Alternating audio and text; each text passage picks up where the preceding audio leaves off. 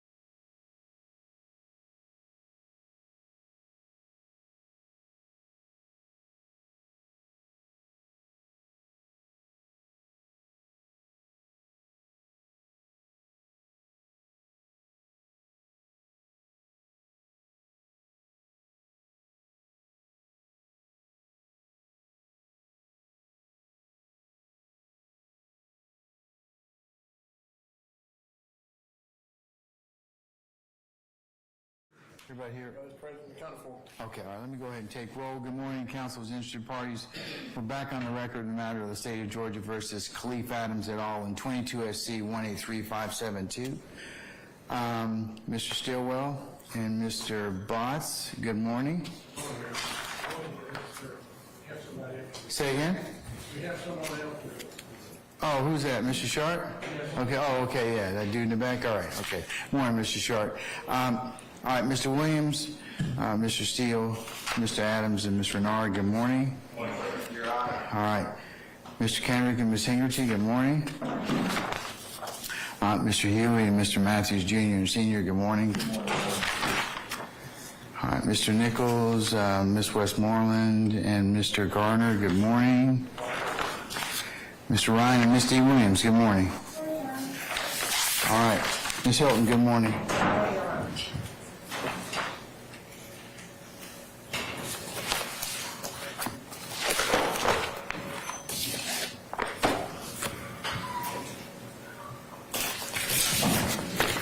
All right, before we go ahead and call for our jury, I have a matter of housekeeping to take up with you all. Over the weekend, juror 269 was admitted to the hospital. And I'm in receipt of the admission form. And as of current, she is still in the hospital. Her anticipated release date potentially is this coming Wednesday. So, much as I like to wait till Wednesday, I'm going to probably have to go ahead and excuse her due to illness. So, does anybody wish to be heard about that issue? Your Honor, before we do that, can I just figure out who 269 is? All right, and I'll let you take a look at I'm going to mark this as the next court exhibit in order, as well as I'm going to seal it for purposes of juror confidentiality. Thank you, sir.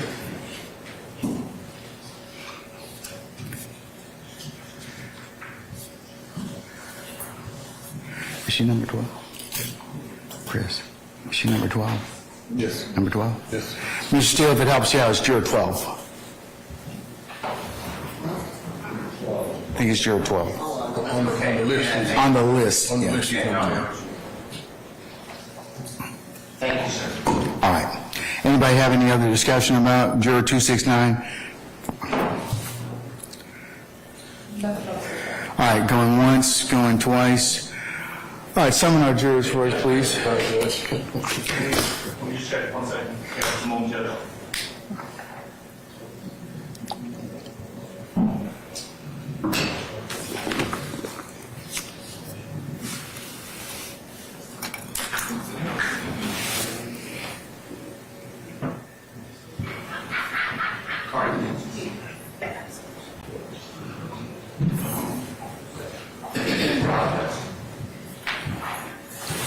Told you. Told you.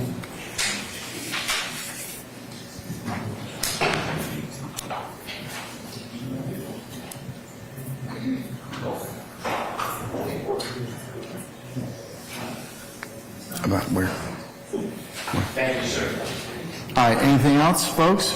Yes, Judge. Before you bring the jury out, there's a matter I'd like to address in the court. What about our juror? Okay, is that what we're trying to address? We understand the court has ruled, and there's on behalf of Mr. Williams, we have no objection to the court's ruling. Okay, all right, just so I can kind of keep things separate. Okay, I don't want to excuse her, but I don't think we have much choice unless because I don't know whether or not she's even going to be available Wednesday. So, to delay at that point in time, I think we'll just, since we have other alternate jurors, we'll just go ahead and continue at this point in time. Wish her the best. What's your second issue, Mr. Adams? My second issue is in regards to email that I sent to the prosecution and copied the court on Friday. And it's really in regards to our witnesses and the witness list that we received on Friday at 11:59, and then another witness list, a different witness list that we received yesterday evening at 6:55. Our position is that there are names on that witness list, specifically the one that was received last night. There are witnesses, there are new names that were advised are being called today, tomorrow, and Wednesday, and we think are violative of what the court has ordered previously. Just very briefly, chronologically, as the court knows, about 2 weeks ago, we received a list of witnesses when the court said to the prosecution, listen, give them a list of witnesses that you intend to call in the course of the next week or two. They gave us a list of 70 names, approximately, indicating that those witnesses, those names would be called over the course of the first 1 to 3 weeks of trial. We relied upon that, and even though there were names on there that we had not had the opportunity to interview, and we gave those names to the state, we still began to prepare and go through those 70 witnesses and all of the appropriate and accompanying documents and reports and so forth tied to them. Last week, last Thursday, before we left here, we asked the court again to ask the state, to order the state to give us, just out of fairness, being above board, giving us an opportunity to properly defend our clients, a list of witnesses that they intended to call this week, either Monday or at least the first couple of days of this week. The court gave the state, said, well, give it, they didn't have it then, they said they didn't know who they were going to call. That's on last Thursday. The court said, okay, well, give them the list, a list of next week's witnesses by 12 noon tomorrow. That would have been Friday. At 11:59, we received an email from the state with a list of 19 names that they purported, at least in the email, that they're going to call this coming week. Of those 19 names, 17 were not amongst the initial list of 70 that they had given us 2 weeks prior. Were they anywhere in the discovery? They were in the discovery, yes. But again, going back to what we had discussed previously in regards to contact information not received and the state being late in turning over. What kind of witnesses are they? Are they foundational witnesses in terms of evidence that's kind of sought to be admitted, or are they substantive witnesses? I believe they're substantive witnesses. They're all over the place. Well, I know they are. There are law enforcement witnesses, there were lay witnesses, there are crime lab personnel, so they're all over the place. Those are the witnesses we received on Friday at 11:59. As the court knows, I sent an email to the prosecution. I copied the court on it. The court responded to that email and indicated that the court's, my word, displeasure at the state appearing to not comport with the court's order and the court's direction yesterday. And so we spent the weekend trying to make a determination or try to decipher, okay, are we going to be preparing these 19 witnesses or witnesses from the original list of 70? On yesterday evening at 6:55 p.m., we received an email from the prosecution with a list of 17 witnesses indicating, well, these are the witnesses we're going to be calling over the course of the next few days, next week. Some of them were on that list of 19 that we received on Friday. Some of them were not. Notably, as regards Mr. Williams, one of those witnesses is a witness, a police officer, an officer Skeet, Officer Fikes from Brookhaven, that is in regards to an incident involving Mr. Williams and Mr. Kitchens. Didn't he testify earlier at a motion that we had? Fights? I believe Fikes did. He did? Yes. Okay, so it's not like you haven't seen him before. Well, no, it's not like this is not a witness, but what I'm getting at is what the court ordered and what the court said to the state in the interest of giving us an opportunity to prepare and not have to delay and know what's coming next. That was not a person who was on the list that had been given us in the list of 70 or the list of 19. There are other witnesses on that list that we received on yesterday evening. And yesterday evening, for God's sake, I'm going to let other attorneys speak for themselves, but it is simply flaunting and thumbing its nose at what the court ordered. There was a reason that you ordered that they give us that information well enough in advance for us to prepare. There was a reason that you did that. And it was because of something that they did. And so it appears at this point that the state's position is, well, we're going to do what we want to do anyway. And we're going to give you a list of witnesses that maybe you will be ready for, maybe you won't be ready for. Maybe they're consistent with what we've given you before, maybe they're not. And certainly it's not. And so I am asking the court, certainly on behalf of Mr. Williams, as it relates to Officer Fikes, that they not be allowed to call him this week. There are other items, there are other witnesses we've prepared for, that we've started preparing for. Other witnesses who have a ton of reports and exhibits and so forth that we simply are not ready for. I don't believe, quite frankly, that Officer Fikes has ever come. He has not. He's not testified. And he may have been on the list, but he's not testified. I don't believe he may have been referenced before, but he's not testified before.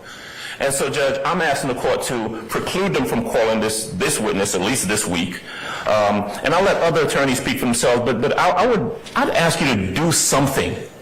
This is, what, the third, fourth, fifth time that we've addressed this issue, and the state's position just appears to continue to be, we're going to do what we want to do anyway, regardless of what the court has ordered or instructed us to do. We're simply not in a position to try a case in this fashion. I'd ask you to do something. Something. All right, anybody else? Who's going to add something new? Because we do have the Harvey rule in effect.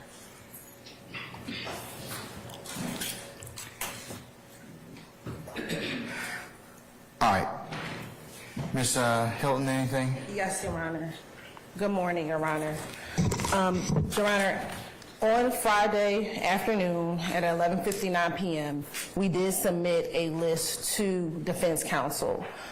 As the court is aware, the defense provided earlier last week and then kind of trickling throughout the week a list of individuals, primarily lay witnesses, that they have not been able to speak to.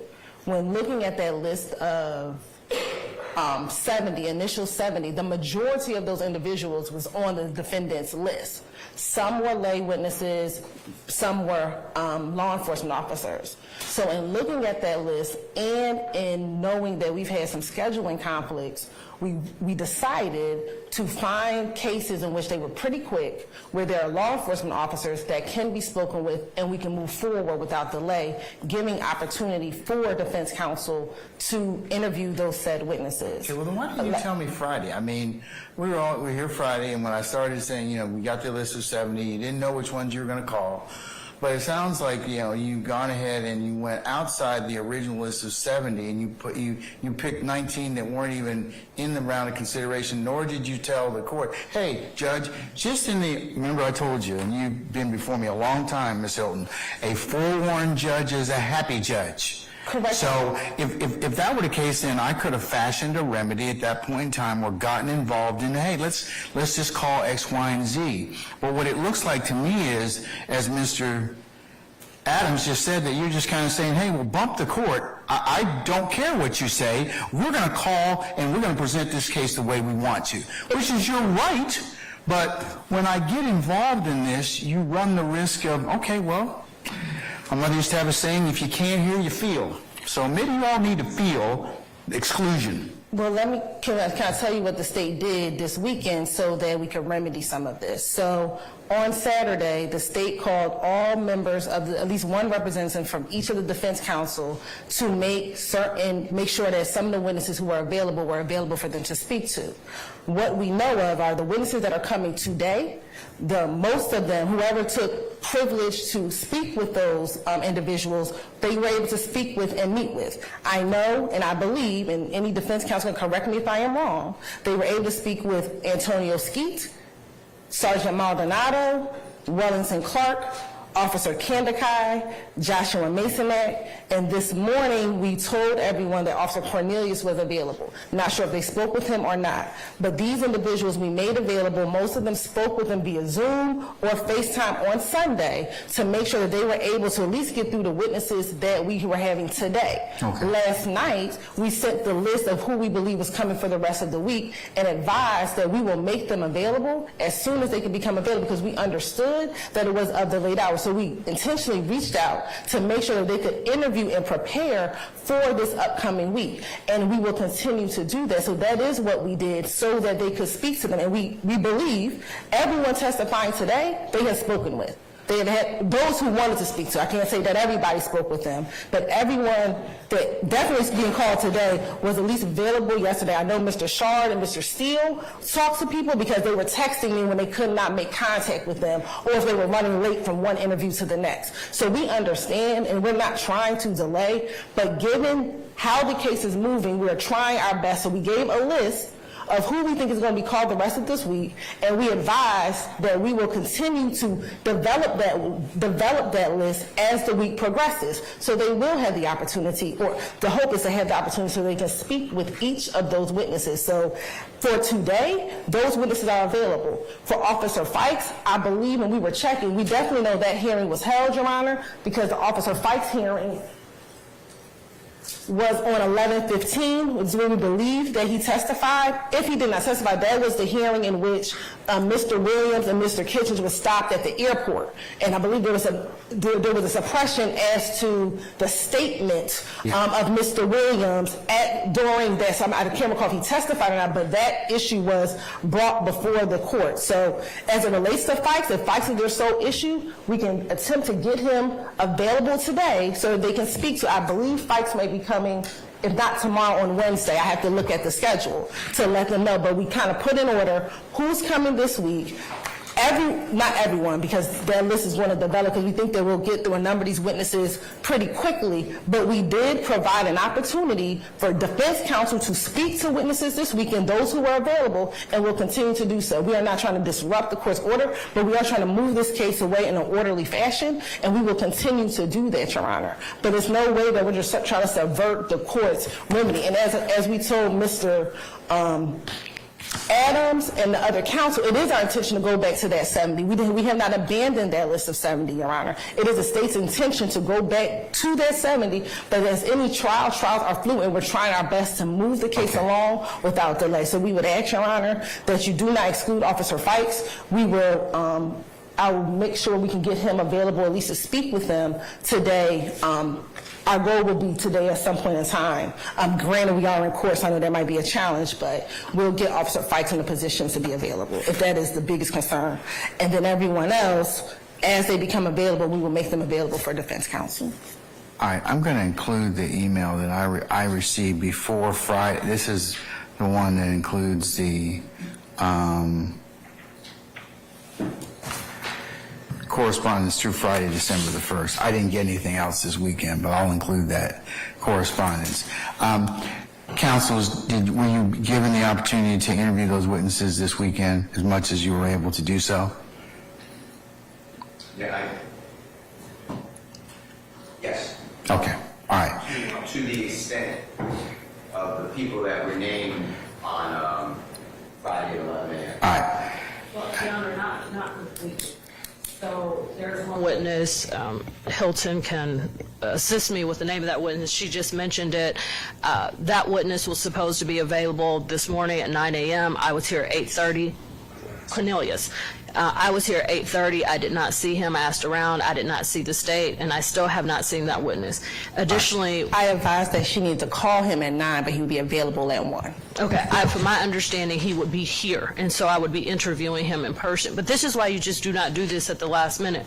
But secondly, Officer Maldonado, yes, I have cross-examined him. What he would be testifying to today is not what my focus was on cross-examination, so I wanted to interview him. The state did send an email on Saturday or Sunday, saying that he was available very shortly before he was available, and unfortunately I had an obligation that I just could not get out of, but that's why you do not spring this on the last minute. Additionally, Your Honor, after the state sent their email on Friday and you responded and you said, listen, go back to the list of 70 and for Monday, 5 to 10 people for Monday, and then we'll address the other issues. I listened to the court. So when the state started going their own path after your email, I was very, very confused. But I stood by your email in the order of this court. Additionally, Your Honor, just logistics. When we left here Thursday, I'm leaving thinking and carrying the files with me of the 70 individuals that's supposed to be up next for the next 2 weeks. Honestly, Your Honor, the 2017-18 case for Mr. Nichols that the state all of a sudden is about to put on this morning, I left it.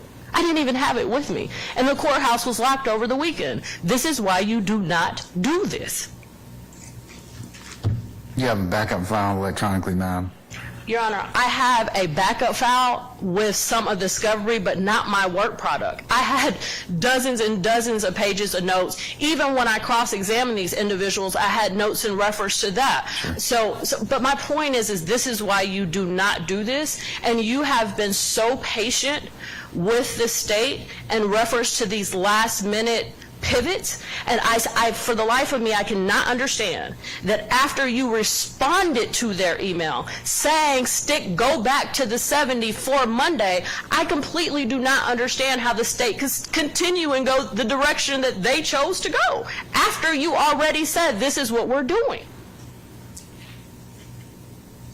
Your Honor, when So we can I read respond to the that? email, Because yes, Your I'm Honor. kind of because no response to me would lead the court to believe that what I just said earlier, that you all decided, well, you're going to just follow your own path. Your Honor, when the state read your email, what I understood to be is have 5 to 10 individuals. I did not read it, and I'm going to reread it again to say for Monday. It was go back, at least have 5 to 10 individuals, but I will reread it again, but I did not interpret it as meaning for Monday. I interpreted it as, in addition to these 19, please call at least 5 or 10 more people from that list of 70. So if the court's instruction was for Monday, that's not how at least this member of the state interpreted it. And as it relates to the 2 cases for Mr. Nichols, I spoke with Ms. Westmoreland over the weekend about this. Again, we advised that Kandakai was available. Not Kandakai. Maldonado was available, and I need to look and see what time we sent the email and what time he was available. This is my email I sent you all. Counsels, I'm very disappointed. This is not what I directed or intended. The state could disclose this change in plans yesterday. The fair solution I would recommend for Monday, please identify 5 to 10 witnesses you plan to call from the original list of 70. We can deal with the other issues on Monday. But I interpreted it, let you know what 5 to 10 people we will call this week. I did not interpret that as for Monday. My apologies, Your Honor, that's not how I interpreted it. I interpreted on Monday, identify at least 5 to 10 people that from the original list that you were going to call this week. That is what I understood, and that is my apologies, Your Honor. It definitely was not our intention to ignore that completely. That was how I interpreted it. I did not interpret it as to have 5 to 10 people. And as it relates to Maldonado, Your Honor, I sent an email to the entire group at 9:30 advising that he was available at 3 o'clock p.m. So I'm not saying that Ms. Westmoreland didn't have time, but it wasn't just a few hours before he was available. I advised at 9 o'clock in the morning that Maldonado was available at 3 o'clock p.m. that afternoon, and I did not get any response to say, hey, I'm unavailable, can he come earlier? Can I talk to him earlier? Is there a different time? And I provided that contact number. So the notion that it was a few minutes before he was available, that is not true. Again, we tried our best efforts to make sure that any information that they would need was given to them. But again, I did not interpret, and again, that is my apologies, court. As the court has said, I've been before this court for a number of years. I don't just intentionally disregard. That is just not how I interpreted that email. look, And Officer Cornelius is planned for this morning. Maldonado is here, has been here since 9 o'clock, or I think before 9 o'clock a.m. this morning as well. If the defense counsel wants to speak, he's been here. all right. The problem that the court has is that, I could have been made aware of all of these ebbs and flows on Friday. And I find it very, challenging that I wasn't included on any of the other conversations that you all had this weekend, past Friday. And I guess I wasn't intentionally, because I didn't know the court wanted to know the back and forth. I knew that you wanted to know about the witnesses, so the court was included when we sent their list on Friday. We provided these individuals on Friday at the appointed time that the court advised that she wanted the information, or that we needed to send the information. And then, there was a lot of back and forth, so I didn't know, as far as scheduling, I didn't know, as far as scheduling, so that's why we didn't include the court. The challenge that I'm having is that you all certainly should have put your colleagues on notice on Friday and said, listen, no, we may be calling additional witnesses outside of the 70 to deal with exigencies of proof. We did.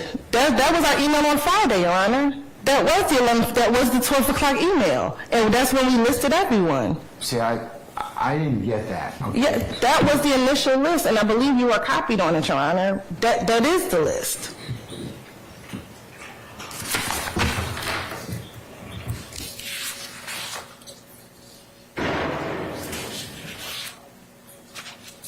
Okay, but how come we couldn't have this discussion when we were in court?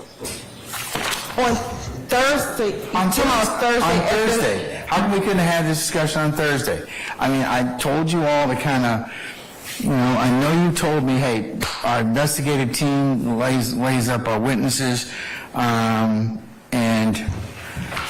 they tell us who's going to be available for the next day or the next couple of days. And I asked you all, can you all kind of do a little bit better job of that? Because I think it'll make the issues that we're dealing with right now a little bit better. I mean, in terms of delay. And that was our intention, Your Honor.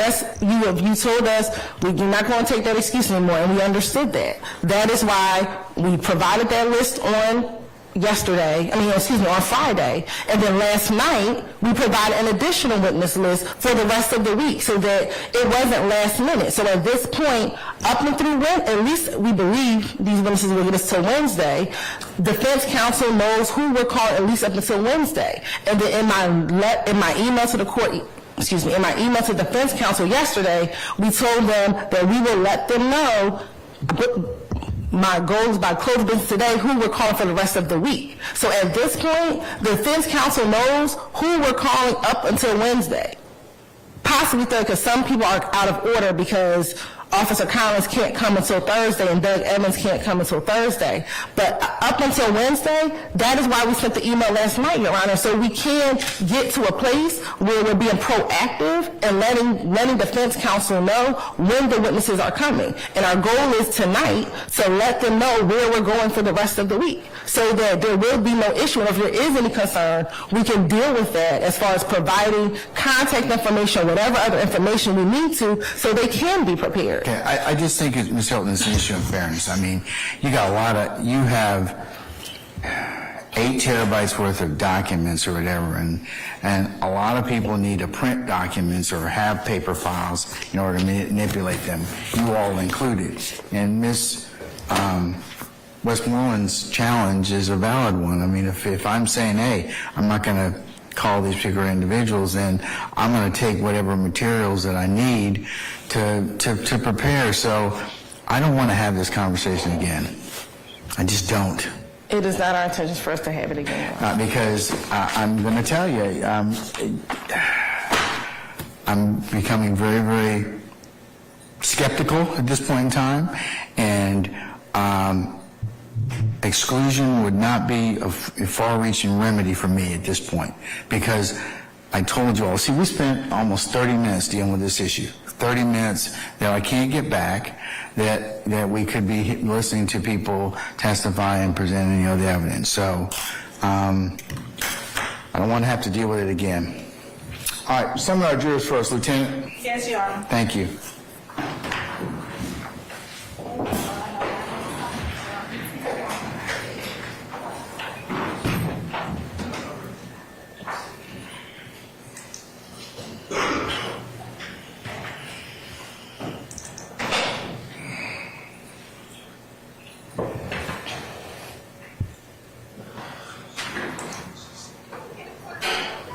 Bless you. God bless you.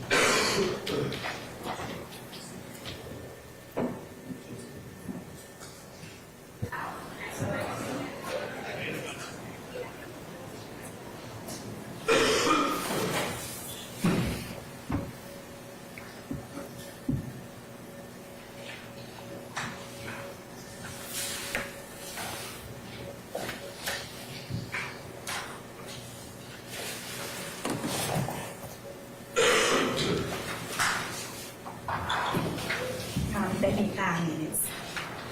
Previously, I think our jury needs 5 minutes. So. Your Honor, in that 5 minutes, if there's something I can say to the court's attention, I would appreciate it, otherwise I can do it later. Yes, sir. Thank you. Good morning, Your Honor. Good morning, everyone. Happy holidays to everybody. Your Honor, could you order the following? We have the original witness list of approximately 741 people. The state announced that they have condensed it to 400, approximately 400 people. Can we get those 400 so I'm not marking that I need to interview and wait? I'm still trying to find witnesses. Of the 300 the state is not going to call. So can I have like a order from the Honorable Court to get 400? If you think that's true, I would like that. Have they already tendered that list to you or updated witness list? I have 741. I do not, and I have the announcement that it's now 400 approximately. I do not know who is the omitted people or who is on the 400. That's what I'd like. Yes, we'll be able to get that. Okay, Ms. Hilton says she'll be able to get that to you. If we can just have some Wednesday, I believe we should be able to provide that definitely by the end of the week, but hopefully maybe by Wednesday. All right, I'll inquire about it on Friday, okay? Your Honor, thank you, Ms. O'Connor. No problem. Your Honor. Hold on.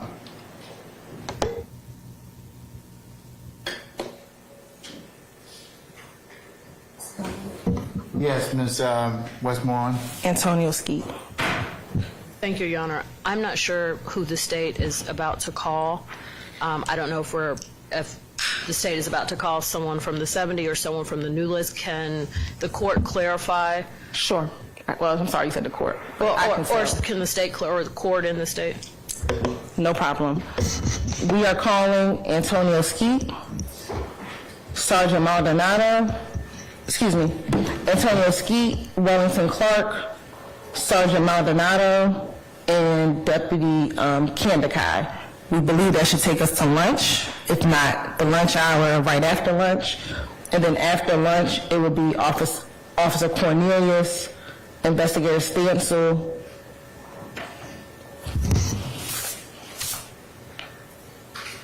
and Sergeant Ross. Sergeant C. Ross after lunch. Okay, Your Honor, with that said from the state, I've already voiced my objection to Maldonado, Cornelius, and Ross testifying today. If the court is inclined to allow them to testify anyway, I would like to discuss some issues out of sight of the presence of the jury so that we're not stopping every 5 minutes. I just received an exhibit list after 9 o'clock this morning with the exhibits that the state tends to introduce, and it's going to be some objections and they may be somewhat time consuming. Well, I'm not going to preview the objections I'll just deal with them as the witness testifies. Okay, Your Honor, thank you. I just know that sometimes you let us know, hey, if you know it's going to be an issue, don't have my juror just sitting there, bring it up ahead of time, so I was just doing it in the abundance of caution. Okay. And Your Honor, Thank you. Yes, ma'am. I don't know if the injection, I'm assuming it's going to be to Ross with a body cam. Yeah, what is your... Which witness, because we can maybe discuss it in advance if I know what the issue is. Sure. I'm going to object to State's Exhibit C1H, C2H, C3H, which states that 61H is Xanax pills, 62H is ecstasy pills, 63H is MDMA. None of that is accurate. 63H, it is not MDMA. 60 and 61 was not tested by the GBI, so you have no idea what it is, so I would object to those coming in as the drug that you have specified. Do you want me to keep going or pause? Sure, go ahead. Okay. We're going to object to the video, the body camera video. We're also going to object to the social media screenshot. I'll deal with the social media screenshot first.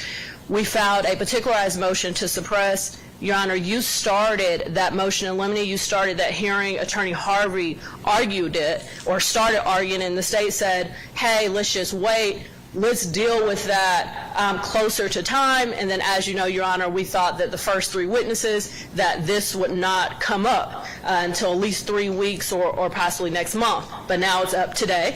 Attorney Harvey's ill. He's not here. But so that's another issue. I don't think that the state's going to be able to lay foundation. I don't think the state's going to be able to authenticate the video. Not to mention that the video is hearsay. We're going to have issues with the confrontation clause in reference to the video, and that's the social media post, the social media video. In reference to the body camera video, we object to that. It's completely irrelevant. Course of conduct is not an issue during the trial, so it's irrelevant. And, Your Honor, if you are inclined for it to come in, we're also going to object because there is an individual who's interviewed after they were Mirandized. It's testimonial nature. That individual's not here. You have a conference clause situation. So we're going to object based on that. And in reference to the video, the social media video, not only is it irrelevant because of course of conduct, but what is the relevance of it? What is it showing? That this is why the officer went out? And in the video, allegedly, it's marijuana is the reason why he allegedly went out, but that charge was no pros. Mr. Nichols was not even convicted of the marijuana. So I do not see the relevance in any shape, form, or fashion. So, Your Honor, not to delay, because I'm sure we're past 5 minutes, those videos are not coming until after lunch, so that's probably something we can deal with after lunch. And as relates to the drugs, Your Honor, those were the drugs that were found on scene, and so we believe that the officers can testify that these were the drugs that they collected on scene. Now, whether or not how it was tested, that's a different issue for a different day. Now, if the concern is how it's labeled on the exhibit list, that's not anything. That's not, I think, of any concern at this juncture. But the drugs themselves, if laid the proper foundation, which I believe the foundation would be, this is the drugs recovered from the vehicle on the day of, then that could come in. And it's up to the jury to determine whether or not we prove it is what it says it is.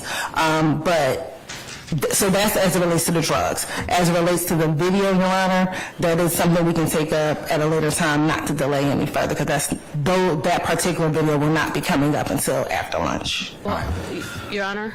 Ms. Westmoreland, as to the items that were seized, of course, that's, the person that seized them would be part of the foundation. We don't know necessarily what they are at this point in time, what they purport to be, but the admission of those drugs, I guess until we get a GBI or somebody else that testifies to that, then of course that would, that's another issue. But It is, Your Honor, and I do have an issue for one of the first witnesses that they're going to call before lunch, so I want to hurry and get to that. But, Your Honor, in reference to the drugs, the reason why I'm bringing that up now is because that has already went to the GBI. So we know that what the officers thought was MDMA was not. So we know that. That's confusing. That's misleading to the jury. We know that.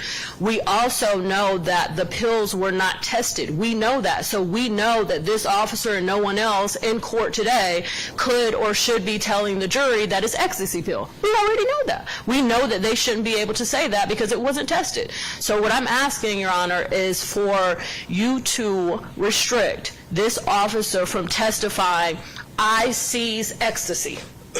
I seized MDMA. I seized Xanax. That officer should not be able to testify to that because we already know that it's not true. Ms. Hilton? Your Honor, he can testify to what he thought it to be. Now, yes, the GBI later tested it, but when he stopped them, that's what it was. What they thought it was. That happens in any chronological order. They stop it, they seize it, then they go get tested, and then what happens on the back end? So he can testify to what he thought it was. Yes, later on it was tested, but when he stopped it and seized it, this is what he thought it was. I won't probably allow that, Ms. Westmoreland. Okay. She can cross-examine him on whether or not it was it or wasn't it. What?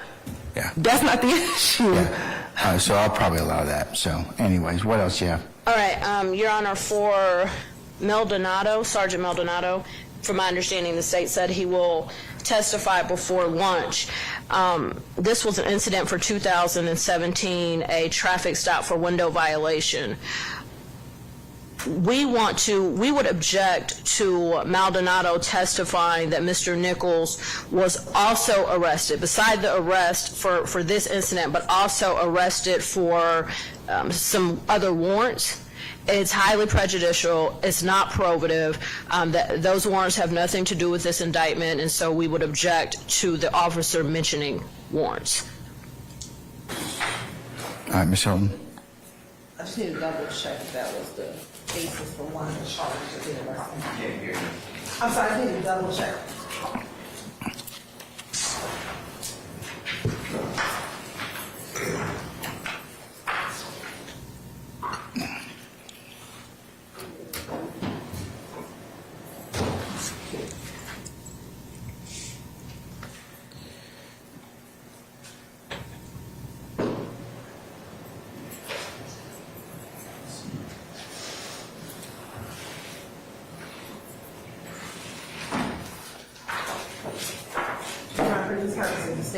The state won't object. Let me just have a moment's instruction. I'm sorry, I wasn't able to hear you, Ms. Hilton. Ms. Hilton, you may restate what you just said. Yes, Your Honor. I said for the purposes of this, for Maldonado,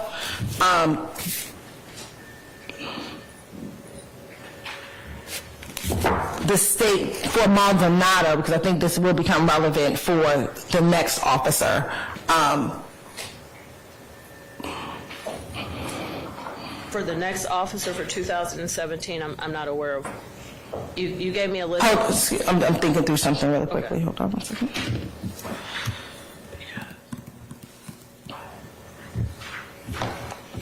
For the purposes of Maldonado, we don't have to go into those additional warrants that were outstanding. Okay. And let me ask you, for Maldonado, do you intend on him testifying anything in reference to passenger/owner of the vehicle, Pierre, given consent to search? Yes. Okay.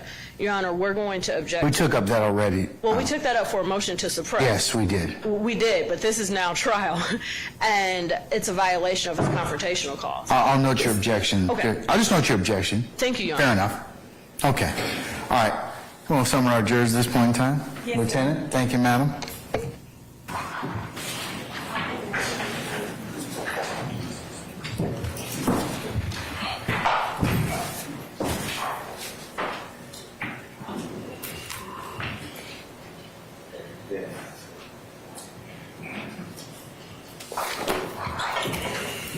All rise for the jury, please.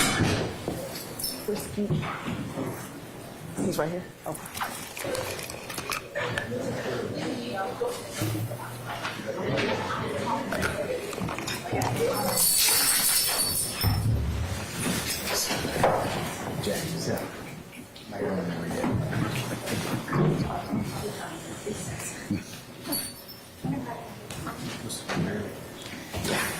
It's like, what, so soon?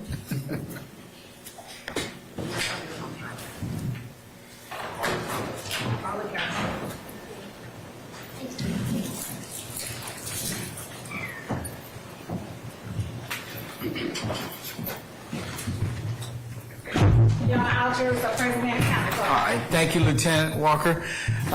Okay, ladies and gentlemen, please be seated.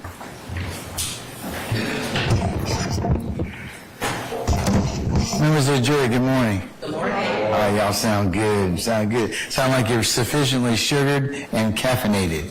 So without further delay, we're going to go ahead and continue with the presentation of the case.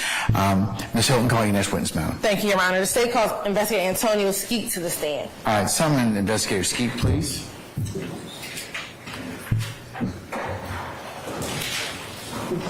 Investigator Skeet, good morning, sir. If you would please approach the witness stand. Once you get there, turn and face Sergeant Brown to be sworn as a witness before you sit down, okay? Raise your right hand. Please swear or affirm that the testimony you're about to give will be the truth, the whole truth, and nothing but the truth. Yes. Have a seat, get adjusted to the microphone. State your first and last name with the spelling of both. Name is Antonio Skeet, and that's spelled Antonio. Last name is Skeete. Good morning, Mackenzie. How are you? I am well. You can sit, turn, and talk to our jurors. Where are you employed? City of Atlanta Police Department. Your Honor, I'm going to object to the prosecutor instructing the witness on how to testify. Overruled. How long have you been with the City of Atlanta Police Department? 19 years and 5 months. And in those 5 months, where are you currently assigned to the police department? I'm assigned to Criminal Investigation Department, Special Enforcement Section, Fugitive Unit. And how long have you been with that unit? I will say about roughly three years. Can you tell the jury briefly about your time at the Atlanta Police Department, starting about where you worked since the police academy? Okay, after graduating the police academy, I was assigned to Zone 2 Evening Watch patrols. So basically I stayed there until about, I would say, 6 years on patrol. Then I was assigned to a unit called the Field Investigation Team. Basically what we used to do is work in hot spots in the Zone 2 area. After that, I was sent to the gang unit, and I spent about a year there. Came back, and I was then assigned to Zone 2 CID as an investigator. And when you say CID, what do you mean? Criminal investigations. Okay. And how long were you with Zone 2's Criminal Investigation Commission? I'll say maybe about 8 years if I got my math right, but When did you start with Zone 2 CID? as far as the years, I don't remember what year it was. I mean, my career was so much going on. So as far as the years, I would say back in, was it 2011? That's when you started with the Zone 2 CID. Yes. Okay. And you said you were with Zone 2 CID for about 8 years. Objection, asked and answered, and leaving. I sustain this to form.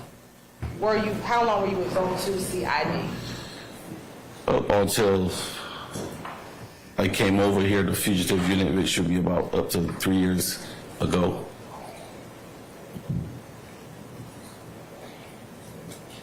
As an investigator let me ask you this. Where is Zone 2? Well, Zone 2 is located in the northeastern part of the city of Atlanta. That would be the Buckhead area. You will have like Buckhead, Cheshire Bridge, 75 all the way up to Chattahoochee Bridge, the bridge between Cobb County and Chattahoochee, and back over to Bolton and Howard Mill, and down to where the water treatment plant is at, which is on Northside Drive. And as an investigator with Zone 2 CID, or an investigator with the Atlanta Police Department, tell the jurors about some of your duties and responsibilities. Well, as far as a Zone 2 investigator? Yes. Well, my duties were general crimes, like basically anything that came in. And there were more investigators, so they would get assigned to each and every investigator. All depends on what it is. So my duties was just general crimes, meaning burglary, ag assaults. All depends on what needed to be investigated. And generally, how did an investigator get a case? The cases are assigned by your supervisor, which will be your sergeant. And as those cases come in, there's a list of names of investigators that they will go down the list and assign. I get one today, the next person gets the next case that comes in, and it goes on and all like that until it gets back to your name. I want to direct your attention to July 10th, 2013. Were you working in Zone 2 as an investigator during that time? Yes, I was. And during that period of time, did you have assisted a citizen by the name of Andrew Phillips? Yes, I did. How were you able to assist that citizen? Mr. Phillips had a burglary that happened to his premises at 11 DeMorris Avenue, and that's in Zone 2. And I didn't directly made contact with him on the day of the burglary, but he called. I called him. I received a serial number from some of the property that was stolen from that burglary, And that item, that was, the serial number he had for that item was a SIG handgun at the time. What are you looking at? Just my little notes, that's basically it. I mean, I'm trying to remember, it's 2013. I know, I just have to make sure whatever you're looking at, the defense counsel knows. So if you need to look at your report, I have a copy for you, okay?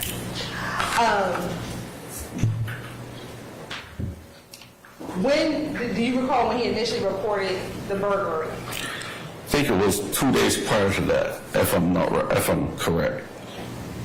And you began to say that it was a 6-hour, is that a handgun? Yes, ma'am. And was he able to provide you the serial number? Yes, he did. What was the serial number? Can I look at the number? Do you need to refresh your memory? Well, I mean, it's I'm gonna hand you something. no problem.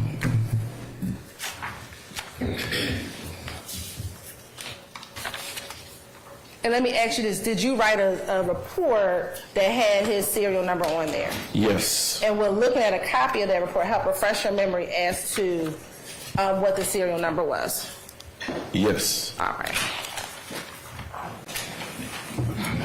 Anybody here?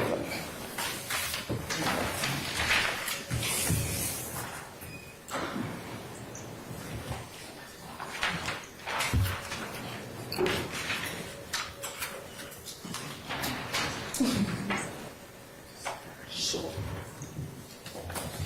66. That's right? 66. My handwriting is crazy. Your Honor, permission to approach? You may approach, madam. I'm going to show you what's been marked solely for identification as state 66R. If you can flip through it and see if you see the serial number, if it helps refresh your memory. Yes. Okay. And you can look at it, have your memory refreshed, and then speak to the jury. Okay, on the 10th of July, I received a serial number from the victim, Mr. Phillips, a SIG P226 handgun, with the serial number of Uncle 748574. And once you receive that number, did you put that in the police report? Yes, And you put that on your system? yes.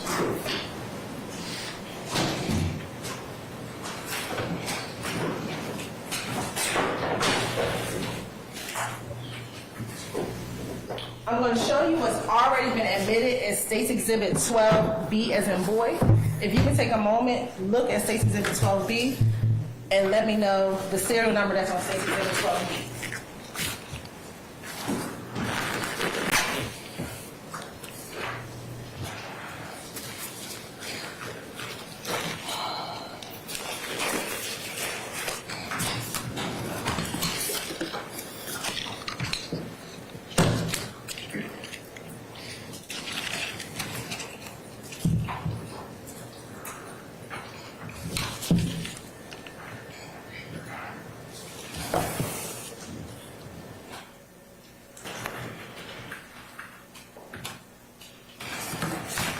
Have you had an opportunity to look at State's Exhibit 12B and the serial number?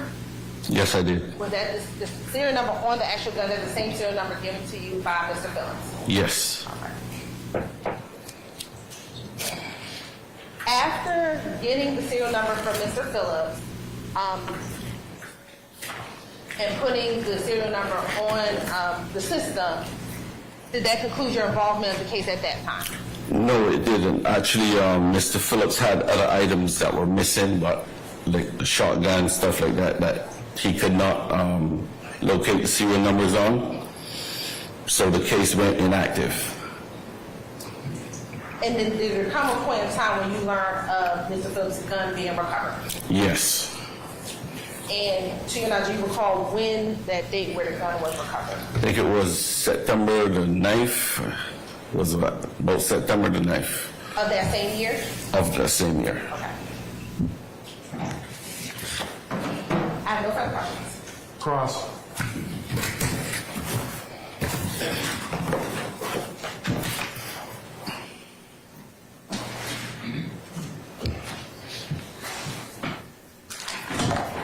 All right, Mr. Steele, go ahead, whenever you're ready. Thank you, Your Honor. Good morning. How are you, investigator? Fine. Good to see you again. The notes that you brought with you, that you were referring to earlier in your testimony, do you still have them in front of you? Yeah, they're here. And did you review those notes and use them to prepare yourself for testimony today? Yes. May I look at them, Your Honor? You may. May I approach? Yes. I'm not going to take long to go back. Sure.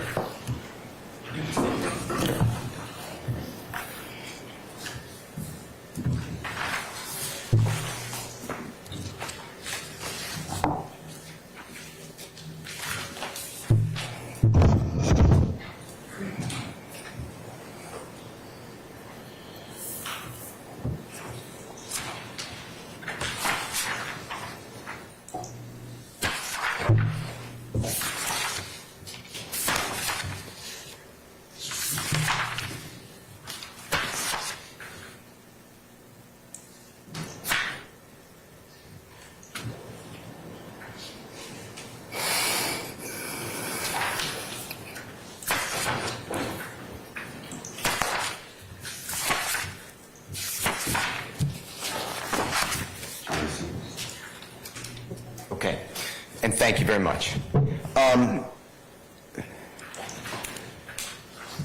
From your information, the burglary happens approximately July 10th, 2013. Does that sound approximately correct? Yes, in that ballpark, correct. Okay, and you don't go out to the house of the Phillips, is that No. fair to say? No.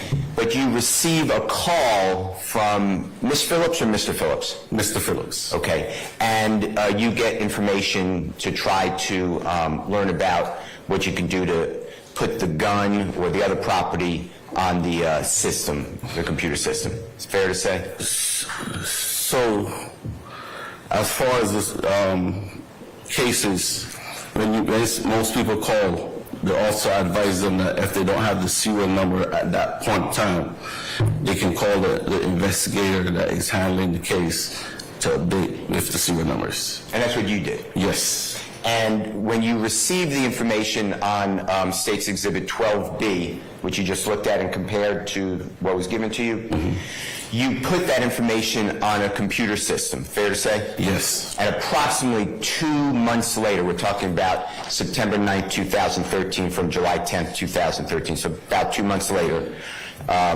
there's a match. Yes. On the serial number that is now the gun in 12B. Fair to say? Yes. Okay. And you had no involvement in that traffic stop either. Is that fair to say? Yes, I had no involvement in the traffic stop. And the traffic stop, again, I'm talking about the September 9th, 2013 traffic stop. True? Well, as far as the traffic stop, the only thing I got from that was information. Right. But you were not involved in that traffic stop? Okay. And you did nothing further in this matter? As far as the gun being recovered, what I did after that was basically call to find out if the prints that the officer said he took from the location, if they came back to get a match. Okay. But they didn't have any prints. Okay. And that's it? And that's it. That's why you're here? That's why I'm here. Okay. Thank you. Your Honor, thank you. Nothing else. Any further examination, counsels? All right, any reason, permanent or temporary excusal, Ms. Hilton? That can be permanent. Permanently excused. All right.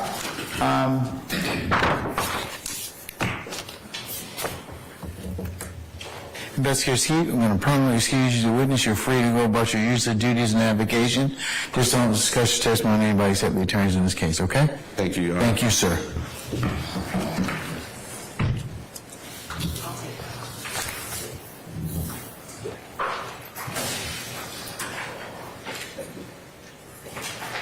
All right, madam, call your next witness, please. Yes, Your Honor. The state calls Wellington Clark. All right, summon Wellington Clark, please. In a few moments. Be prepared.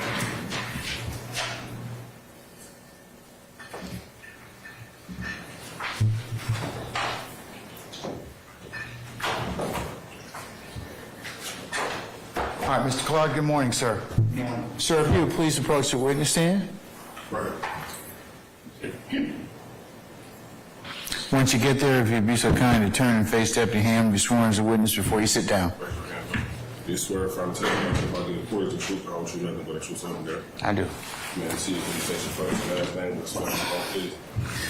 First name Wellington, Wellington. Last name Clark, Clarke.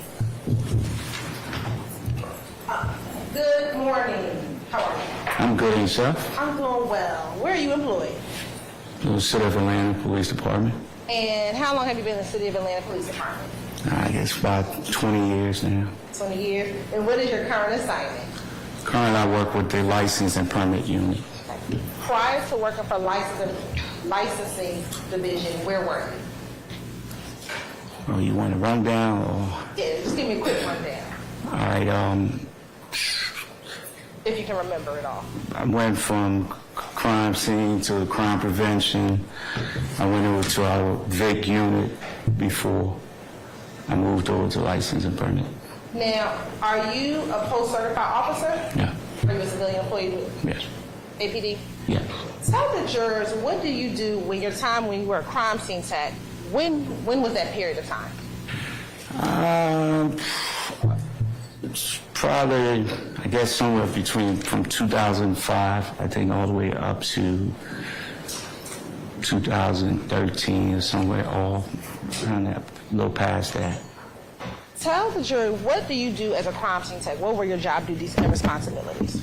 As a crime scene tech, your primary duty is to process crime scene, collect the evidence, package it, process it, or forward it to GBI.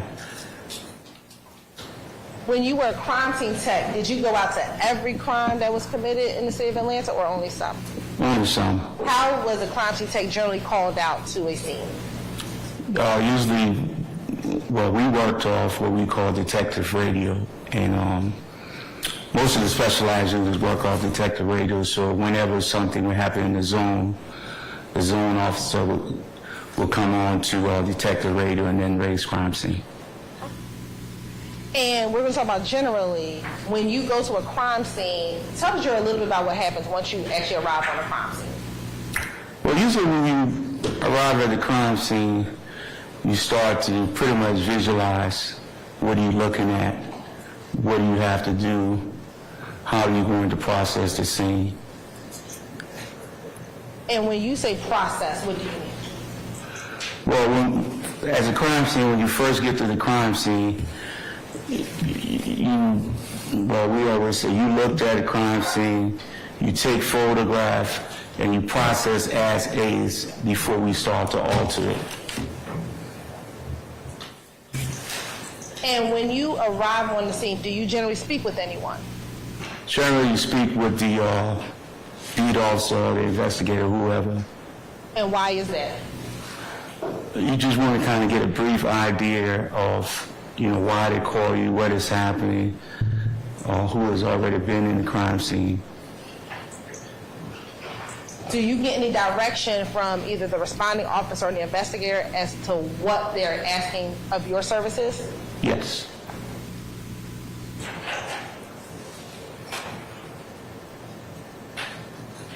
Now I want to direct your attention to January 25th, 2013. Were you working as a crime scene tech on that day? Yes, ma'am. And I want to direct your attention to an incident at 2612 Old Hateville Road. Did you have the occasion to respond to that location? Yes. And why, do you recall, I know there's been some time, why you were asked to respond to that location? From my report I read, I think it was involving when I was officer. It was involving one of your officers? Yes. Okay. And what were you asked to do? Well, I want to believe when I got to the scene, as usual we process it, whatever evidence was there, whatever subject was at the location, photographed them. Now, you said when the subject at the scene, when you get on scene, do you know specifically what subject there are, like their names or date of birth, or are you just told to photograph the subject? or just the subject, whoever may be, you know, whoever the officer encountered at that moment or whatever that happened, we just consider them subject. Outside of taking pictures of any individuals, did you take any pictures of anything else? Do you recall? Yes, I did. Okay. What do you recall taking pictures of? It was a black firearm that was in, I believe, a yellow bucket. And anything else? Not right off memory. Okay. I want to show you what's already been admitted as State's Exhibit 2, 3, 4, and 5. We'll first start with State's Exhibit number 2, and it's going to publish on the screen next to you.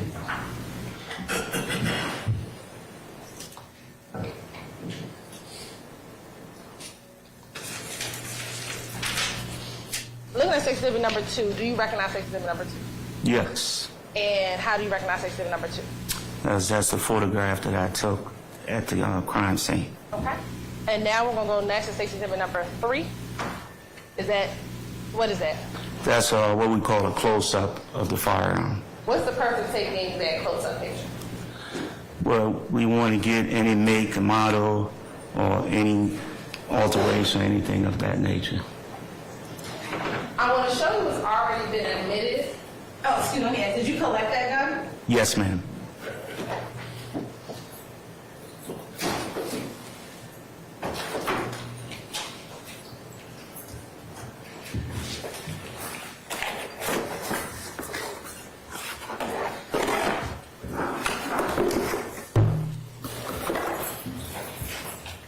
I'm going to show you what's already been admitted, State's Exhibit 10A. Looking at State's Exhibit 10A, is 10A the same gun that is in State's Exhibit 3A? Yes, it is.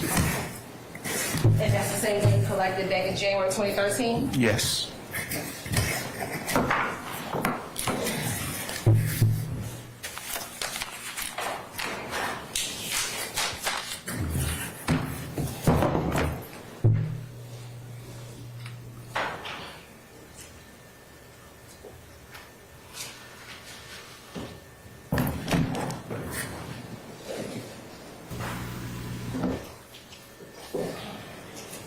Now looking at State's Exhibit number 4. Do you recall taking pictures of that vehicle? Yes, I did. Okay. And were you directed to take pictures of that particular vehicle? I want to believe so, yes. And now looking at what's been admitted as State's Exhibit number 5A. Yes. Okay.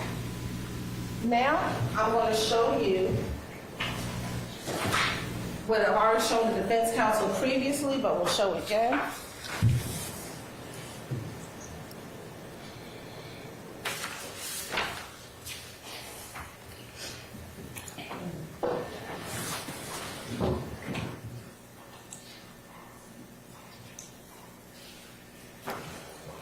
Thank you.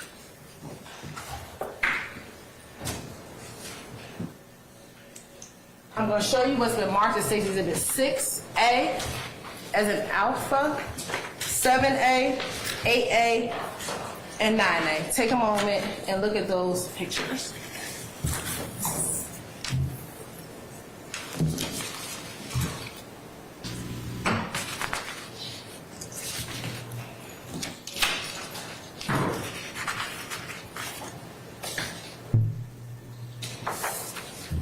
Do you recognize those pictures? Yes. How do you recognize them? Those are photos that I took at the crime scene. Okay. And were you directed to take the picture of those 4 individuals? Yes. And would those pictures fairly and accurately depict the individuals as you took pictures of them on January 25th, 2013? Yes, ma'am. Your Honor, this time state by the tender State's Exhibit 6A, 7A, 8A, and 9A into evidence. Any objection to any 6A, 7A, 8A, or 9A?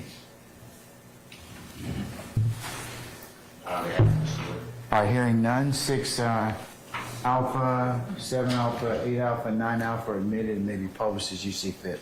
Thank you, Your Honor.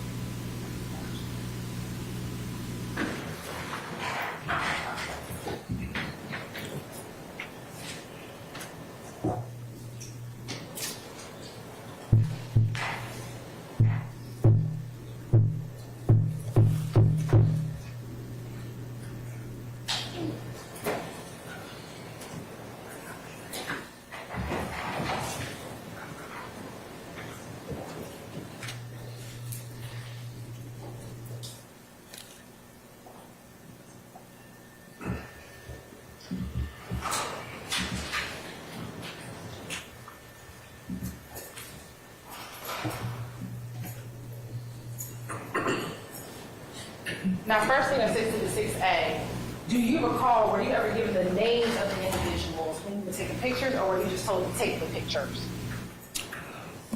I just took the photograph. Okay, thank you. And was this one of the photographs you took? Yes. All right. Now looking at 7A? Was this also, or excuse me, 8A? Was this one of the pictures you took? Yes. All right.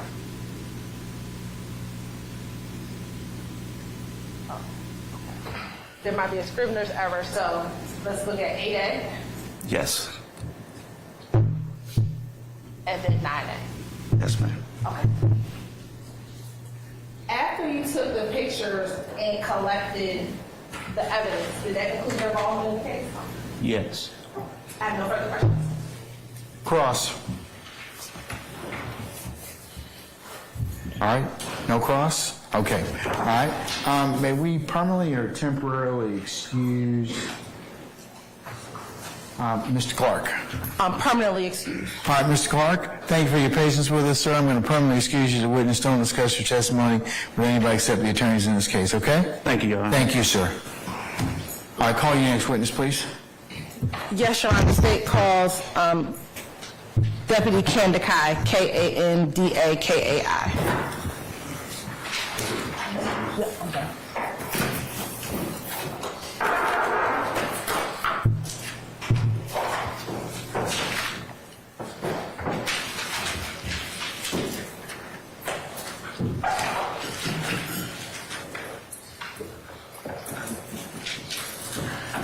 All right, Deputy Kandakai, sir, if you would please approach the witness stand. Once you get there, if you turn and face Sergeant Ingram as to be sworn as a witness before you sit down. Right, and you swear affirm testimony to give the truth, whole truth, nothing but the truth? Yes. Have a seat. State spell your first and last name. First name Morris, M-O-R-R-I-S. Last name Kandakai, K-A-N-D-A-K-A-I. Sir. Okay, all right.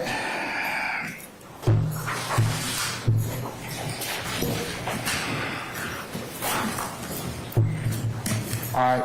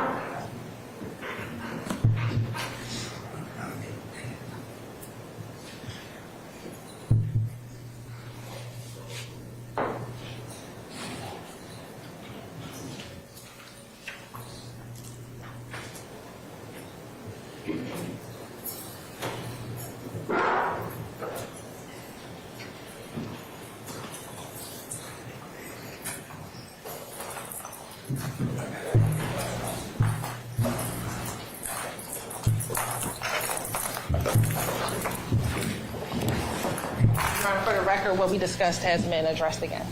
Okay, all right. You may continue at this point. Thank you. Deputy Kandikar, where do you work? Fulton County Sheriff's Office, ma'am. And how long have you been with the Fulton County Sheriff's Department? A little over 2 years. Prior to working with the Fulton County Sheriff's Department, where were you employed?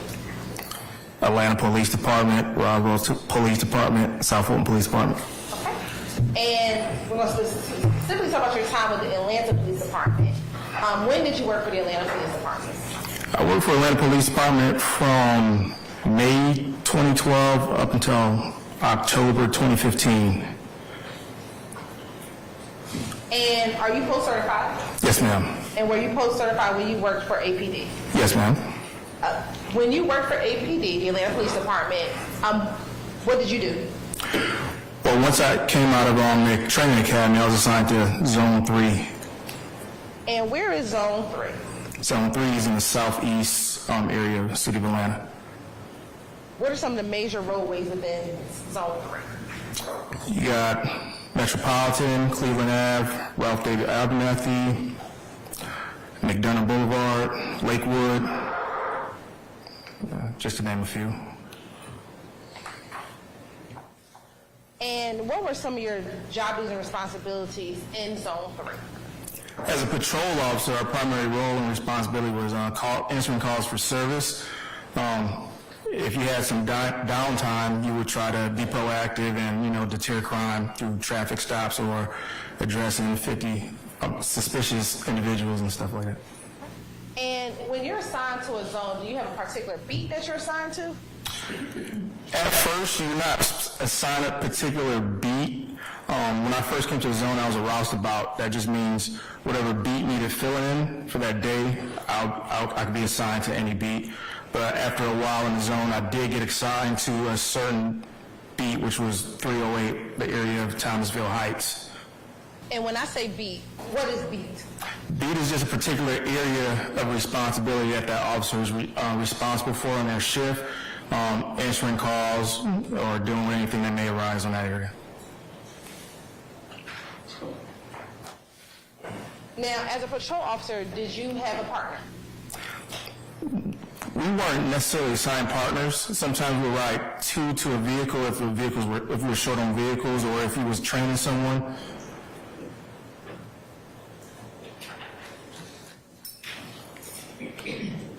Now, if you had to make a stop or arrest anyone, were the officers, as an officer, are you responsible for making a report? Yes, ma'am. If there are two of you or multiple individuals involved in a stop, how do you determine who's going to write the police report? How do you determine who's going to write the police report? I mean, just usually one of us just take it.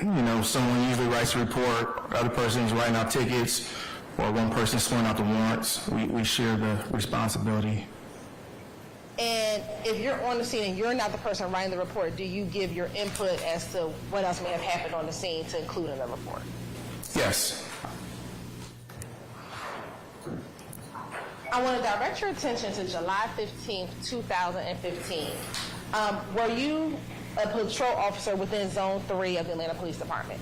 I was actually a crime suppression officer at that time. Okay. Tell me what's the distinction? Well, crime suppression unit, we're not assigned, our responsibility isn't necessarily answering 911 calls.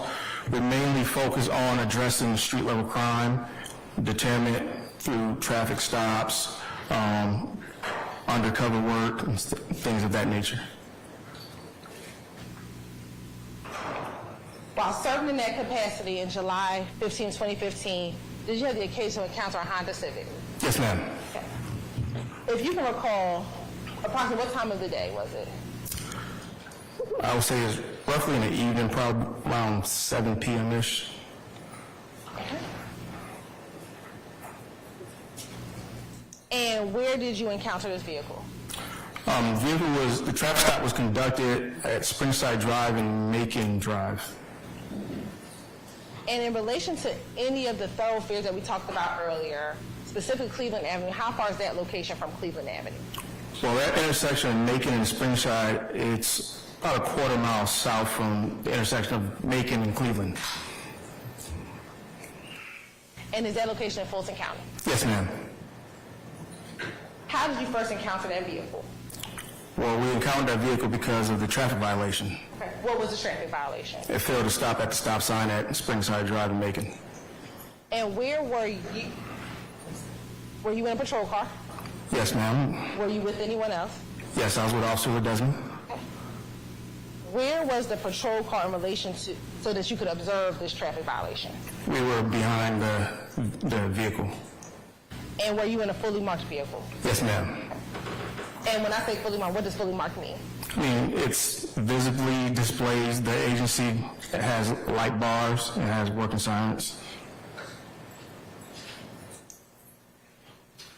If you can recall, who was driving that day? The marked patrol vehicle, Officer Ledesma was driving. What happened once you saw the traffic infraction? We stopped the vehicle for the infraction. Okay. And what happened next? Once we got the vehicle stopped, myself and Officer Ledesma, we exited our patrol vehicle to address the traffic infraction with the driver. Okay. And did you make it to the vehicle? Yes, ma'am. What happened upon you making it to the vehicle? Well, upon making it to the vehicle, I noticed a strong odor of marijuana while walking to the vehicle. And how did you notice the smell of marijuana? I smelled the odor of marijuana. How did you notice it was the smell of marijuana? I was exposed to a controlled burn at Atlanta Police Academy.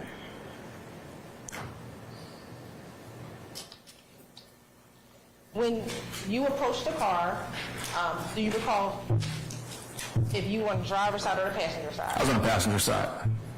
And where was Officer Ledesma? He approached the driver's side. What happened once you all approached the vehicle?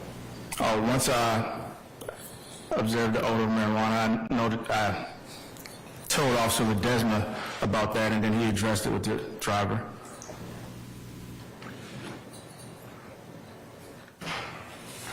Who was the driver of the vehicle? The driver was Mr. Trontavious Stevens. Were there other individuals in the car? Yes, ma'am. Okay. Was there someone in the passenger seat? Yes, ma'am. Who was in the passenger seat? Female Miss Marquisha, please forgive me if I misspelled her or mispronounced her name. Okay. And do you know how to spell Marquisha? I'll have to look at the report if you have one.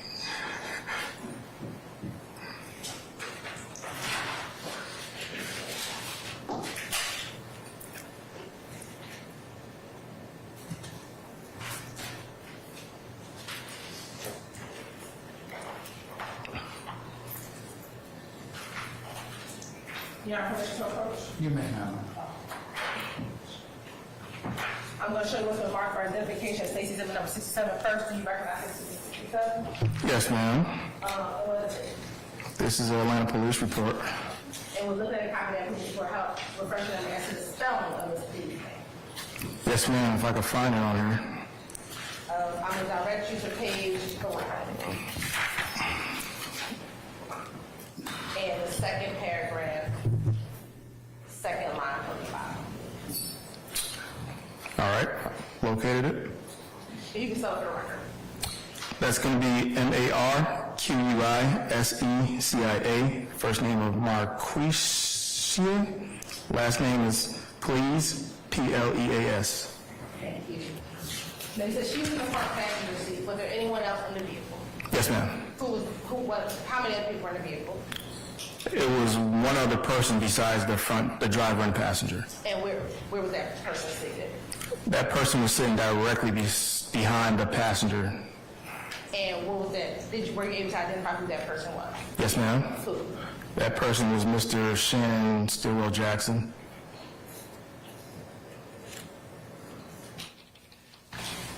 Once you all were able to identify the people in the car, what happened next?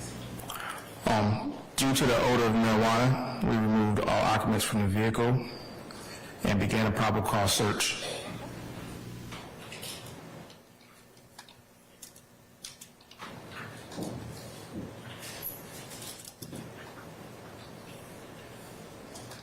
Did you find anything upon doing a probable cause search? Yes, ma'am, we recovered marijuana, a firearm, digital scale, and money. And we're going to first talk about the marijuana. Where was the marijuana located? Marijuana was located underneath the passenger seat. And what about the digital scale? It was underneath the passenger seat. And what about the firearm? It was underneath the passenger seat. And so there was some money. Yes, ma'am. Where was the money located? Underneath the passenger seat as well. Was there anything else found in the vehicle? Can I refer to the report? Cool.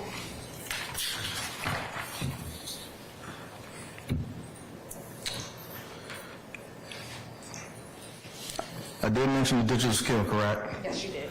I believe that some of the contents was inside a tan bag as well. Were there any prescribed pills found in the vehicle? Yes, there were. Who were the pills? What type of prescribed pills were they? I believe they were hydrocodone. And who were they prescribed to?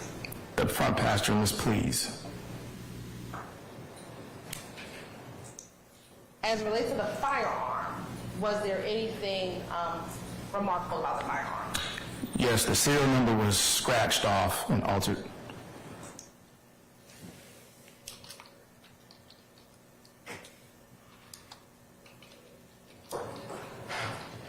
Once you found the marijuana, the scale, and the firearm, what happened next? We took the occupants into custody. Let me ask you this, did anyone claim any of the items found in the vehicle, any of the drugs or the marijuana or the firearm found in the vehicle? On the scene, no. And you said on the scene, no, tell me about that. While on the scene, no one claimed ownership of the items. Okay.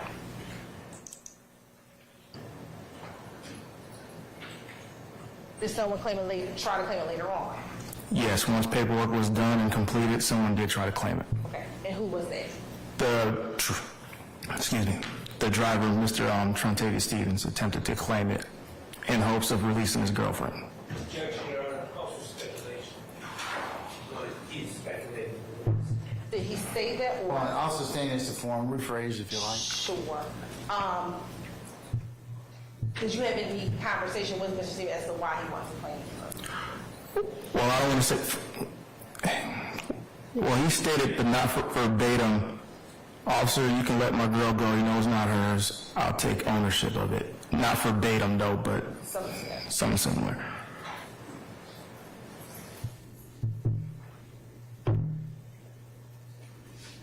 Now, so that you ended up arresting everyone initially. Yes, ma'am. Okay. When did you have that conversation with Mr. Stevens? That was after warrants were signed and paperwork was completed. Was that still on the scene or back or somewhere else? That was at the precinct at that point. As it related to Miss Please, what did you take out warrants for? She was charged with possession of a firearm, during the commission of a felony, possession of marijuana with intent to distribute. I believe that may have been all. As it relates to Mr. Stevens, what was he charged with? He was charged with a similar marijuana charge and the firearm charge, as well as possession of a firearm by a convicted felon and the traffic infraction as well, the stop sign. And he didn't have his license on his person as well. And as it relates to Mr. Jackson, what was Mr. Jackson charged with? He was charged with the possession of marijuana charge, the possession of a firearm, also with possession of a firearm by a convicted felon as well.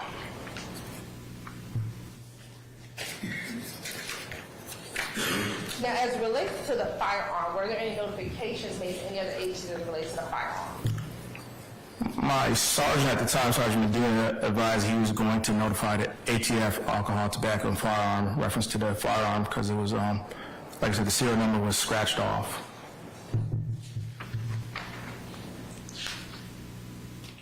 Did you collect those items? Yes, ma'am.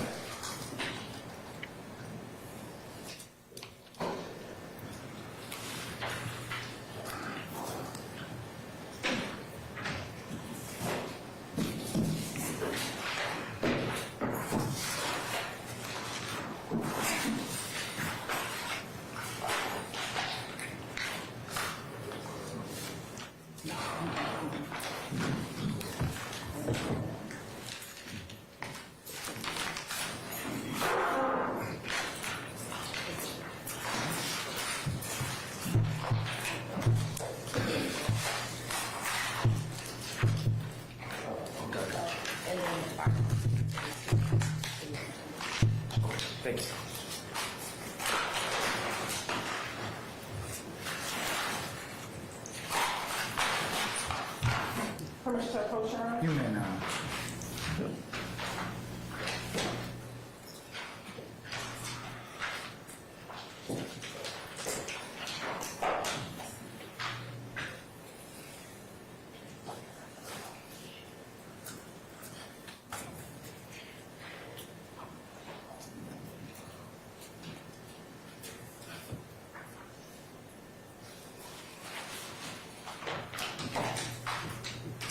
I'm going to show you what's been marked as States Exhibit 56G, 57G, and 58G. How many of you recognize those items? Am I able to? Yeah.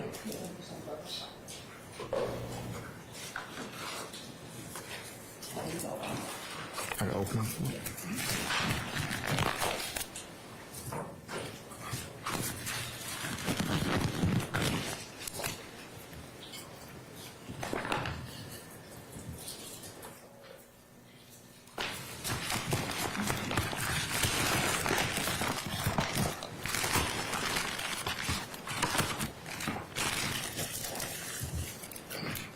This first one was 58G, I believe. It's 2 glass jars that was recovered inside the vehicle.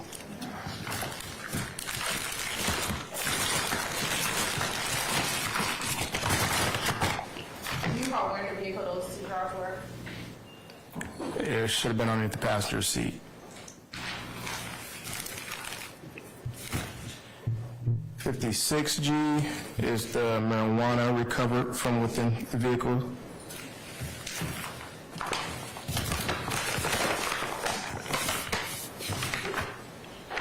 57G is the tan cloth bag that the marijuana and some of the items was inside that was recovered underneath the passenger seat of the vehicle as well.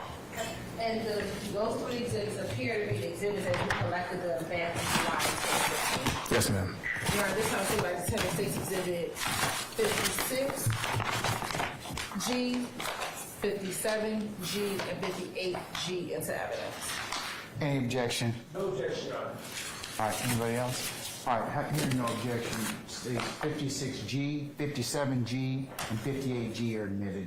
May be published as you see fit. Thank you, Your Honor. And first, in looking at 56G, is this an individual package you saw? Yes, ma'am.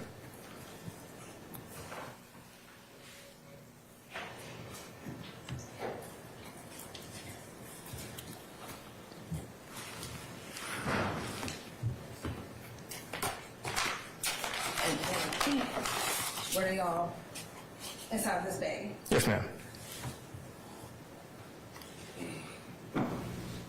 And the money that was found, how much money was it?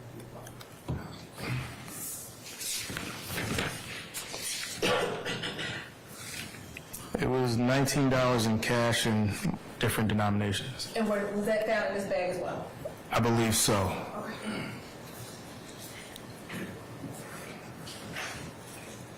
And the firearm, did you collect the firearm as well? Yes, ma'am. Okay. And did you place that firearm in property? Yes, ma'am.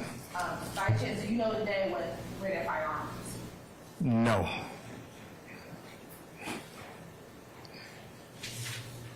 After collecting this evidence and taking out the arrest warrant, did that conclude your involvement as relates to this case on that day? Yes, ma'am. All right. Now, I want to talk to you specifically about the Zone 3 or Cleveland Avenue area. While you were on patrol or working in that area, either as a patrol officer or a crime suppression unit officer, were you aware of any gang activity in that community? Yeah, we were, we learned about general gang activity or gangs that may be operating in that area, but as far as being a gang investigator, specifically targeting gangs or individuals, that wasn't me. That wasn't, but you were aware of the gang activity? Yeah, we were aware of some gangs that may have been operating in that area. Sure. And specifically, what gangs were you aware they were operating in Cleveland Avenue area? Basis. Counselor hearsay, if you don't mind, Your Honor, and complications. I'm overrule the objection on both grounds. Thank you. What gangs were you aware of? I mean, roll call training would brief that Cleveland Avenue area may be occupied by Bloods, YSL, Rock Crew, just to name a few. All right, court's indulgence. I have no further questions. Cross. All right, Ms. Sharp, go ahead whenever you're ready, sir. Thank you, Your Honor.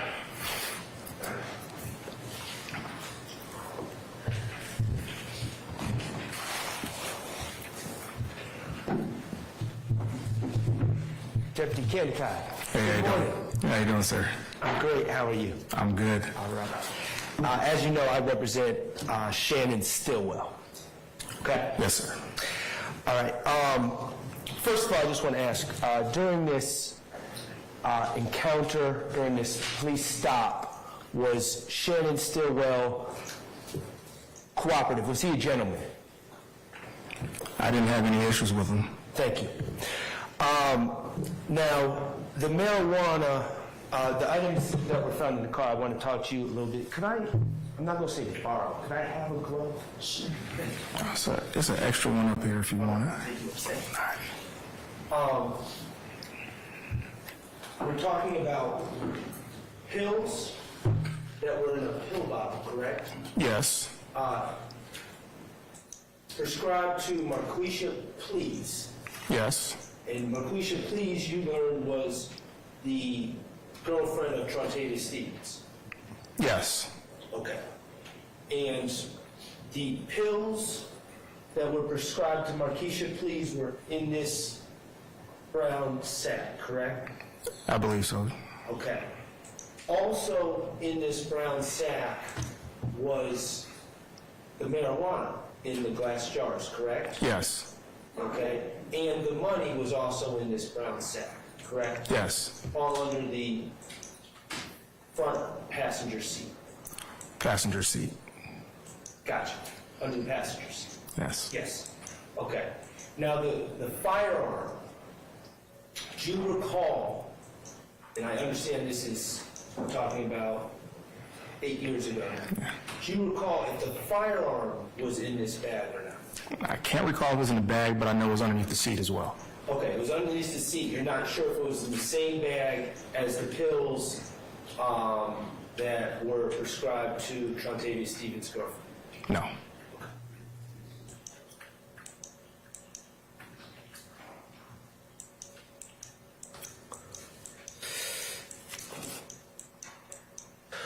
Was the firearm, were the glass jars or the firearm, were they ever processed for, to your knowledge, for fingerprints or DNA or anything like that?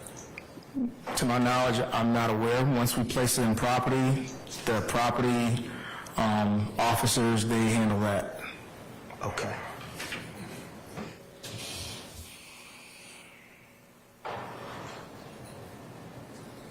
Okay, and just so we're clear, Trontavia Stevens, you made the decision. Were you in charge of what to charge and who to charge? I was a charging officer, yes. Along with Officer Ledesma? Is that Yes. fair to say you consulted with each other? Yes. Okay, and you made the decision to charge all three individuals in the car with the gun and the drugs? Yes. Okay, and to be clear, the car, the Civic, it was a Civic, correct?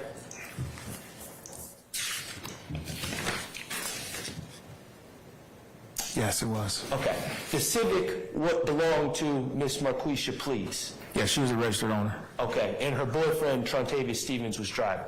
Yes. And my client, Shannon Still, was in the back seat? Yes. Okay. Regarding Mr. Stevens, you recognized him from a previous incident a couple weeks before this incident, correct? Yes. In that incident, you were serving backup to Officer Law and Officer Collins in their arrest, correct? Yes. And that arrest was of Trontavia Stevens Yes, I believe so. for drug charges. I believe so. Okay.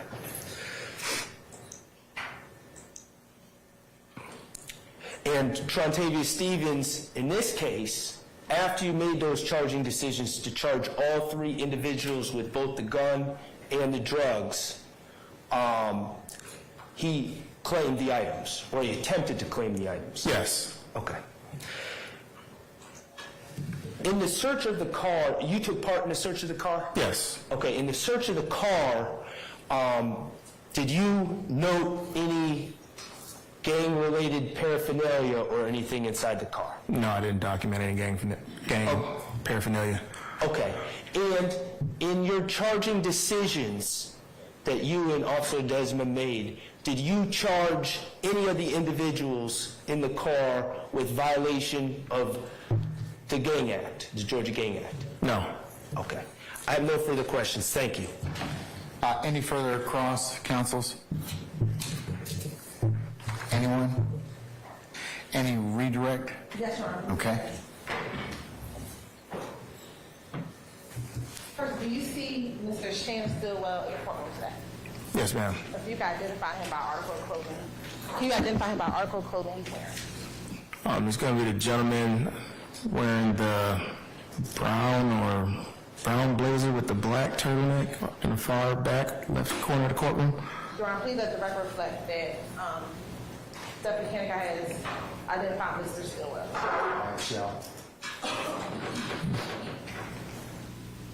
About the gun, were you ever able to run it to determine if it was stolen or not? I was not able to. The serial number was scratched off. And would it have been a general practice to run it if the serial number was not obliterated? Yes, ma'am. Where you found the drugs, you said it was under the passenger seat. Yes. Was it close to the front passenger seat, the back passenger seat, the middle, or do you remember? It was just underneath the passenger seat. And where Mr. Stillwell was sitting, where was he sitting at inside of the car? Directly behind the passenger seat. In his position, could he have access to where you found the drugs? Yes.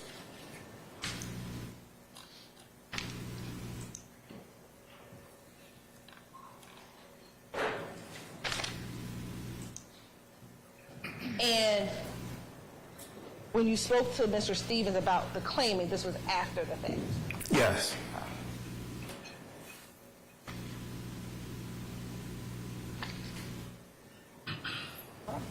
No further questions. Anything further? Just so we're clear, 3 people were charged with 1 gun, correct?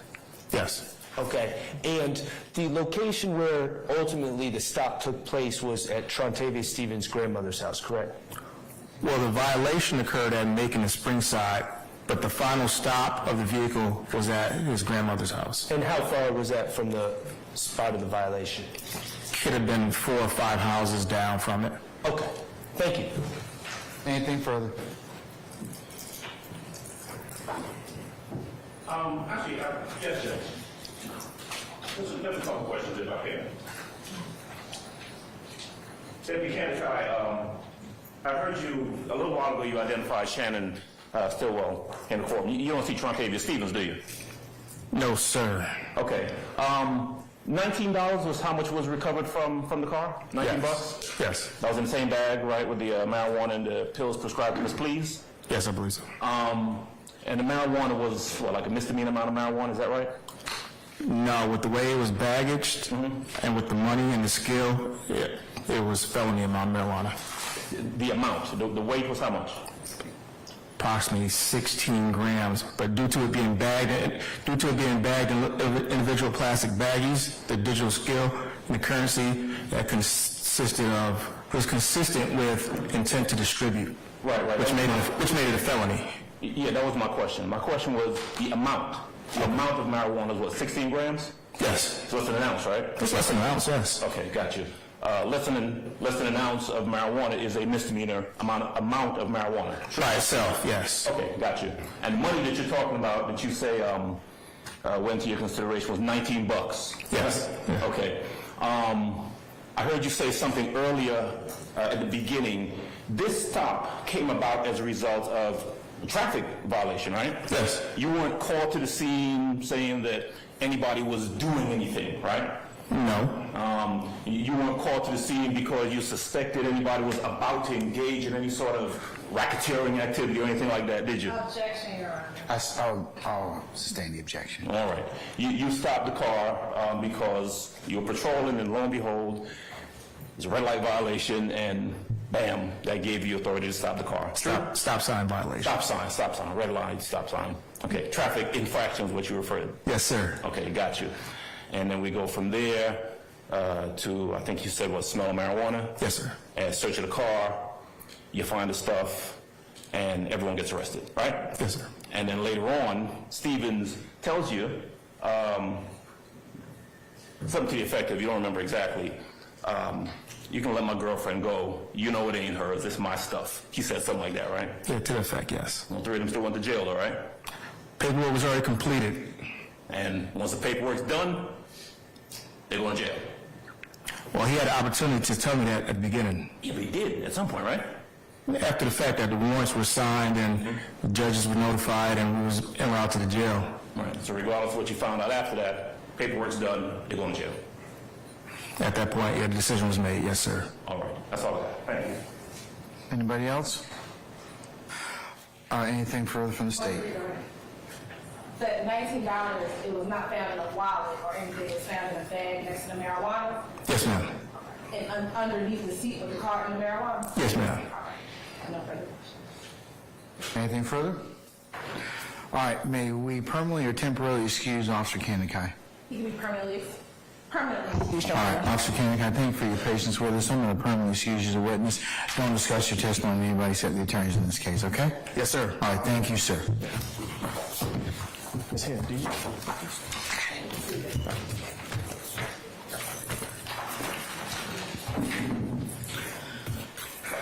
All right, ladies and gentlemen, it's almost a noontime hour. Well, how about some lunch? How about a stretch break and some lunch? Okay, all right. Let's go ahead and plan on coming back for 1 o'clock, and we'll go ahead and get started at that point in time.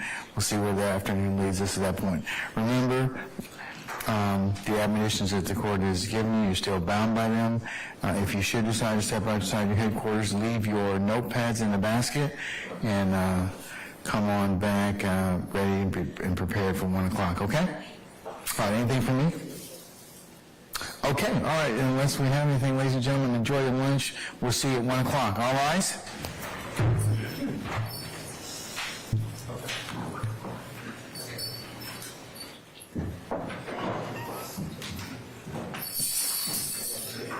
He's already at the door. It's like I'm waiting on you. Come on here. You got it once already. Yeah.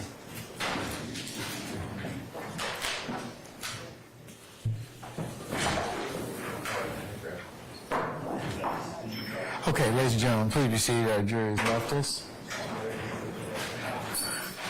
All right, counsels, we'll go ahead and be in recess until 1 o'clock, and I'll see you then, okay? All right, we're in recess.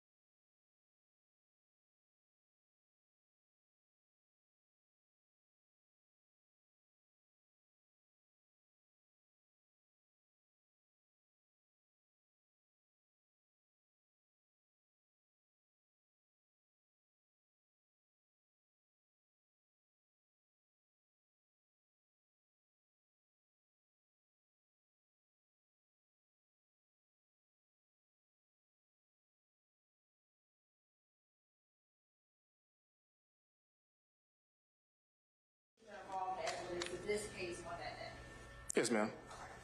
Now, I want to talk to you specifically about the Zone 3 or Cleveland Avenue area. While you were on patrol or working that area, either as a patrol officer or a crime suppression unit officer, were you aware of any gang activity in that community? Yeah, we were,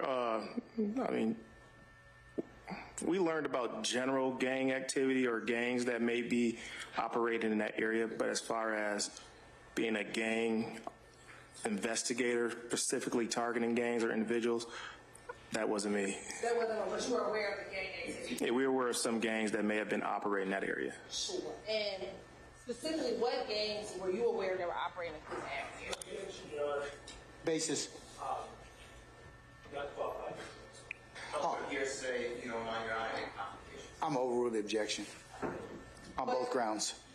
Thank you. What gangs were you aware of? I mean, in roll call training, we were briefed that Cleveland Avenue area may be occupied by Bloods, YSL, Rock Crew, just to name a few. All right, court's indulgence. I have no further questions. Cross. All right, Ms. Sharp, go ahead whenever you're ready, sir. Thank you, Your Honor.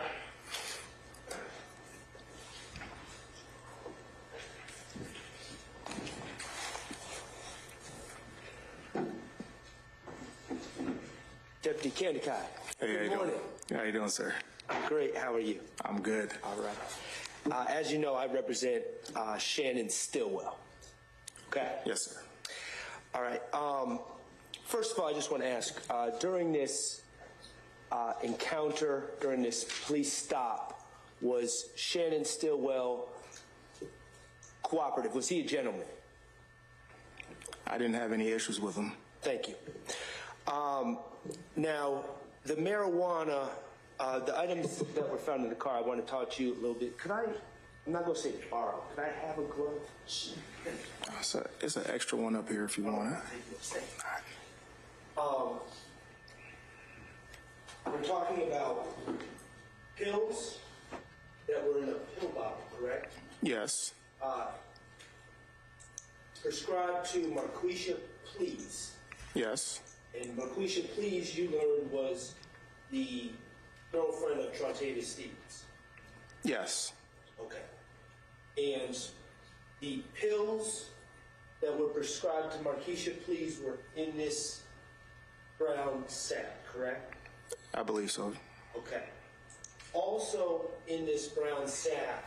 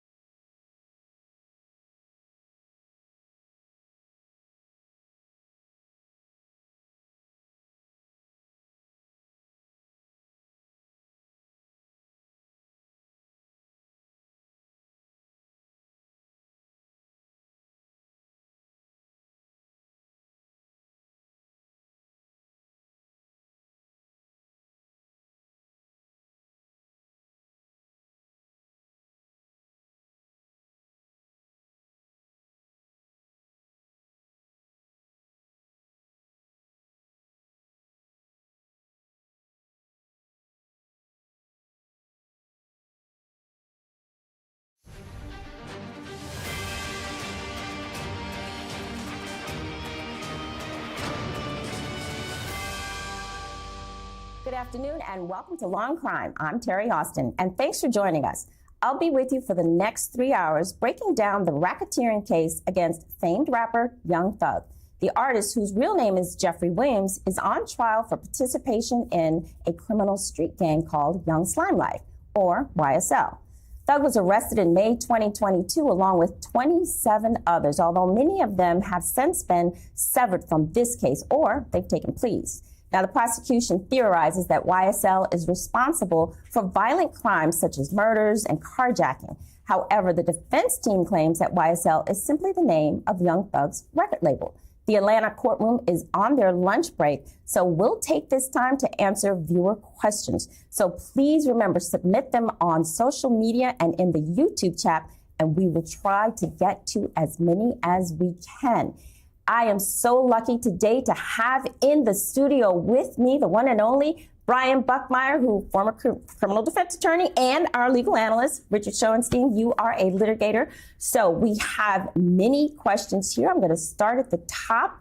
This question is from T. Marie from YouTube, and it's an excellent question. I'm going to start with you, Richard. Will those who already took a plea deal be testifying against Jeffrey and the others?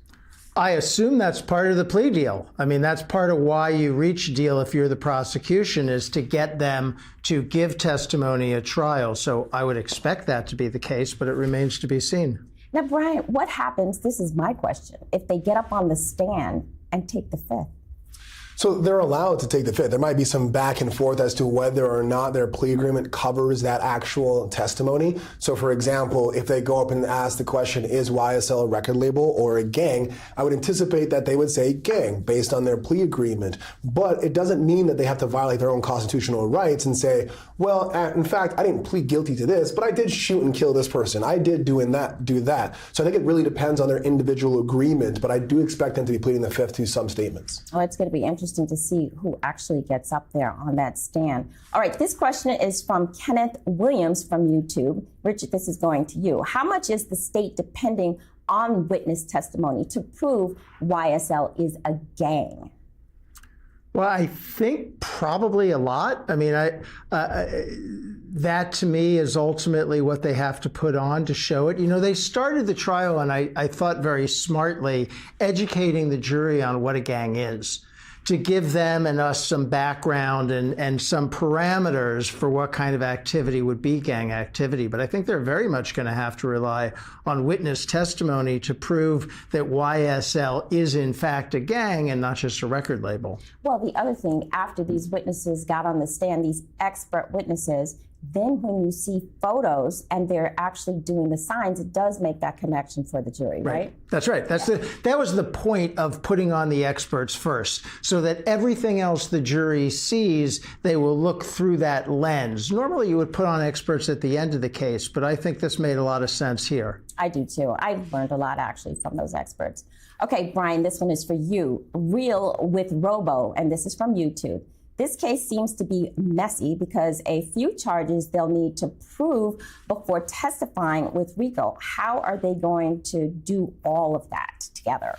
Yeah, so oftentimes we talk about a case about connecting the dots, but here you have to literally paint the dots and then connect them themselves. The dots being the actual crimes themselves. We've already seen some testimony, for example, of Young Thug being accused of having a stolen gun in his vehicle, right? That's the dot of possessing a stolen gun. We then heard from the person who said, well, my home appeared to be burglarized. I had a gun here, and they're connecting that gun to the burglarization. Then the other connection is, how is this in furtherance of a gang? How is this not just someone stole a gun and gave it to Young Thug, or maybe Young Thug purchased the gun and unfortunately bought a hot gun? It's all that connection and the painting of the dots that need to be done. You know, it's interesting. The prosecutor said during our opening that all of the acts don't have to be criminal. Can you explain that to our viewers? Yeah, so in order for a RICO charge to be to work, it just needs to be, I think, like 3 or more people conspiring for a criminal enterprise, and that they are taking steps towards that. But hypothetically speaking, I remember my wife asking me this. I'm like, well, technically, if Young Thug had a cookie sale and the proceeds of those cookie sales went to the gang, and the gang used that money to buy guns and drugs, that could technically be RICO. Selling cookies isn't a crime, but where the proceeds go, yes. So you don't need a criminal act itself. Exactly, and there are a lot of acts alleged. 191. Correct, 191. All right, Richard, this is P. Brian from YouTube. P as in the letter P. There is a considerable amount of chat that the judge appears to have a favorable attitude or bias in favor of the prosecution. Do you feel that there is a real bias there thus far? I haven't seen a real bias. I mean, in fact, he's been pretty hard on the prosecution, and the prosecution has had kind of a rough start in this trial, right? They couldn't get through their opening statement without taking a break. The judge was mad at him about not producing portions of that to the other side. So I would not say I've seen anything that suggests a pro-defense bias at this point. I agree. Or a pro-prosecution bias. Exactly, pro-prosecution. This morning, actually, you didn't miss anything. There was a lot of arguing with the prosecutor and the defense about the witness list, and the defendants were saying she did not give us the witness list that she promised. And Judge Glanville almost said he was going to exclude the evidence, but he didn't. So he's mostly irritated this trial isn't going more smoothly, because what the judge really wants is not to waste any of the jury's time and to have this trial, which is going to be an incredibly long trial as is, move along at a brisk pace towards conclusion. That's his primary interest, not taking sides with one side or the other. Yeah, I agree. I think what do you think, Brian? You think he's fair? I think what the worry here is, I think that, and not anyone is thinking about it yet, but probably the judge is mistrial. This is a trial that is supposed to be 6 months. I don't think anyone believes it's going to be. But the more these delays occur, the more people in the jury are going to say, hey, I thought this was supposed to be 6 months. I'm here for 9 months. I've got bills, I've got children, I've got things to do. I'm focusing on that, I can't focus on the trial. And so if we start losing jurors 4, 5, 6 months into this because of these kind of shenanigans and other issues that are likely to come up, what happens if we lose actual jurors that are sitting on the case? I think that's what the judge is focusing on. Keep this ship moving so we don't lose jurors. Absolutely, and I think he is getting upset that the ship is not moving as fast as it could. All right, so Michael from YouTube says, and this is for you, Richard, the officer testified that this stop arrest was not gang related. Why is this testimony allowed to be admitted even though it is a RICO charge? Okay, so, I mean, he's talking about one of the officers this morning who testified about a particular stop. And he said it wasn't gang related, but the judge obviously is allowing that testimony in. Well, I mean, not every single fact has to be a criminal activity. I mean, as Brian said correctly, not all of the parts of the pattern have to be criminal acts. And there are going to be background facts that are not criminal acts. So that's not significant enough that there was one stop and it wasn't related to criminal activity. As long as it's relevant to the facts the prosecution is trying to prove, it can come in. Right, exactly. Michael L. from YouTube, that was an excellent question. Ryan, this is Real with Robo from YouTube now. YSL is supposedly a gang. Their members claim blood affiliation. How will the prosecution keep the separation of furtherance of YSL versus blood affiliation? I think what the viewer Real with Robo is asking is, what's the difference between the YSL and the blood affiliation? So think of it this way, and just because we're talking, no, because I work for ABC and Disney, let's not do that analogy.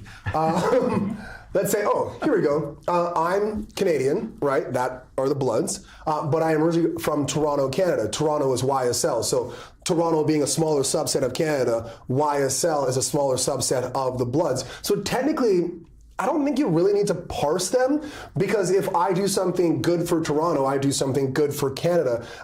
If the prosecution can show that you're providing funds for YSL, you could arguably be doing the same thing for the Bloods, and you could technically be doing vice versa. You could be helping the Bloods, which in fact help YSL. So you don't really need to parse through both of them. Right. We actually got an explanation from one of the experts about how the gang affiliation can start out at the top, and then you have subgroups within that. You have these local groups. So I think that's exactly what's going on. So Cavell from YouTube, if the judge agreed with the defense today about the information deadline on Friday, doesn't it look bad and assist an appeal if found guilty? I guess what Cavell is asking here is, the judge did look like he was agreeing with the defense, but then at the end of the day, he just allowed the prosecution to have these witnesses come in.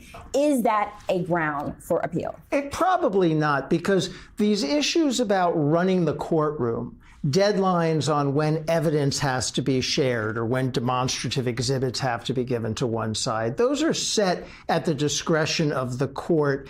And that's not really grounds, that's not really fodder for an appeal, because it doesn't affect significantly the defendant's rights.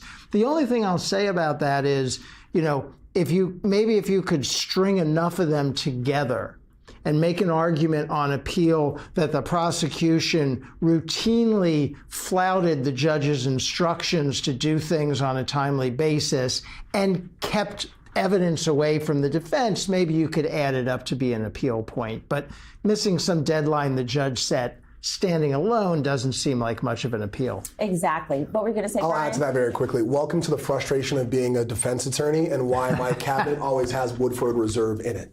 Exactly. I listened to that argument this morning, and I thought that they were going back and forth, and the prosecutor actually looked as though she was just making sure she got her argument in, and good for her because, the judge did end up allowing them, because for 1 minute there, the judge was going to exclude it. It's not just a defense attorney, really. It's a frustration of anybody who practices law that the courts will set deadlines and then very often, the vast majority of times, will give the other side another chance if they missed a deadline. And that's just the way, because courts don't want to exclude evidence. They don't want to prevent parties from making arguments. They want them to be able to put everything in front of the jury that they want to.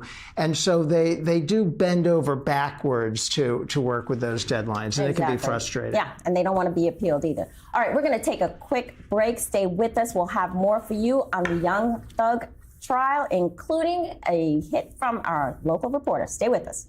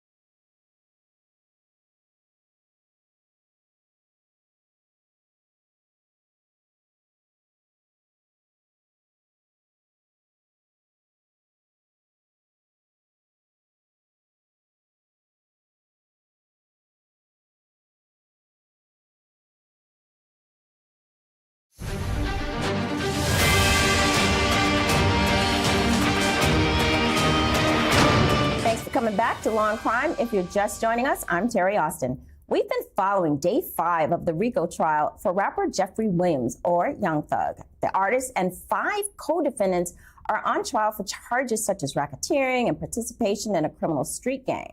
The Atlanta courtroom has gone on their lunch break, so this is actually a perfect time for us to check in with WSB TV's reporter on the ground, Michael Seiden. Thanks so much for joining us, Michael. We're so glad you're here with us. Hey, thanks so much for having me. Glad to join you. All right, one of the first things I want to ask you about is something that a lot of our viewers have been talking about. Young Thug is in the courtroom with the other co-defendants, and he's wearing this sweater. What's going on with that sweater? There's a picture on the sweater of a character. Did you get a chance to look at that? Yeah, you know, I'm not a Mr. Fashion over here, but I will tell you that the sweater he's wearing, it has a print of a wolf on it. Apparently, according to some of our viewers on social media, you can buy it at Neiman Marcus right now. It's on sale for $895.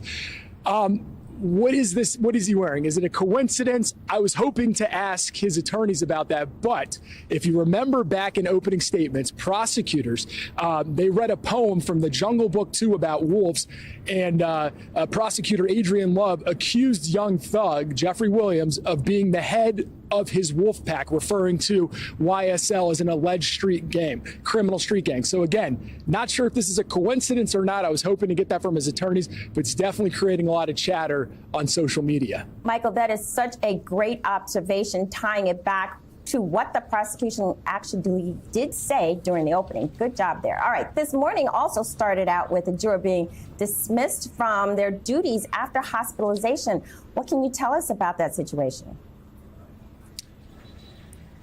Right. So obviously here, another day, another issue. But in all seriousness, we are not sure how serious the injuries are, if it was an injury or if it was an illness. But what we were told is that over the weekend, one of the jurors was admitted into a local hospital, and the judge said that he did not believe that juror would be released until Wednesday. So they plan on dismissing that juror. Now, you may remember last week during the trial, there was another juror who said that she potentially was going to have a medical procedure and didn't know if she'd be able to make it to court. But we are told this is a different juror. So I guess our thoughts and prayers are with that juror who is in the hospital, but that's why you have alternates in a trial like this one. Exactly. If I recall correctly, I think we have 6 alternates. Is that right?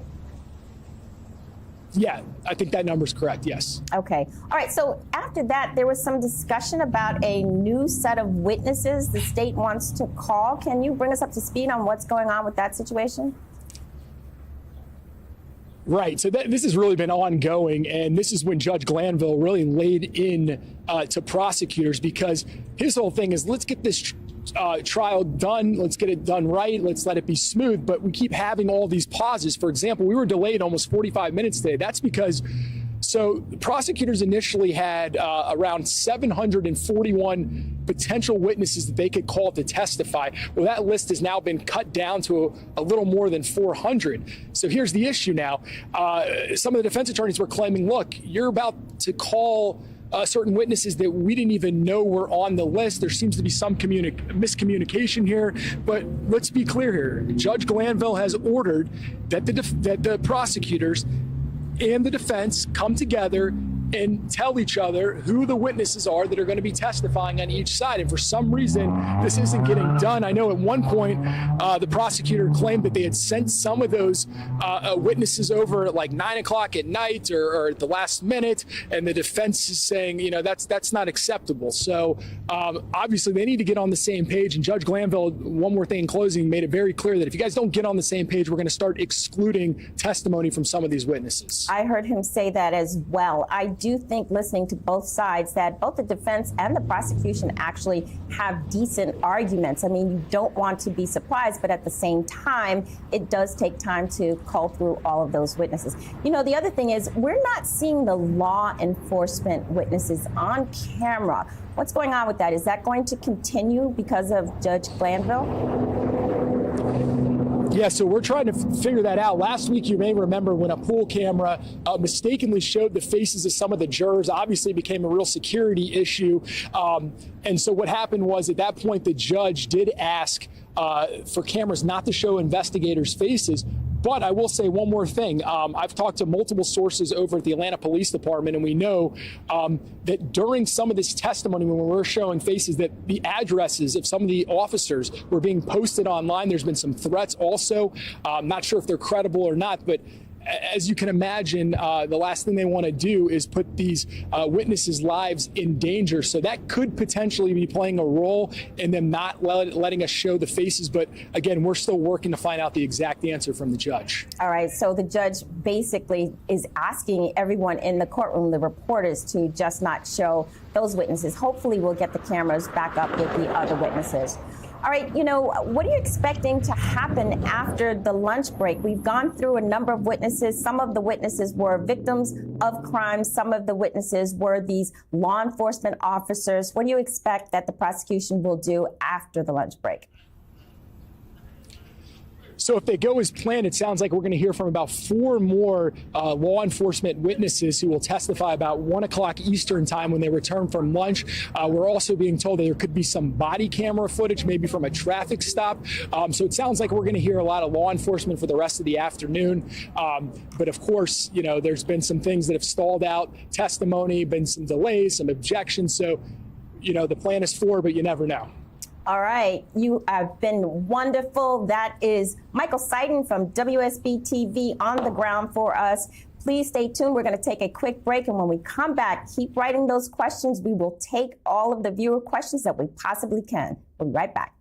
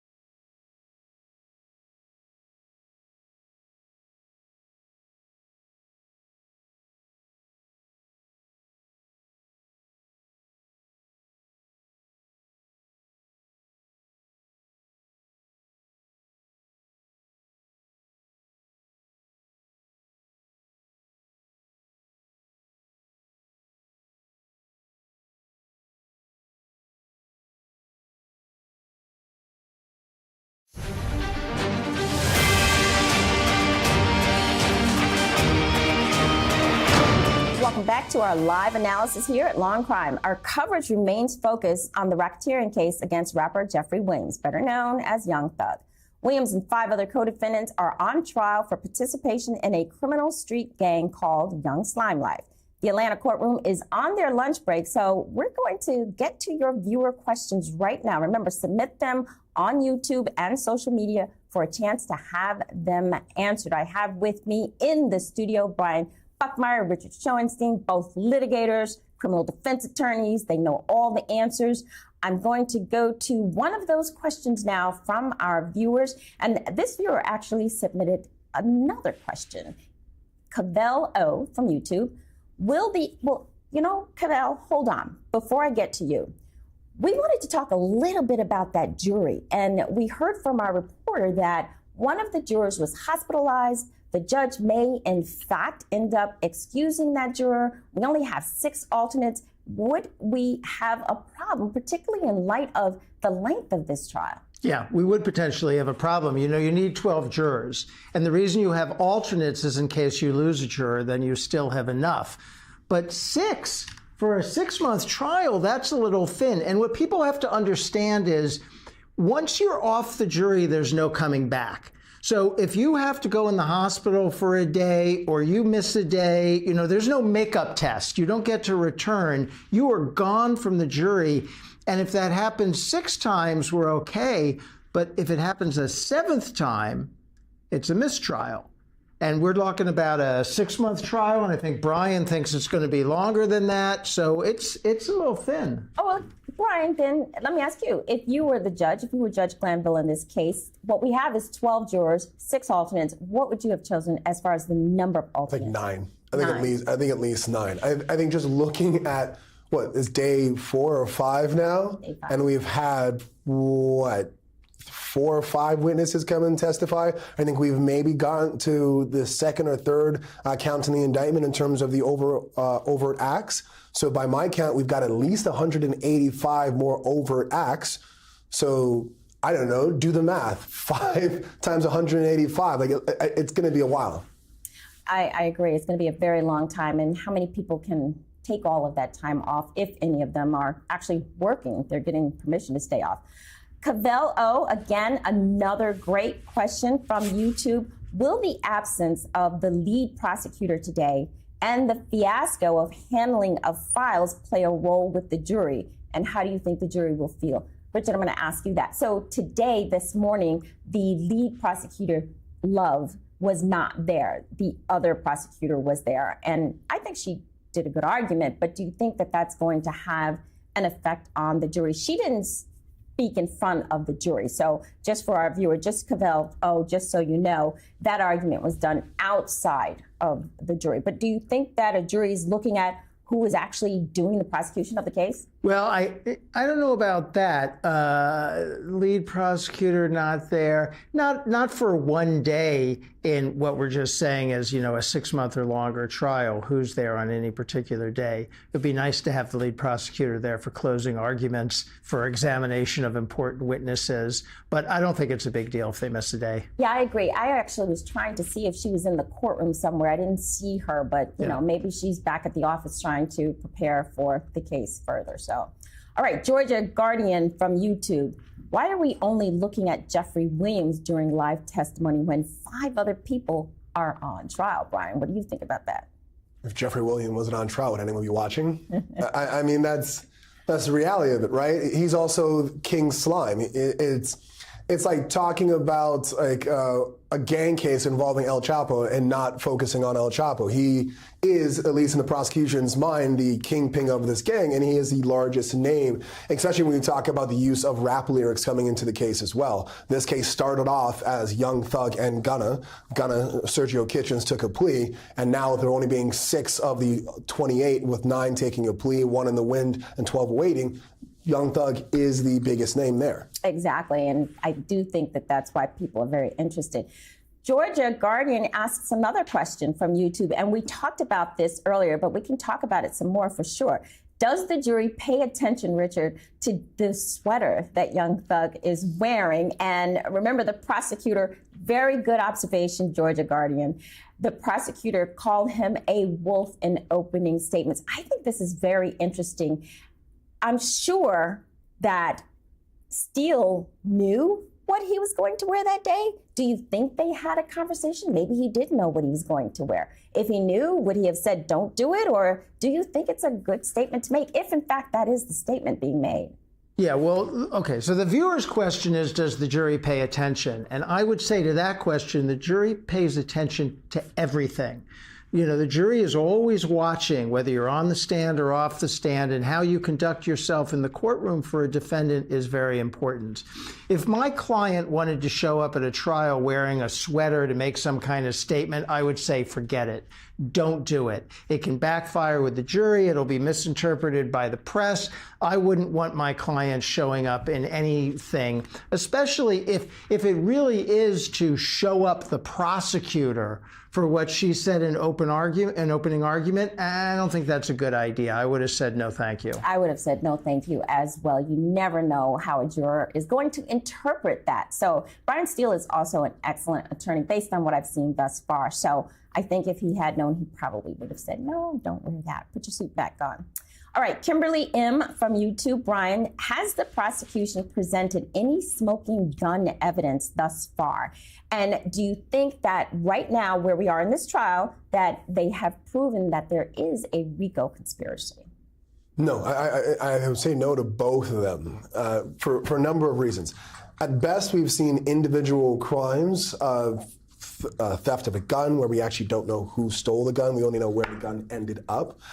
We've seen isolated incidences of carjacking, but nothing to the actual charges that I think the defendants are most worried about. Have we potentially made some hay out of young thug being in possession of a gun? Perhaps, but you'd have to show some sort of knowledge aspect. I would have wanted to see some sort of DNA on the gun as well to show that he handled the gun, or at least knew the gun was under his seat.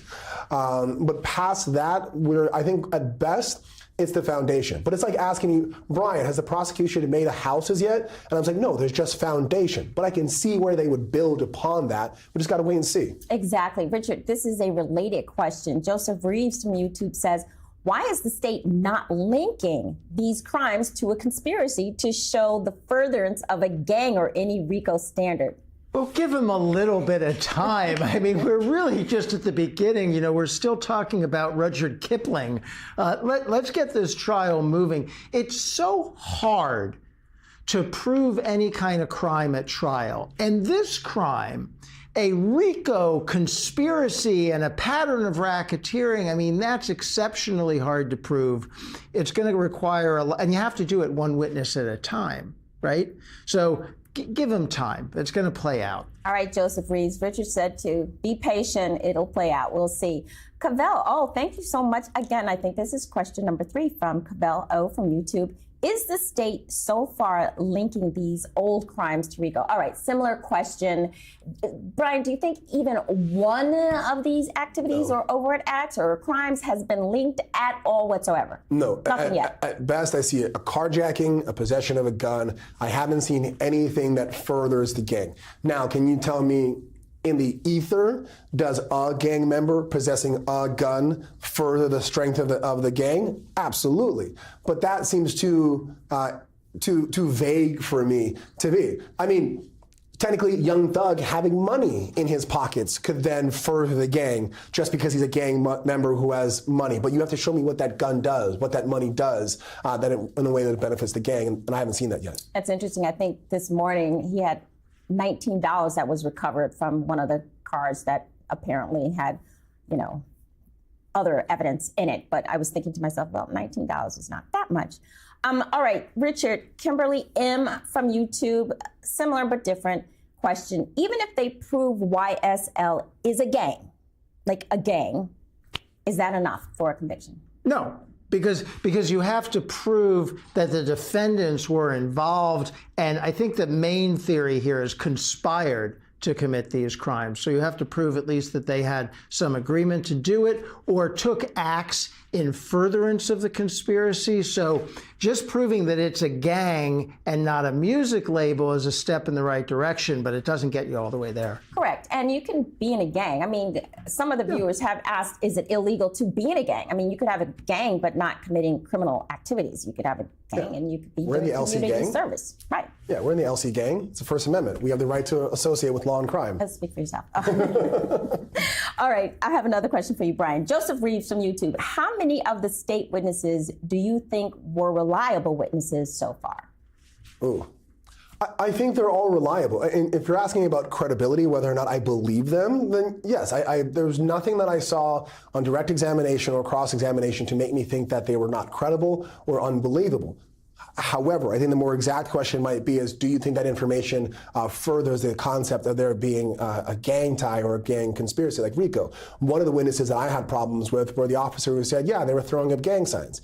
And my question was, well, what gang signs? Were they Crips? Were they Bloods? Were they MS-13s? Were they MS-12s, 15, 16, 17? What gang was this? And so for me, it's not that I don't believe them. It's just, are you furthering the charges that are put forward all these 6 men? Right. And I think the witnesses so far have been pretty straightforward with both the prosecution and the defense. They didn't seem to be, trying to stall when they were being cross-examined. So I think they've been fairly reliable and fairly credible, both, thus far. All right, Rod Springs from YouTube. This is for you, Richard. Why does the judge allow the state so much leeway but always overrules the defense? One thing I'll say and add to that is a lot of the viewers think that the judge is overruling during testimony when the defense has an objection. So I think that's what Rod Springs is talking about. Yeah, and the judge has to make a decision every particular question and answer. Most of these objections are to relevance and prejudice.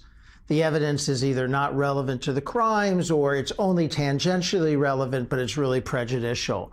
And the judge has to make a judgment call, objection by objection. The natural instinct of a judge is to allow evidence and let the jury make a decision about what it means. So only if that evidence seems really out of line will a judge sustain the objection. And I'm not bothered at all yet by how the judge is handling objections. I'm not either. I think he is being as even-handed as you possibly can be under the circumstances. Beck has sort of a follow-up question, Beck from YouTube. The judge getting mad doesn't mean anything if he continues to threaten to do things, but then he doesn't follow up. Brian, what are your thoughts on that? We talked a little bit about that, but I mean, sometimes he does get very upset, but then doesn't do anything. I would say yes and no to that question. Yes, in the sense of, yeah, you're continually seeing him get mad, and then he just bends over and lets it come in. But it's a potentially 6-month or longer trial. Keep letting the judge get mad. I have seen, think of like a sports analogy, like referees. You don't yell at the ref because the next call's not going to be for you. They might not get you on the first half, but they'll get you in the second half. And so judges are, I think, the same way. They might go back at lunch or go back at the end of the day and say, you know what? Richard was really breaking my back on this one. You know what? I'm going to really scrutinize his next objections on the next way. Or, you know what? Terry was really nice to me. You know what? I may not listen as nice, or she's so lovely to listen to. I might not think about the objections. I might just, they're humans. It plays into that. Exactly. I think one of the big issues also is Judge Glanville is being very careful with this case. He doesn't want a mistrial. He doesn't want to lose an appeal. So I think he's going to let in whatever he can possibly let in. All right. AJ Taylor from YouTube. Richard, we'll ask one more question here. Why can't the defense tell the jury about those arrests in 2013 that they went to jail and it's already been adjudicated, and that they were either dismissed or not found guilty or whatever the case may be with those crimes that were committed back when? I don't know exactly what crimes we're talking about, but if the prosecution is putting into evidence that there were these prior crimes, then in theory the defense can explore, what the convictions were at the time or what the result is. But we're a long way away from the defense getting to put on its case, right? So that may enter into it. I don't know if they could do it on cross-examination. Yeah, they haven't been able to do it so far, but perhaps when they put on their case. All right, excellent questions from our viewers. We're going to take a short break. Stay with us. When we come back, we're going to continue to break down the case against YSL in Atlanta, Georgia. Stay with us.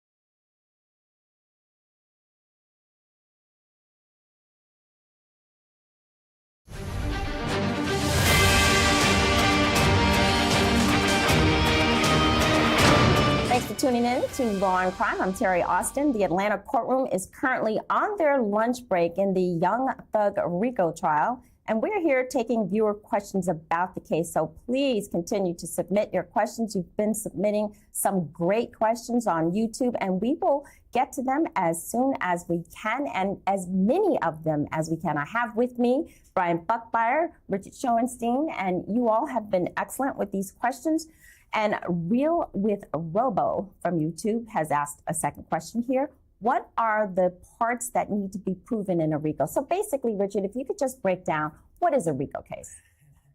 Okay, so to overly simplified, proof of RICO requires showing a criminal enterprise, and that here would be the gang, and that's why proof that it's actually a gang and not a record label is so important, and that a pattern of racketeering activity has been conducted using the enterprise. And a pattern are multiple acts of racketeering activity, which we usually think of as violations. We think a lot about mail and wire fraud as constituting racketing activities in RICO cases, but obviously murder or assault or some other kind of crime, but that the defendants did that through the enterprise, and then add that this is a conspiracy case, and that requires proof of an agreement among the conspirators to commit this racketeering activity through the enterprise. Lastly, you have to show, generally speaking, that predicate acts were actually committed in furtherance of the conspiracy.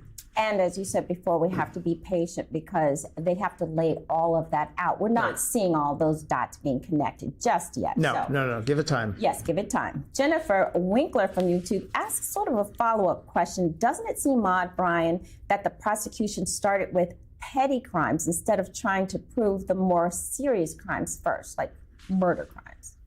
Yeah, I guess it could seem odd. I think it's more of a stylistic thing.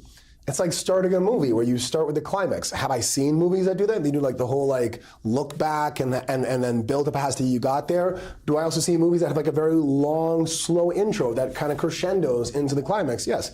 I think it's more stylistic than anything else, but I agree. I would have thought that they would have maybe started with something a little bit more powerful, maybe not the murder of Donovan Thomas Jr., which I think is probably their biggest RICO allegation, but something a little bit stronger. But also you got to remember, it could also just be the scheduling of the witnesses. People have the ability to say, hey, I can come in this week, but not this week. And so oftentimes prosecutors are restricted to the schedules of the witnesses they have to put forward. That's true. People often forget that we have to schedule all of this. So it could very well be something to do with scheduling.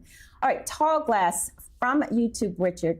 This is related, but it's different. Do you feel since the judge doesn't reprimand the state, they will continue to make egregious errors? So we're talking about this witness list that they didn't provide to the defense on time, and the judge was going to exclude it, but then decided to just go ahead and let it in. Do you think the state will continue to make those types of errors, or are they going to straighten up? If I was prosecuting this case, I'd want to clean up my act a little bit. I think this has been a rough start procedurally for the prosecution. It is wearing on the judge a little bit. I don't want to get the judge mad at me in a long trial. I don't want to keep the judge mad at me in a long trial. So I would be taking the message here, hey, let's make sure, have we provided the other side with all of these things we're supposed to? Are we ready to go? Are we going to be able to keep going? Do we have our next witness lined up? I would be super focused on trying to have this run more smoothly if I was prosecuting. I agree. And this morning we saw the assistant prosecutor who was up there. Love wasn't here today. And she actually it sounded like her voice was shaking a little bit. I think she was really desperate to make sure the judge did not exclude any evidence on her watch. And she continued to make the argument, and the judge finally said, okay, let's let it in. So it's a very serious, issue if the judge were to have done that. All right, Invisible Woman from YouTube. This one goes to you, Brian.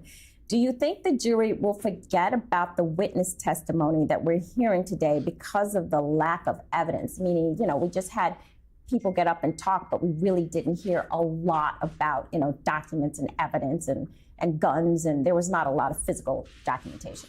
Yeah, I mean, not necessarily because of the type of information, just maybe because of the length of the trial. But don't forget, I think when we started, Judge Gamble said, take out your notepads, put your names on the top. So they're taking notes. And they also have the ability to rely on each other's note-taking and memory to the extent that it does not override their own memory. And so if they are thinking, hey, what was that strip club mom, what did she say? And we're 5 months down the line from now, that might be an issue, but I think between the 12 of them, they'll be able to piece it together and their notes. Exactly. Yeah, that's a good point. They are taking notes, and I do think that they're going to refer to them later on because, there is a lot of information. I almost forgot that witness was up on the stand. And then the other thing is the witnesses are getting up and going down very quickly, so it's hard to remember all of them. Tall Glass from YouTube, Richard, how do you feel when the state makes an error and the judge blames both parties? Should he reference the party that made the error? Well, it depends. So the first thing I say is it depends on whether it's out of the presence of the jury. Because some of this we've seen with the judge chastising the parties has been with the jury gone. Arguments that are taking place. And if it's not in front of the jury, it doesn't matter. He can yell at anybody and it doesn't matter. If he's in front of the jury, then the judge has to worry about his comments being fair and impartial. Now, the judge will instruct the jury at the end of this case, among the many instructions, that him ruling on objections shouldn't go into their decision-making. But you still want to be careful in how you treat the lawyers in front of the jury. Exactly. And in fact, I think the judge should have that preliminary charge, not just at the end, to say, listen, anything I say, if it sounds like I'm biased, don't take it, as right. I am, because I am the judge and I'm just giving you the law. All right, Real with Robo from YouTube. Again, Brian or Richard, do you think, I guess I'll go to Brian, do you think the sweater will refresh the prosecution's opening, keeping it fresh in the jury's mind? If not with all 12 of them, then definitely at least with one of them. The question becomes will they have the opportunity to speak about it later? Because they should not be conferring about what's going on in the case at this point. I think it was a bad move. Have I had clients walk into court who are accused of being Bloods or Crips or whatever gang member, and they walk in all red or all blue, and I'm like, bro, what are we doing here? Like, why? What are we doing here? Put the bandana back into your pocket. Don't let it hang out. Let's walk in front of this jury when you're accused of being a gang member. And that's more hyperbole than what's going on here, but you're called the leader of a pack, a wolf pack. If he came up with a sweater that had a little puppy on it and he wanted to stick it to the prosecutor and show something opposite and be comical about it, then I'd be like, you know what, probably a bad move, but I'll let that one slide. But this one, you have to have a serious conversation with your client and say, you know what, I'm trying to save your life out here. So this is not the time and place. Would you instruct your client to wear just suits? Yes, I've done it multiple times. When I was a public defender in Brooklyn, we had a closet of suits. I had my own personal suits for clients. I say, we're walking into here and you're wearing this. It's not an issue of what can you wear, what you can't you wear. It's we are trying to save your life. And if the question is taking a dig at a prosecutor or saving years of prison time, which one do you think is more important? I get it. I've never represented someone as big as this, right. But I still think you can't do that. Yeah, I think you're right, Brian. I think when it's such big stakes, you have to make sure your client is just the way they're supposed to be perceived by that jury. Stay with us. We'll be right back and talking about Young Thug.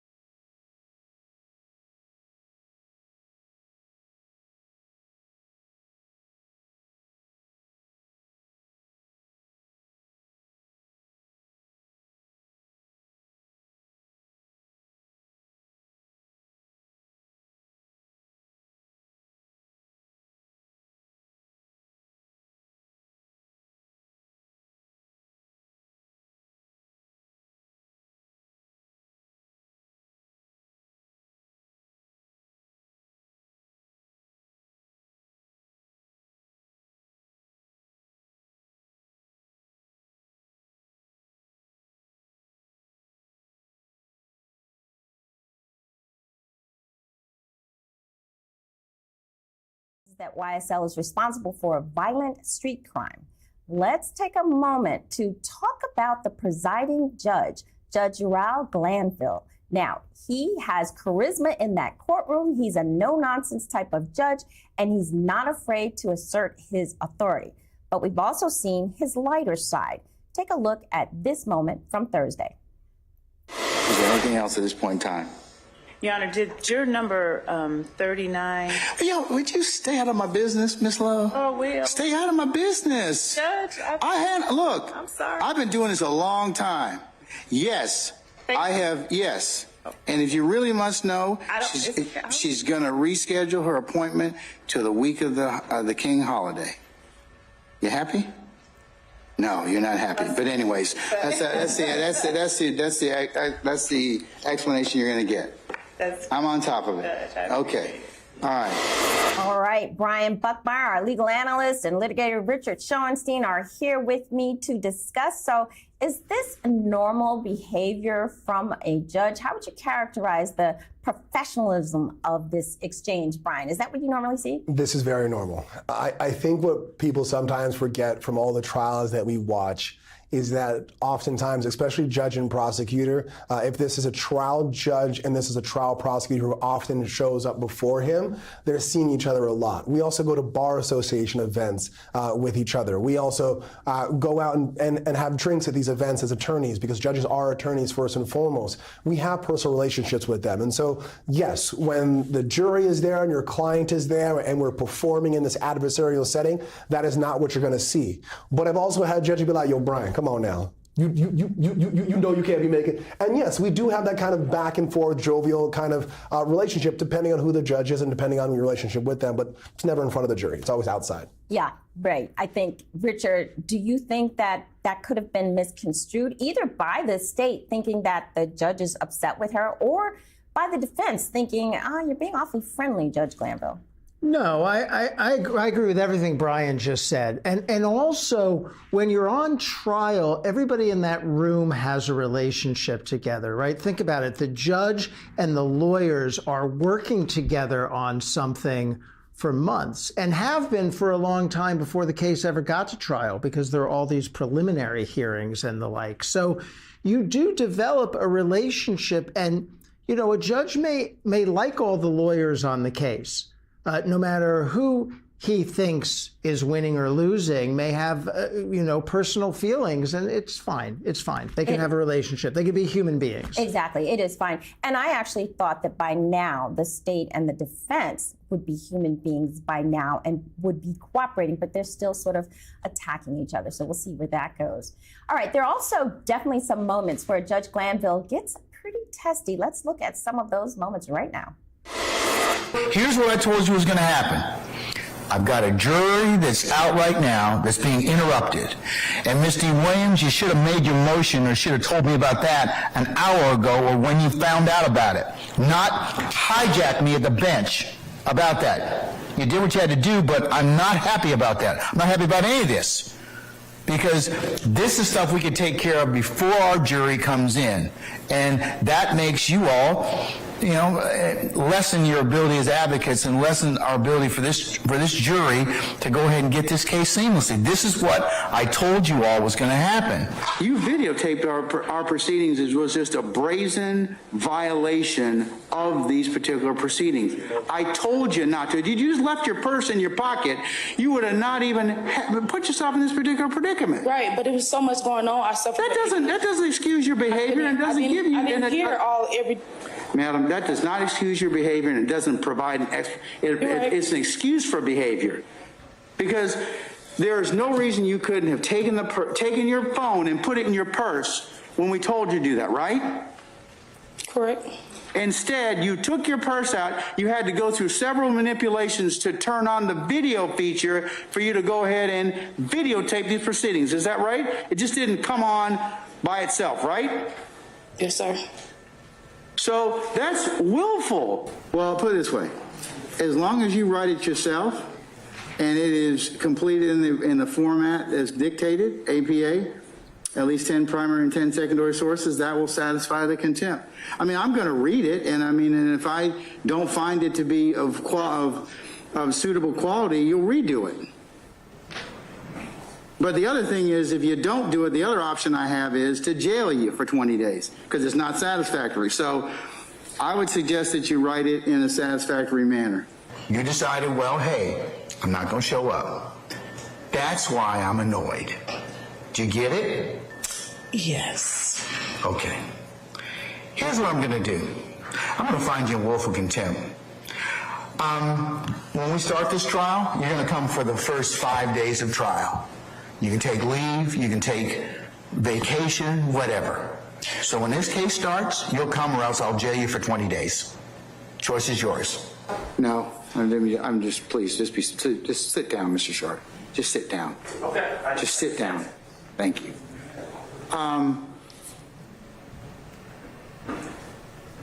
I've reiterated this time and time again about professionalism. I've tried cases in front of most all of you for a while now. And most courts, in fact, all courts give counsel the benefit of the doubt, and we give you wide latitude to try your cases. Wow. So those were just a few of the moments where Judge Glanville had a short temper. Brian, do you think this sharp contrast between him having a short temper and also him being very friendly with the attorneys, is that something that's going to be hard for the attorneys? Are they walking on eggshells here? I think it depends on the attorneys personally. But I would think that if a judge has a relationship to be able to go back and forth like this, then I would say no. Fortunately and unfortunately, depending on who you are, our profession as attorneys is not for the thin-skinned. I tell people that you are a shield and a conduit for the persons that you represent. And so if you are representing the state, then you sometimes have to take a tongue lashing for the better interest of the state. And most definitely, when you're representing someone in their rights, whether it be their liberty or their property or financial interest, you might have to do the same. And you have to have a relationship with a judge that is both professional in a way that if you mess up, you just got to take that tongue lashing. And if you have the opportunity to be jovial and make that joke, then you do that as well. But I think it's the nature of our profession that kind of steels us towards being able to do this. Right. And Richard, my question for you is, do you think that the judge has anything to worry about? I mean, if Judge Glanville is too mean or too nasty to the attorneys, could that backfire on him? Could they say that it's an ethical violation or he's just not being fair? Could it get him in trouble? Well, potentially, but I haven't seen anything that would rise to that level. I mean, I sign on to what Brian just said. I'll put it slightly differently. Getting yelled at by judges is part of our job. That happens all of the time, sometimes deserved, sometimes not so deserved, but it happens. It's part of it. And he is entitled to try to keep his courtroom moving and keep everybody abiding the rules, and that's what he's doing here. Now, he can't prejudice a party in front of the jury, but we haven't really seen any of that. Yeah, we really haven't seen that. Brian, I mean, have you ever had a judge where it was so bad that you thought he could or she could be brought up on any sort of violation? Yes, I've also been almost held in contempt of court. I've almost actually walked towards the holding cell, say, hey, if you're going to do it, I'll walk myself there, Your Honor. But that's just the way that I practice. I can get contentious at times if I believe that the rights of my client are on the line. But in these situations where there are no jurors in the presence, where we're talking about the mistakes of what an individual did, I would tell myself as well as I would tell any junior attorney, take the tongue lashing. Make sure that you and the judge are cool afterwards, apologize in the most professional of manners, and ensure that it doesn't happen again, not because of how it affects you personally, but because of how it affects your client. Your job is to represent. It has nothing to do with you. It's not personal. It's professional. Exactly. Yeah, that's how you keep it going in the courtroom, professional at all times. All right, we're going to take a quick break. When we come back, we're going to have more for you in the case against YSL in Atlanta, Georgia. Stay with us.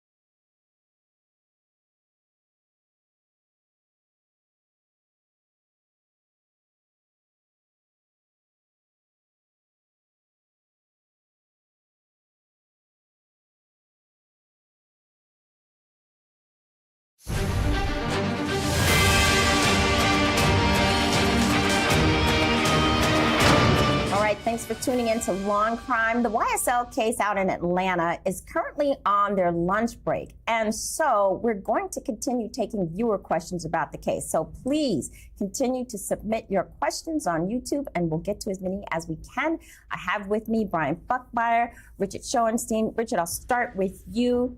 This question comes from Georgia Guardian from YouTube. Have either one of you ever seen the lead prosecutor in a high-profile case like this take the day off from trial? Now, we don't know if she took the day off, or if she's working, or what she's doing, but we know that Ms. Love is not there today, and her assistant is helping. Well, she's not there so far today. So the answer to the question is yes. You can't be responsible for everything in a trial like this. It's too long. It's too many witnesses. It's too much work. And I don't think people understand that the work continues late at night and early in the morning when you're a trial lawyer. The jury goes home, but the lawyers and the judge keep working. So that she might not show up a day, we have no idea why. It might have been a personal commitment. It might have been something sudden. It might have been planned. It might have been unplanned. But if you're going to have a trial for 6 months, there's going to be a day where one of the lawyers doesn't show up. I don't think it's very significant. Exactly. And I don't think anyone is going to hold that against the prosecution or the defense if, in fact, we have different people. In fact, I saw some different people this morning speaking on behalf of the defendants. Okay, I'm going to look closely at this one. KWD35761 from YouTube. Being as though the prosecution is able to bring up past criminal offenses, Brian, that have already been adjudicated, would this be deemed double jeopardy? I know the answer to that question, but I want to hear you say it. No, double jeopardy is the constitutional guarantee that you will not be tried for the same crime twice. And so they are not being charged for the same crime twice.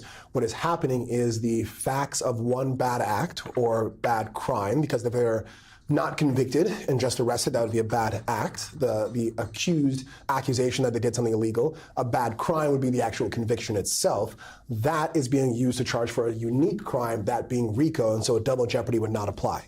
Exactly. But we still will see whether or not we get in information. We talked about this a little bit earlier as to what actually happened with those charges, because we haven't heard that just yet. Maybe the defense will get that in there at some point, that the case was dismissed or whatever the ultimate, resolution was. All right, Joseph Reeves from YouTube. Do you think the music lyrics, this is totally different, are strong enough to connect directly to a particular crime? We know that the judge has allowed music lyrics. He did say you have to establish a foundation and relevance. But so far from what we've heard, do you believe that there's that connection?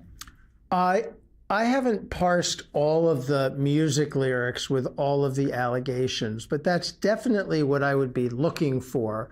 Obviously, in a case involving musical artists, they're going to have songs that might delve into these areas, and you have to show them connected to something specific. You can't just start lobbing in as evidence a bunch of songs that refer to criminal acts with no connection to anything. But I can't say yet if I see enough of a connection. Yeah, I mean, from what I've heard so far, I don't really see that connection. We had lyrics talking about, I think in the opening statements, we saw some of the lyrics being laid out. One of the lyrics had to do with being, the leader of the wolf pack. And frankly, I don't think that that's enough. Brian, what's your thought on that? Well, so I have dived into some of the lyrics and the connections that they're making. And even in the prosecution's own opening statement, they said that the lyrics were, I want to make sure I get the closest word possible, were eerily similar to criminal acts. And I felt that was kind of playing her hand of saying, they're not really connected. We might not be able to connect it, but you'll kind of look at the lyrics and look at the allegations and be like, And for me, that's not enough. For me, I want lyrics that you can at least show by preponderance of the evidence, at least a 51%, to say, hey, look, these lyrics say that this person did X, Y, and Z, and look at this crime. So when Young Thug says, I didn't kill anybody, but I got something to do with that body, and he says, I told him to shoot 100 rounds, if you now show me that, for example, they're accusing him of orchestrating the hit on Lil Wayne's tour bus, and that person shoots 100 rounds into Lil Wayne's tour bus, I say, you know what? You've got a connection there. It's close enough, right? But I'm not seeing that just yet. Yeah, I haven't seen that just yet either. Invisible Woman from YouTube, Richard, has a question related to that. She said, will this case open a door for all rappers and artists and musicians to be brought into courtrooms because of what they do or say? How is this going to have an effect on future cases? That is the concern behind letting these lyrics come in as proof of a crime. Then the concern is that anybody who raps about or sings about this subject matter could be prosecuted. But that's not really likely, right? There has to be some underlying criminal activity. I'm not buying this idea that there's a general risk of law enforcement going after rappers willy-nilly. I think there still has to be some underlying evidentiary and investigatory basis for it. Well, let's hope so. I mean, there is still that First Amendment in our Constitution, so let's hope they still have a right to rap about different things and not be accused of crimes. All right, Wit32 from YouTube. This goes to you, Brian. And we talked a little bit about this. What will happen if they run out of alternate jurors? Let's say they go through all 6 of those jurors. Then you keep going. The issue is if you lose one of the actual 12. I think Richard said it perfectly. You need 12 people to hear and deliberate on the trial itself. So if we get to the point where either before all the evidence is presented or during deliberations where we go one below 12, and that's kind of, I think, how a lot of laws talk about it, because 12 is the magic number, or 6, depending if it's a misdemeanor trial. If you go one below what's needed to deliberate, then that is an automatic mistrial. Right, exactly. I think people don't understand that that can be a basis for a mistrial also, not just whether something happened, but whether or not you lose a juror and you end up with less than 12 or less than 6, as you say. All right, Real from Robo, thank you so much for this question. The way the judge treats Steele, Brian Steele, he's representing Young Thug, telling him off a lot, is that normal? It seems that he doesn't like Steele. What do you think? I think the judge has told a number of lawyers off in this case. It's not unnormal for this case, and it's not out of the ordinary, as we've discussed. How do you think Brian Steele is doing so far? I mean, he is considered sort of the lead of the defense attorneys. How's he done? Okay, but I mean, we haven't seen a lot of action out of the defense side yet. We saw some opening statements, including one defendant who deferred their opening statement. And I thought as a group, their opening statements were okay thematically and in delivery. Do you think that they're, and I'm sorry to keep following up with you, but since we're on the subject, do you think that they together, the defense attorneys, say, all right, you know what, Brian, I'm going to let you lead on this subject matter? So they definitely have to be coordinated. It would be foolish not to coordinate. On the other hand, you don't want it to look like the defendants are too coordinated in this particular trial, which is about a conspiracy to have a criminal enterprise. So you have to be careful about how that looks. But the defendants should be coordinated. They should be delegating responsibility for different things to different people and having different people take the lead on stuff. That's an excellent point. I see Brian shaking his head. I said should is the operative word. As we all know, attorneys have egos, and I've been on cases where I am one of many defense attorneys, and we do attempt. It's like, hey, dude, there's going to be one witness. We all pretty much have the same questions. Why are we all going to get up there and ask the same question 3 different ways?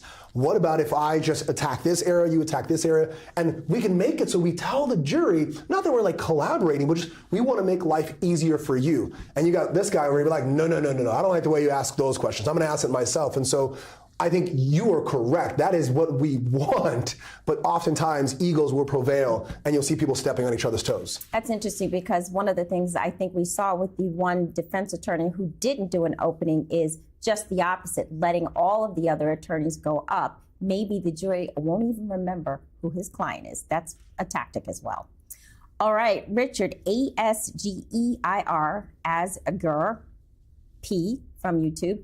Gunna's lawyer said that Gunna would not, under any circumstances, testify. Is there any basis for that? Do we have any knowledge about whether he's going to be called? And if he is called, is he going to take the fifth? Is he going to testify? Gunna himself, I think, had something on social media that said he's not talking.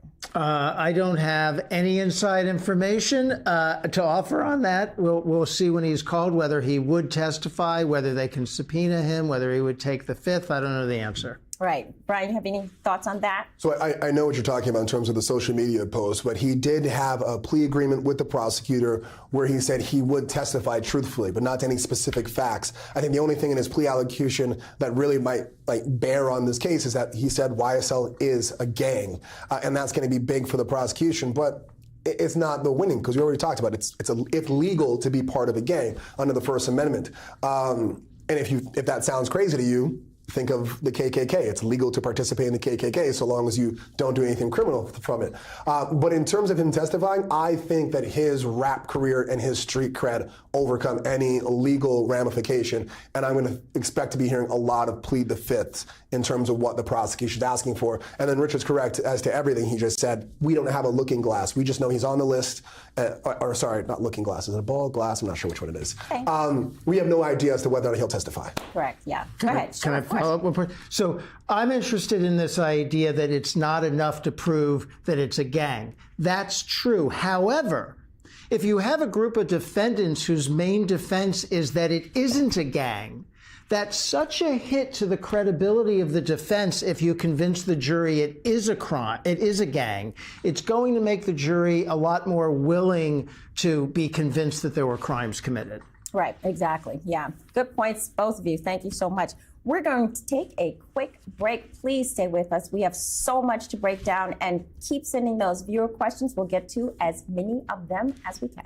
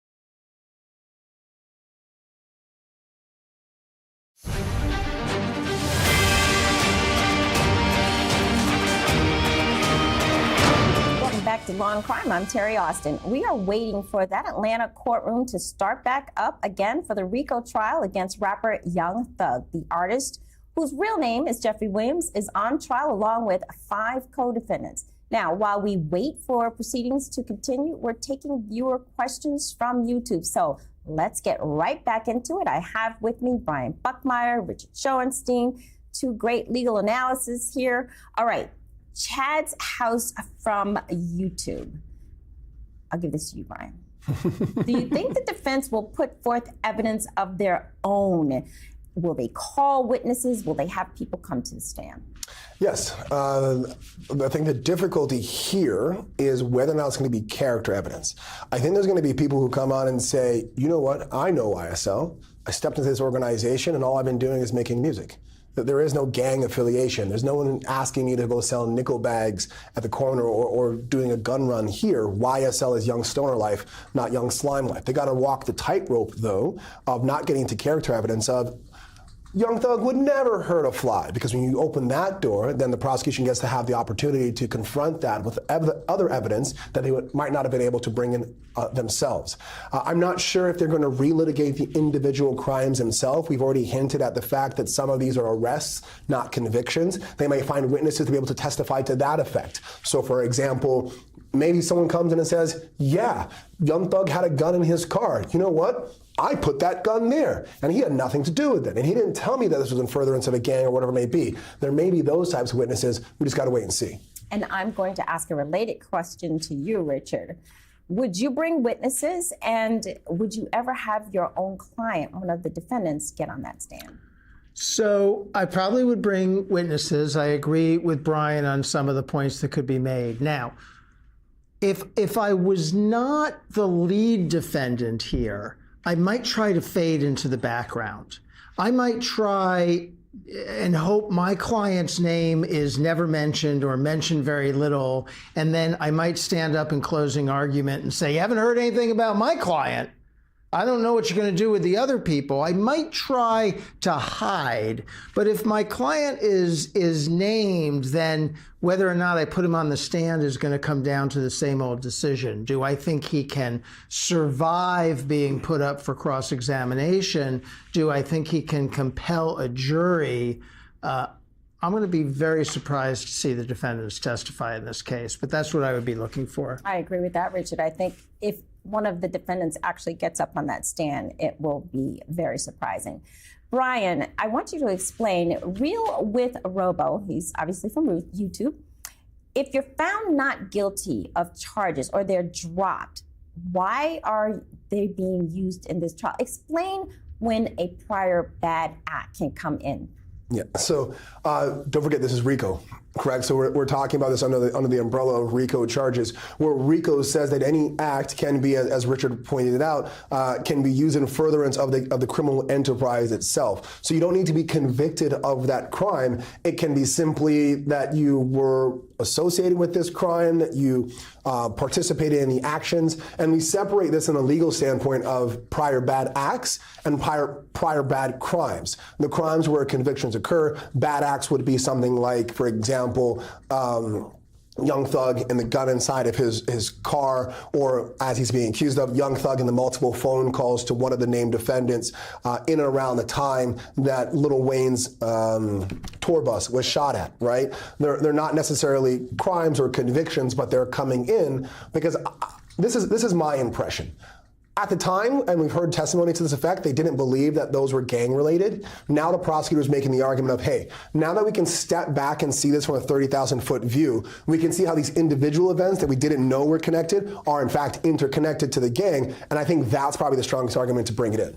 Those are some good points, Brian. I do remember hearing that, this was on cross-examination. When you made that arrest, did you think this was a gang activity? And I thought that was a good point that the defense made at that case. Yeah, that is good. That's a good, you have to get the right answer to that question, but assuming you know what the answer is going to be, which is the only reason you would ask that question, it is good to take it, to make it less relevant to all of this. Exactly. All right, Richard, I have another one. Meme Windu from YouTube. Does the state have any substantial facts that the accusation of Jeffery Williams being the head of the gang and that he is the leader, is there anything specific that we've seen so far? I haven't, but if you've seen something, our viewer wants to know. I haven't seen anything. I don't know. I'm not sure it's really contested that he is the leader of this group. That doesn't seem to me to be the question. Certified convictions of my client. He pled guilty under Alford case, the Alford case, Alford v. North Carolina, and well, I should say North Carolina v. Alford. And I'm going to ask the court to instruct the jury as to what an Alford plea is actually is, because it's not an admission of guilt. And I believe that's important for the jurors to know. And I have a proposed instruction that I can email to Your Honor and the state, but it's from Skinner v. State, 297, Georgia Appeals 828. That's a 2009 case, and it was just reiterated in McCallum, MCCALLUM v. State, and that's A23A 1174. Also 2023 Georgia App Lexus 511. It's a brand new case. And if Your Honor would like me to read what it says, I can, or I can just email it. How do you spell McCallum? MCCALLUM. And give me the advance, or they should say advance sheet citation. It's A what? 23. 23. Is 23A? Yes. 23A. 1174. All right.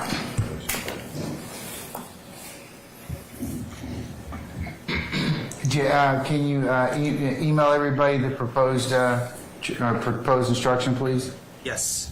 All right, do that now.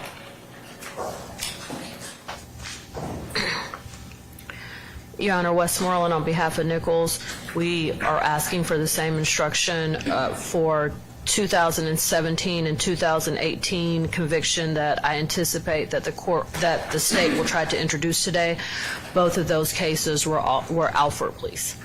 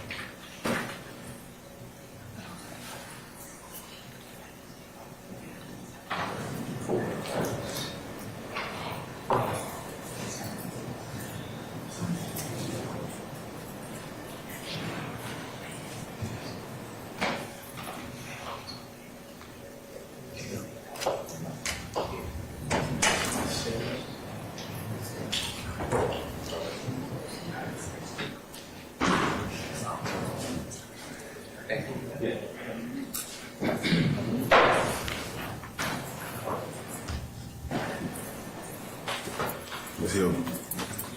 Chairman.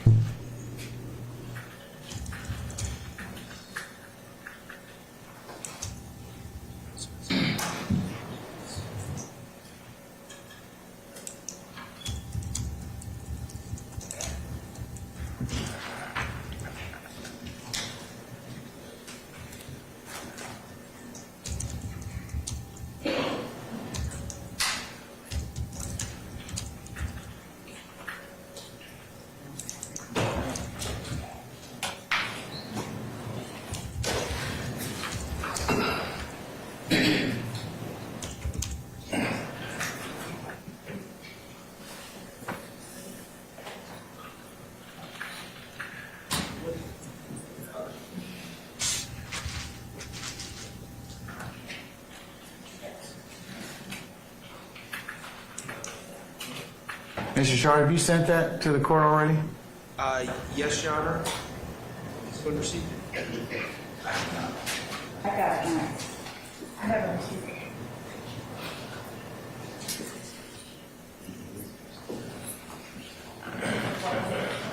Got it?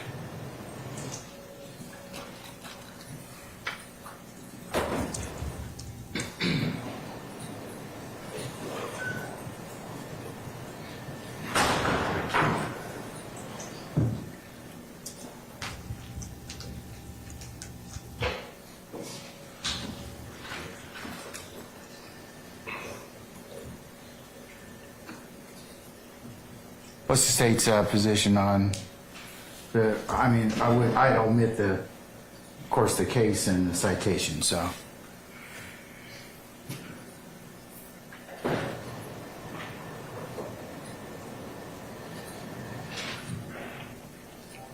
That's fine. Less the North Carolina. Yeah, I would, if I give it, it would be the trial court may accept a guilty plea from a defendant who claims innocence if the defendant has intelligently concluded that it is in his best interest to plead guilty, and the court has inquired into the factual basis for the plea and sought to resolve the conflict between the plea and the claim of innocence. Yes. All right, Mr. Shard, I'm just going to remind you, and I'm going to remind Ms. Westmoreland. If you ask about this in any witness, it is a form of a guilty plea, and it'll be recorded as such. That's not in here. I'm not going to give that. But if you open the door as to it, it's going to be, I'm going to include that. Yes, Your Honor. Okay? Both of you understand that? Yes, Your Honor. Ms. Westmoreland? Yes. Okay, I just wanted y'all to make sure. Okay.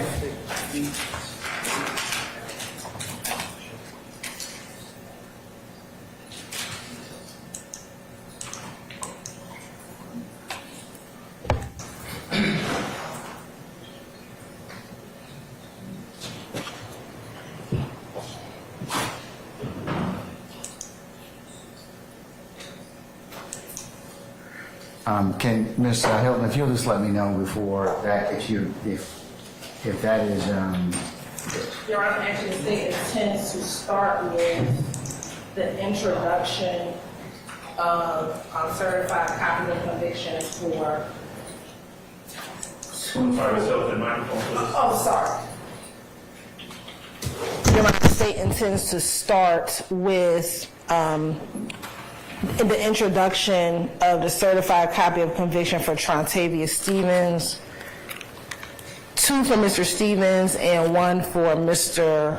Jackson, Stillwell Jackson.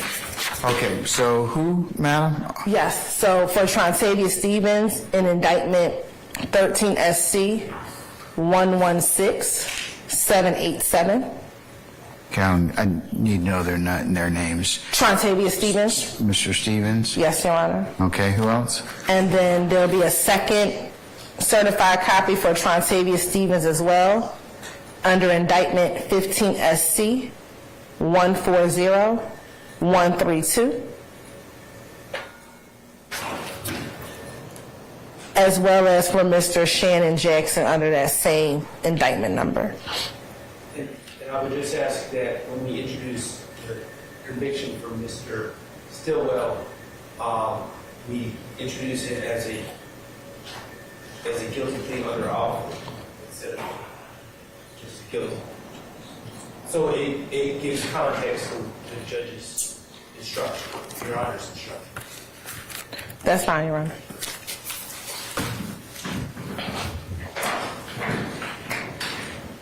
Okay, I'll start off with that, and I'll tell them words to this effect. Ladies and gentlemen, you're about to receive evidence in regards to some prior convictions. And I'll just put the trial court may accept a guilty plea, and I'll just include that from there.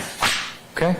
And Your Honor, if I may, for the record, Carson Matthews for Mr. Huey, for the record, we would object to the introduction of these certified convictions coming in to this trial. We would argue that they are hearsay, that we don't have an opportunity to cross-examine these particular certified copies or these certified convictions. Have you seen them?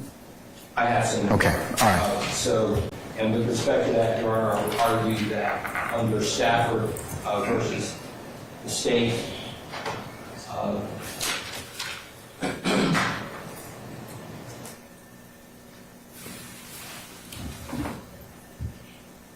that's going to be 312 Georgia 811 2021 case, and we would argue to the court that What's the citation again? You said what? 312 Georgia 811, and where it talks about hearsay statements that implicate a co-conspirator but do not advance the object of the conspiracy, such as statements that merely spill the beans about the conspiracy, are not admissible.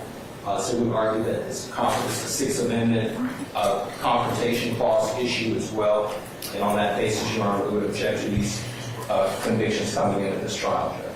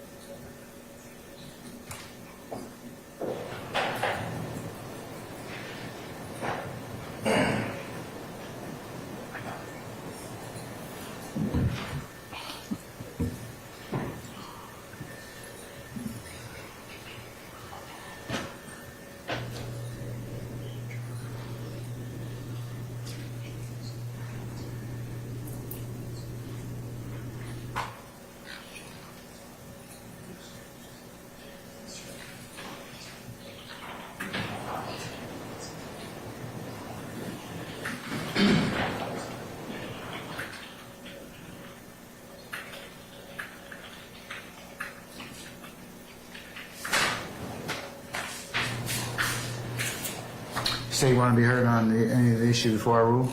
Yes, Your Honor. I believe the Stafford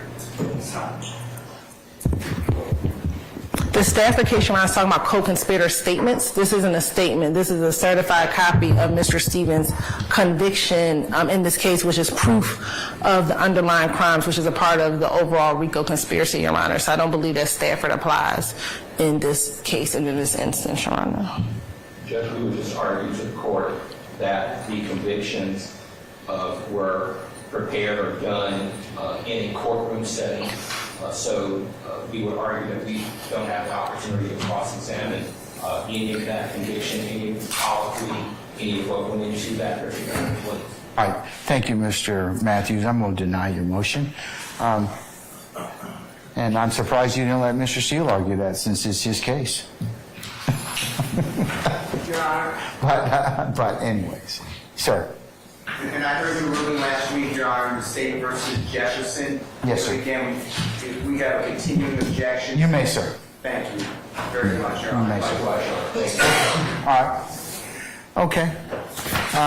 Anything else? Summon our jurors, please. All rise for the jury.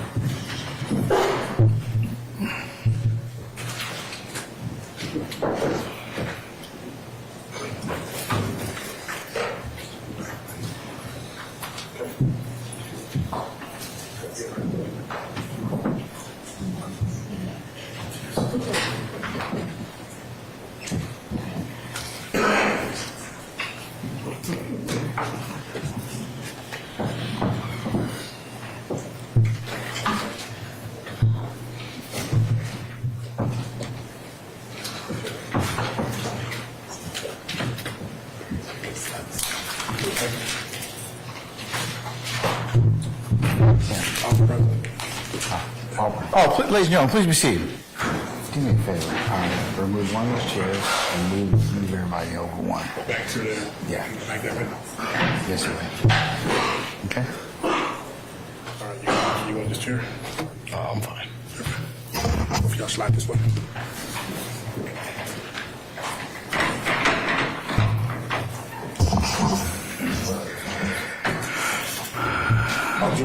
All right, thank you, Sergeant Ingram. All right, ladies and gentlemen, you have a good lunch?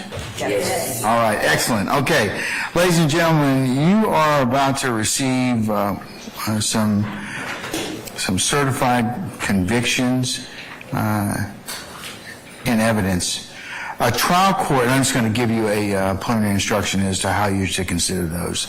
I'm going to give you this instruction now, and I'll give you some more fuller. I'll give you a fuller instruction at the end of the trial when I charge you formally on the law you shall apply to the facts and the evidence as you determine them to be. A trial court may accept a guilty plea from a defendant who claims innocence if the defendant has intelligently concluded that it is in his best interest to plead guilty, and the court has inquired into the factual basis for the plea and sought to resolve the conflict between the plea and the claim of innocence. Call your next witness. Thank you, Your Honor.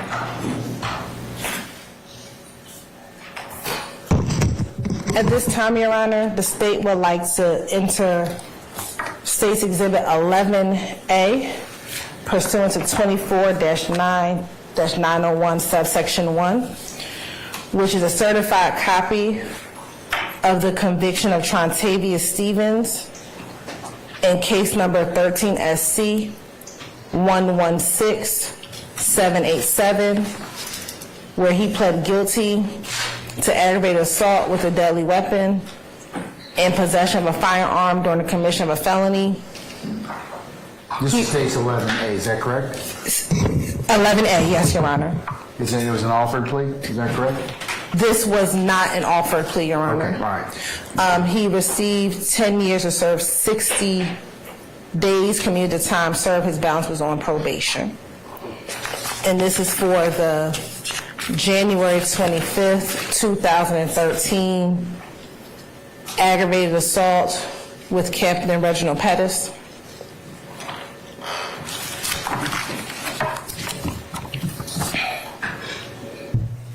And that's my conclusion for State's Exhibit 11A that we'd like to tender as a self-authenticating document. All right, any further objection as to 11A? May we approach briefly?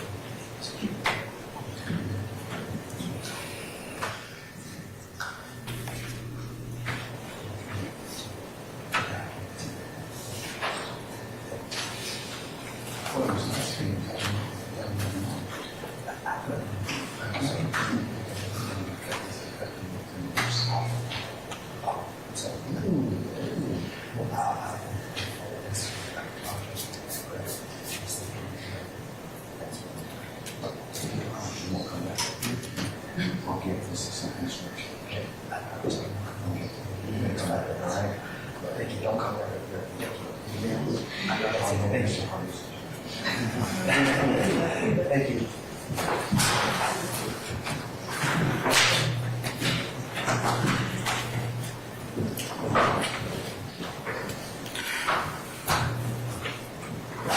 Okay.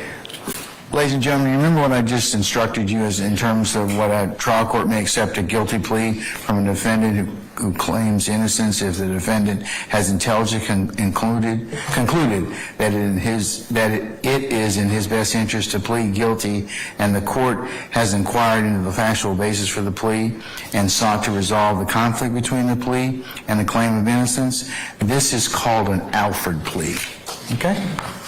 A-L-F-O-R-D.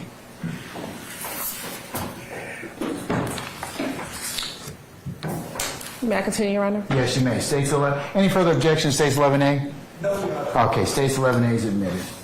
Next, Your Honor, the state would like to tender into evidence States Exhibit 59, G as in golf. This is under case number, 15 SC 140132 for Mr. Trontavious Stevens, where he pled guilty to possession of marijuana with intent to distribute, criminal use of an article with altered ID mark, possession of a firearm during the commission of a felony, possession of a firearm by a convicted felon, failure to obtain stop sign, failure to have license on his person. He pled on the 10th day of March of 2016 before the Honorable Judge Henry Newkirk. He received 20 years to serve 10 years commuted time served, balanced on probation. And that was for the incident involving the stop with the marijuana on July 15, 2015. We would like to tender this again pursuant to, as a self-authenticating document pursuant to 249-901, subsection 1. Subsection what, ma'am? 1.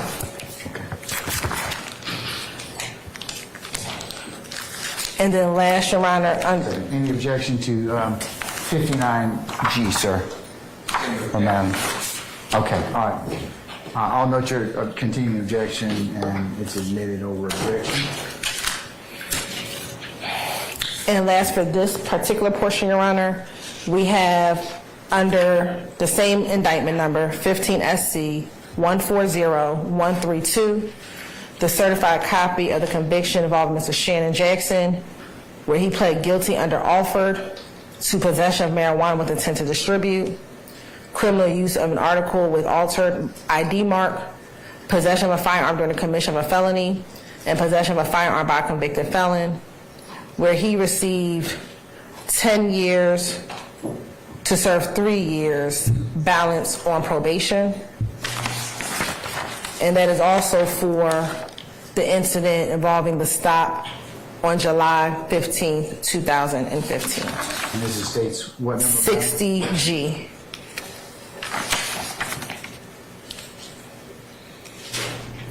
Any further objection to 60G? It otherwise hasn't been made already? No. Okay, so I'll note your objection. 60G will be admitted. Thank you, Your Honor. And we're ready for our next witness. All right, call your next witness, please, madam. Your Honor, they call Sergeant Carlos Maldonado.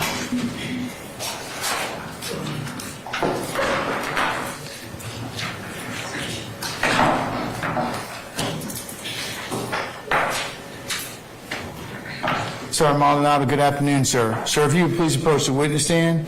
Once you get there, if you would turn and face Sergeant Ingram, be sworn as a witness before you sit down. Yes, sir. You swear affirm testimony to give the truth, the whole truth, nothing but the truth? I do. I have seen. State and spell your first and last name for the courts now. Sure. My name is Sergeant Carlos Maldonado. Carlos is C-A-R-L-O-S, and Maldonado is M-A-L-D-O-N-A-D-O. And Sergeant Maldonado, where are you employed? I'm employed at the City of Atlanta Police Department And how long have you been with the City of Atlanta Police Department? for 11 years. Where are you currently assigned? I'm currently assigned to the Aggravated Assault Unit as a supervisor and as a Federal Task Force Officer with the Bureau of Alcohol, Tobacco, Firearms, and Explosives. And how long have you been assigned to this unit? Been with this unit since the summer of 2022. If you can briefly tell the jury about your work history with the Atlanta Police Department. Sure. I was graduated from the academy, and I was assigned to Zone 4, which encompasses the southwest section of the city of Atlanta, all the way from the West End neighborhood of Atlanta to Camp Creek Parkway, pretty much are the extreme boundaries of that zone. I was a patrol officer on evening watch, which is pretty much the middle of the day from 3 o'clock in the afternoon till at that point in time it was midnight.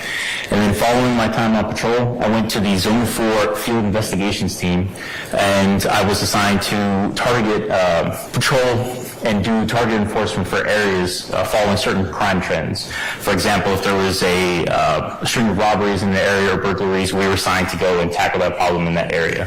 Following that, I was promoted to detective, and I was assigned to the robbery unit for the City of Atlanta, investigating all armed robberies and bank robberies in the City of Atlanta. Following that, I was transferred to the homicide unit and worked homicides, and then I was promoted to sergeant in the fall of 2020, and I was assigned back as a supervisor for that same FIT team, the Zone 4 Field Investigations Team. I was on the Zone 4 FIT team until the summer of 2022, when I was moved to my current assignment as a supervisor for the Aggravated Assault Unit. So it takes you to July 3rd of 2017. What unit were you assigned to in 2017? I was assigned to the Zone 4 Field Investigations Team as an officer. Now, as a FIT officer, you kind of talked about some of your roles and responsibilities. As a FIT officer, did you talk with the community about some of the concerns or crime concerns? I did. More times than not, it was business owners. They would have complaints that they would make. Faces.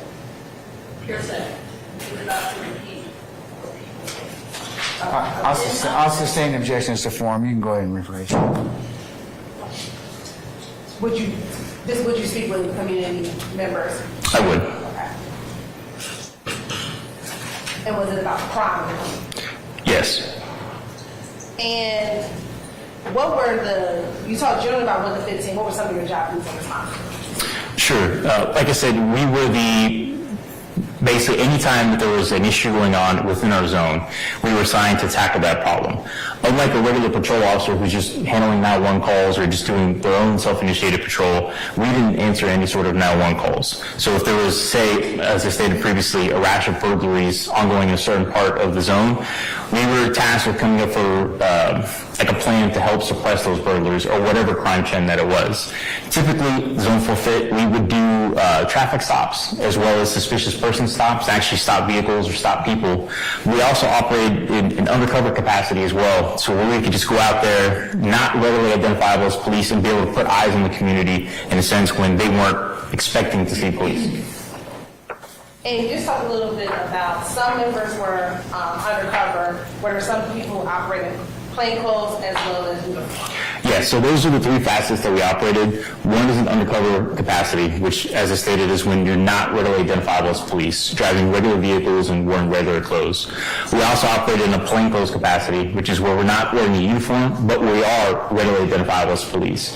In this case, the typical fashion that we address is wearing a vest that was clearly marked as police on the front and the back. And so if you were to see me, you would readily identify me as a police officer. And then, of course, the uniform capacity, which is the standard image you have of a police officer on patrol wearing a full marked uniform and operating in a marked vehicle.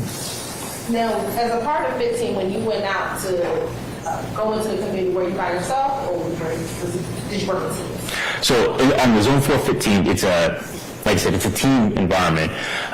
Typically, I'd be paired up with one officer. My partner at the time in 2017 was Officer Owen, and then we would have another vehicle which would be occupied multiple times. So whenever we went and encountered a person, it wasn't just a single officer that was dealing with that person. We always had a team approach, so that way we definitely would have like a backup if we wound up in a situation where we needed it. More times than not, because we were operating in undercover capacity, we already saw people that were committing violations, so we knew that we were about to enter a situation that wasn't just a typical stop on the street and just trying to talk with somebody. I want to take to July 3rd, 2017. Did you have the occasion to encounter a 2016 Volkswagen Jetta? I did. And how did you first encounter or see that Jetta? Sure, my partner, Officer Owen, and I were patrolling the area of the 700 block of Cascade Avenue when we observed the vehicle exit an apartment complex, which was the Volkswagen Jetta, which had a very heavy tint on all of the windows. And when you say very heavy, to describe it. It was to the point where, this was in the afternoon, about 4 o'clock in the afternoon, and we could not see inside of the vehicle to see who was operating inside of this vehicle. Once you saw the vehicle with the heavy tint, what happened next? Sure, we got behind the vehicle and initiated a traffic stop at the next major intersection the vehicle came to, which is the intersection of Cascade Avenue and Donnelly Avenue. And where did you actually effectuate the stop? The vehicle pulled into the drive-thru of a Checkers restaurant, which is right at that intersection, and we initiated the stop when the vehicle was in the drive-thru. Once you initiated the stop, what happened? At that point in time, there were other members of my unit who came to join us on the stop. Myself and Owen approached the driver's side of the vehicle, and the other officers approached the passenger side of the vehicle. Why was the car pushing that there? Typically, at this point in time, with this vehicle, we couldn't see inside the vehicle, so for just added safety, we had multiple people approach the vehicle. Once you approached the vehicle, what happened? We asked the driver to lower the windows because we couldn't see inside of the vehicle, and the door cracked open a little bit, and we were given a response. They couldn't roll the windows down because the windows were freshly tinted. At that point, when you were given a response that because it was freshly tinted, they couldn't roll down the windows, did you know that there was anyone else inside the vehicle? At that point in time, no. You did not know? At that point in time, no. Okay. After you were advised from the driver that they couldn't roll down the windows, what happened next? We asked the driver for his driver's license, and he stated that he did not have one, and at that point in time, he was detained in handcuffs. Once he was detained, was he removed from the vehicle? He was. Where was he placed? He was placed in the rear seat of the patrol vehicle, which I was assigned to that day. What happened next? I changed his name and date of birth to run him on the in-car computer, and at that point in time, discovered he did not have a driver's license. And what was his name? His name was, I'm sorry? What was the name he gave? Kamarius Nichols.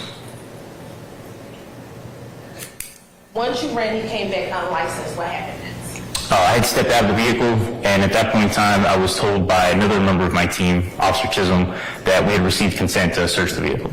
And at this point, did you have other occupants in the vehicle? Yes, at that point in time, we knew that the vehicle was occupied more than just the driver. How many other people were in the vehicle? In addition to the driver, there were 3 adults and a minor child. Okay. So let's talk about the 3 adults. Was there someone seated in the passenger seat? Yes, there was. Excuse me, the front passenger seat? Yes, there was. Who was that person? It was a female by the name of Fabian Pierre. And then was there anyone in the back seat? There was. Okay. Who was in the back driver's side? Directly behind the driver was an individual by the name of Brandon Warren. And then what about behind the back passenger? It was an individual by the name of Norman Ayers. And then where was the minor child? I can't recall. I can't recall. They were, I think, in the back, but I don't remember.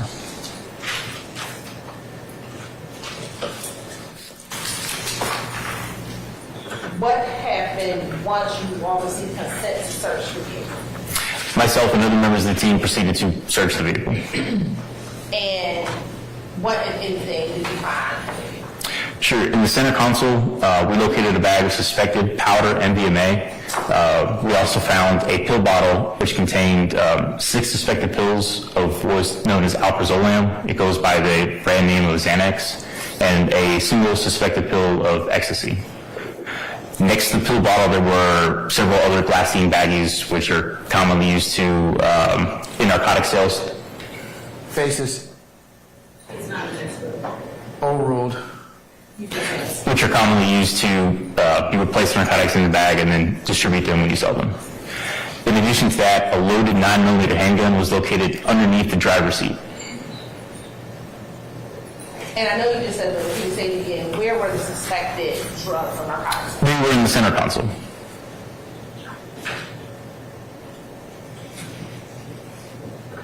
And within the center console, did it appear that anyone in the public had immediate access to? Yes, it was within arm's reach of all the occupants.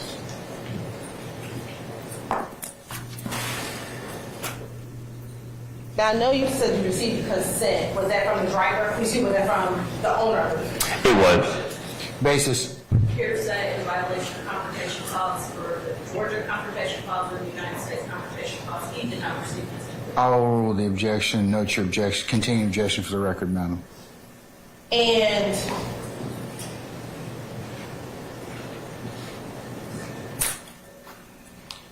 once you found the suspected drugs and the firearm, what happened next? At that point in time, we weighed the suspected drugs to see what the amount was. It ended up being, visibly it was quite a large amount, so we wanted to see what the appropriate charge would be for the narcotics. And then I Mirandized everyone in the vehicle to see if they would speak to me, and only one person elected to speak with me. Okay. Did anyone claim, Your Honor? You had an objection? It may be approached.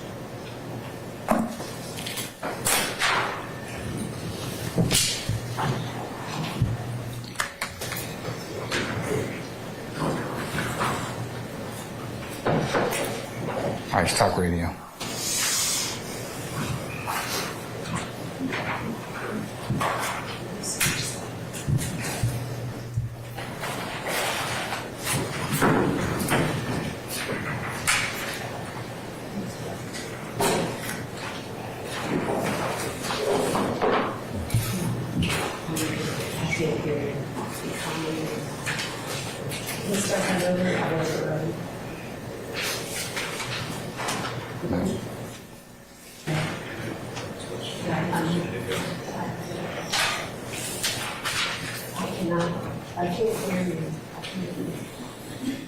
You hold the button?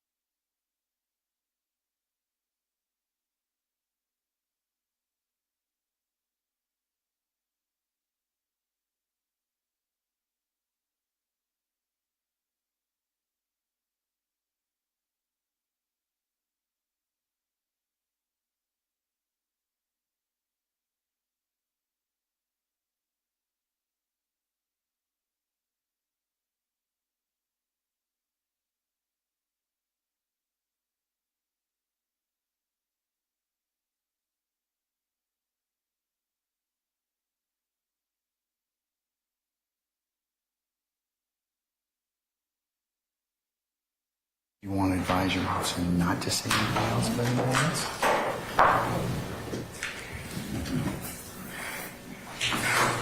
All right, I'm going to deny the motion.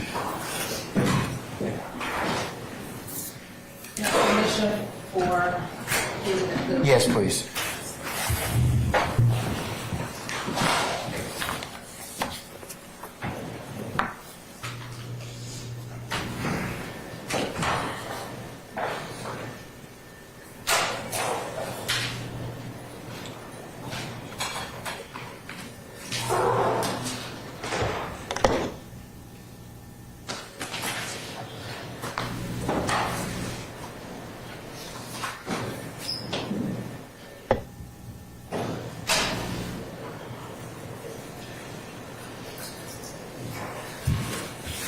Honor, may I preserve my motion?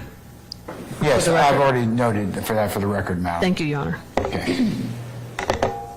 As it related, I know you said you tested the drugs, the weight of the drugs. Did you do any field tests for the drugs yourself? No, the drugs were submitted and it's conducted by another person, not us on scene. Did you ever test the window tint? I did. And did you determine if it was of a legal tint limit? It was below. It was measured at 21%.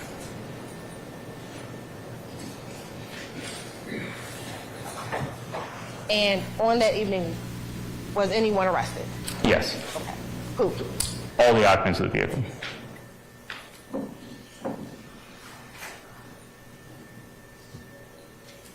And did you collect the items that were found in the car? I did. And what did you do once you collected them? A member of our team at the end of the shift submitted it to Atlanta Police Property to be submitted as evidence. And what happened with the vehicle? The vehicle, as well as the child, we stayed on scene and released it to the child's aunt at the request of Ms. Pierre.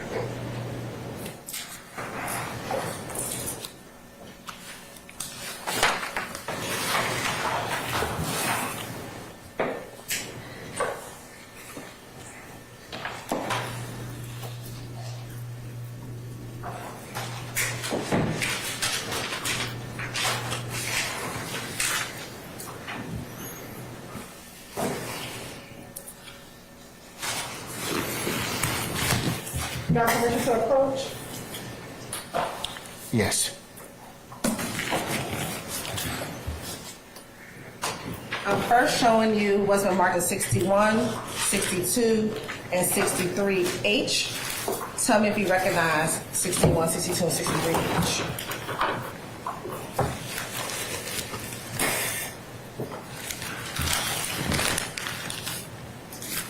I do. And how do you recognize 61, 62, and 63? All these items are marked with the City of Atlanta evidence label with our case number and then a description of what they are, which reflects what I notated in the report. And that's what you thought it was when you... Objection to the leading question. That's the same questions to form. You can rephrase though. Is that what you thought it was? Those drugs that you named earlier? Yes, it's labeled as on here what the items are. And also looking at 64H. Tell me if you recognize 64H.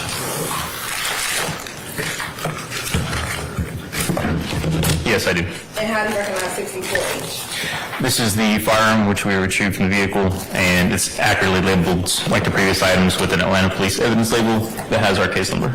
And does this appear to be all the items that you found back in July 3rd, 2017? Yes. Your Honor, this time the state would like to admit Exhibit 61, 62, and 63H as well as 64H. Any objection? Yes, Your Honor, I renew my objection from earlier this morning. And it's continuing. Thank I'll you. note that. I'll admit 61, 62, 63H, and 64H over objection. Permission. You publish as you see fit. Thank you, Your Honor.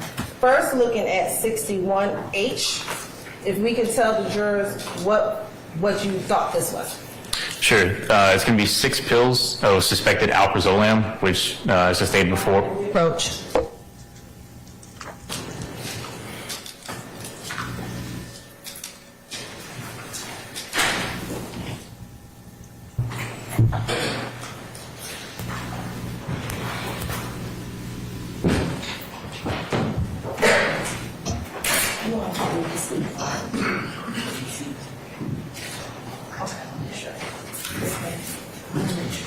Hold on.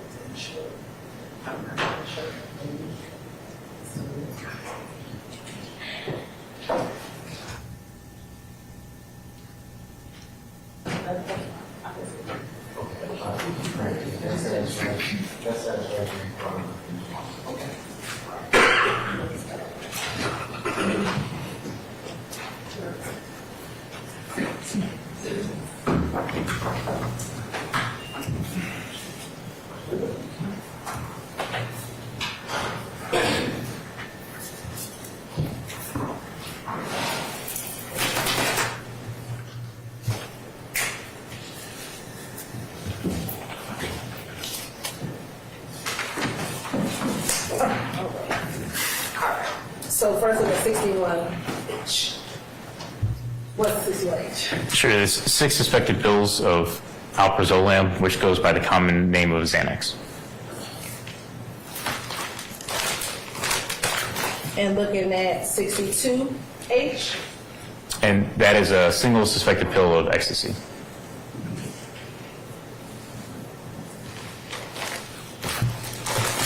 And lastly, looking at 63H. And that is the suspected MDMA powder, which totaled at 47.7 grams with the ecstasy pill. And now looking at 64H. And that is a 9mm Taurus handgun, which at the time had 10 cartridges in the magazine and 1 in the chamber. And where was the gun found again? Underneath the driver's seat.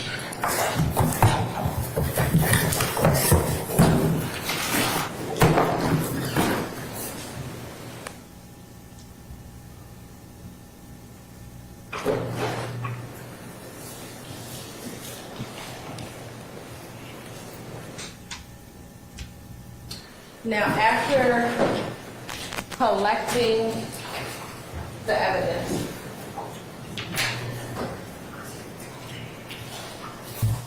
and taking it down to APD property, did that conclude your involvement in the case? After transport and obtaining the warrants and the report, yes. Okay. And you just mentioned something. You said it was 10 cartridges. One was in the chamber. What's that mean? Sure, it means that in the magazine, which is inserted into the well of the weapon, there were 10 cartridges or otherwise known as rounds, and then there was an additional round that was in the chamber of the weapon, meaning that if the trigger was pulled, it would fire. Thank you. I have no further questions. Cross.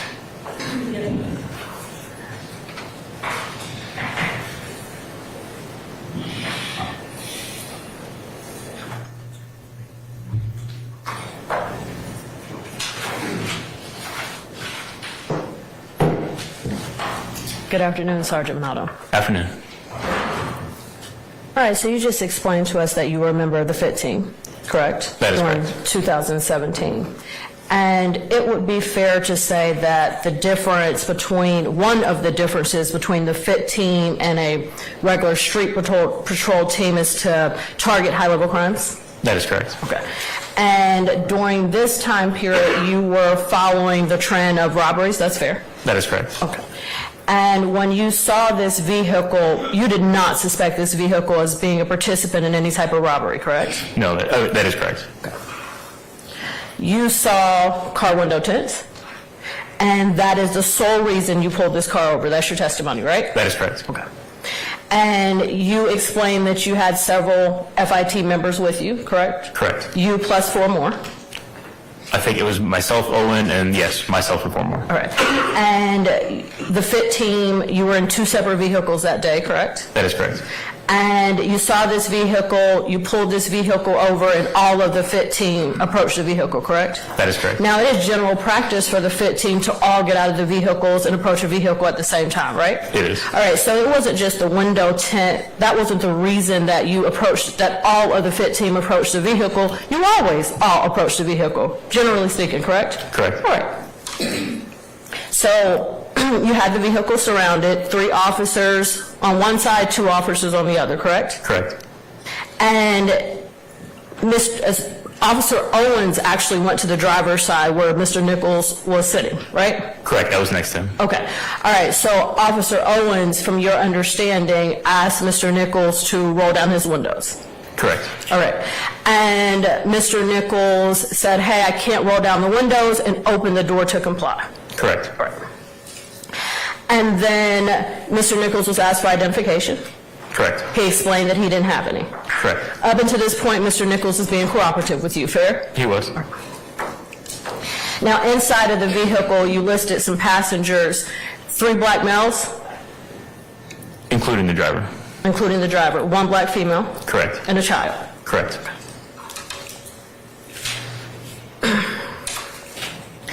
All right, so at this point, after Mr. Nichols explains that he does not have his identification, he's detained. Correct. He's taken back to the patrol car, Yes. right? And you're with him in the patrol car. Yes. All right, so Officer Owens spoke to Nichols, but you took Mr. Nichols to the patrol car, correct? Correct.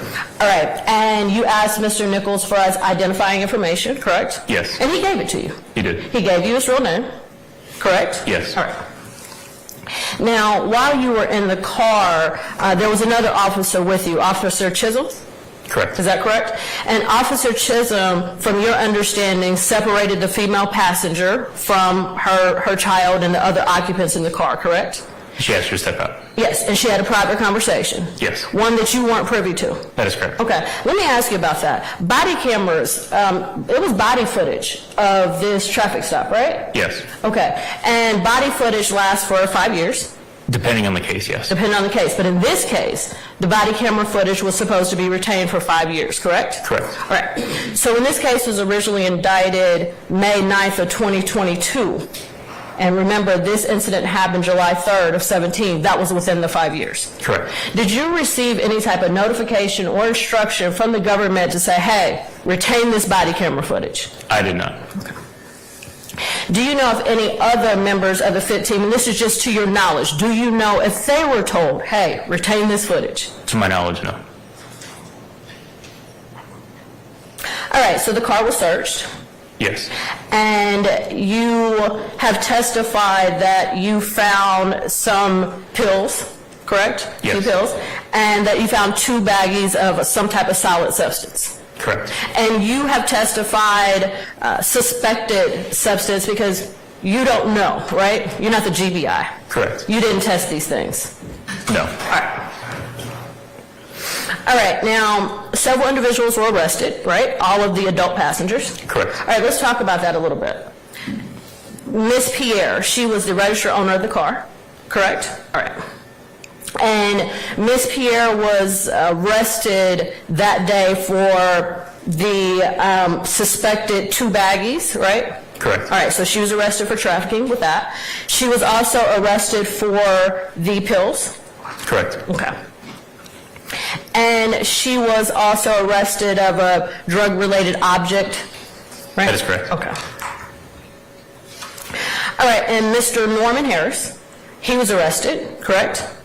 All right, and Mr. Harris, he was arrested for the pills, right? He was. And he was arrested for trafficking in illegal drugs, correct? He was. All right. And Mr. Harris was later, from your understanding, was later indicted for the firearm, but you did not arrest him for possession of a firearm, correct? From the information that I've gathered since, correct. All right, and so that was not your decision to arrest Mr. Harris for the firearm, correct? Correct. All right, so that would have had to be the prosecution. You had nothing to do with that. That was not my charges. All right. And Brandon Warren, he was arrested. He was. Let's talk about that briefly. Mr. Warren was arrested for trafficking? He was. So that's the 2 baggies, right? And Mr. Norman was arrested for the suspected pills? He was. All right. And Mr. Norman was also arrested for the drugs in a different container, correct? You said Mr. Norman that time. Mr. Warren? Yes. Okay.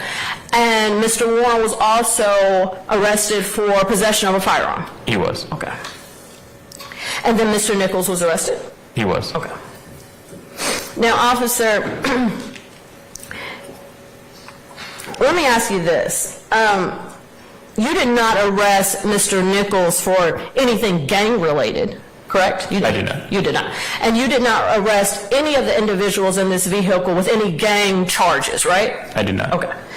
And you wrote a report in this case? I did. And you're trained to write reports? Correct. All right.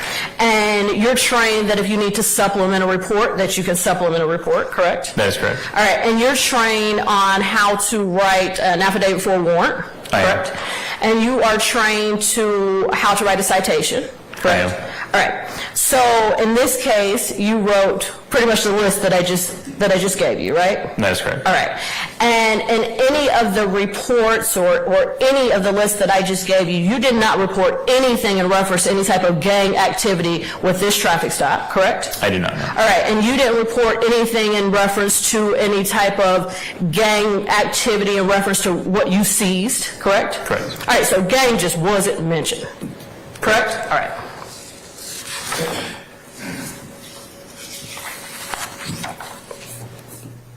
All right, just a few more questions. you're aware that Norman Harris pled guilty to possession of a firearm and the drugs, correct? I was not aware, no. You were not aware of that? Okay. Ms. Pierre, you testified that she was the owner of the car. I want to make sure that I have that correct, right? That is correct. And you're aware that Ms. Pierre pled to the alleged drugs found in the vehicle? I was not aware. Okay. All right, I have no further questions. Thank you. Anybody else? Stay there and read, right? Yes, briefly. The location of Donnelly and Cameron, is that in Fulton County? It is. And as relates to the body cam, were you ever asked to look for the body? I was. Okay. And did it come a point in time years ago, was that body cam produced? Well, I myself was not asked until recently. Okay. And so you weren't asked to go locate the body cam? Correct. And what is the policy as it relates to body cam footage for a traffic stop such as this with the Atlanta Police Department? Sure, a traffic stop or any of the rest, the body camera footage has a retention period of 5 years. And let me ask this, as a fit officer, do you generally take out gang warrants or that's assigned to another? That's assigned to another unit. Okay. And why is that? Because typically officers and investigators assigned to the gang unit have a better understanding of gangs. Myself in that position in my career, like any other patrol officers, we don't generally have that much knowledge when it comes to the gang. Bolster. Well, you have she opened the doors to me, so. So officers have the option to take outside training. They can go and get more information about gangs. At that stage of my career, that's not where I was. Since then, I've gained that, but at that time of the stop, I did not have that knowledge. And that responsibility would go to a different unit if they were going to take out gang? That is correct. All right. I have no further questions. Anything further, Ms. Westmoreland? Yes,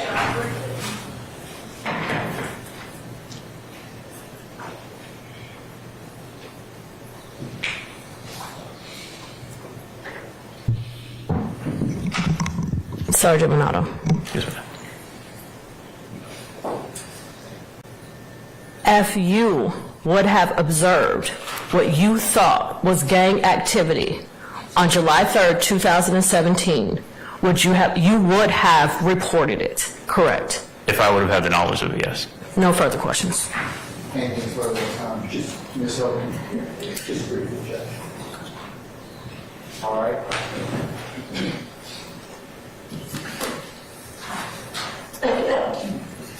Sergeant Maldonado, good afternoon, sir. Afternoon.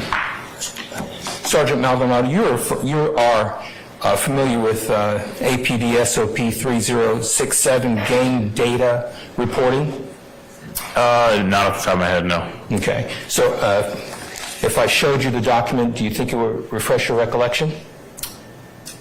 I'm not sure if I've read that particular SOP.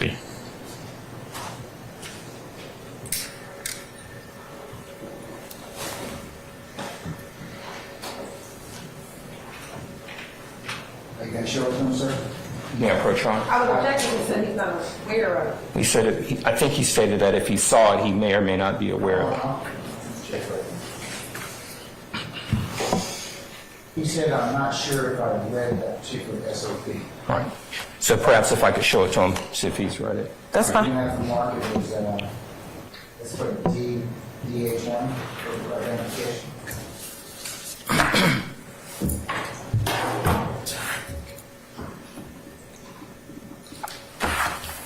May I approach this witness, Your Honor? Yes, sir. Sergeant, I'm showing you this document for your review. See if it refreshes your recollection as it relates to your understanding of that particular SOP as a veteran with the Atlanta Police Department.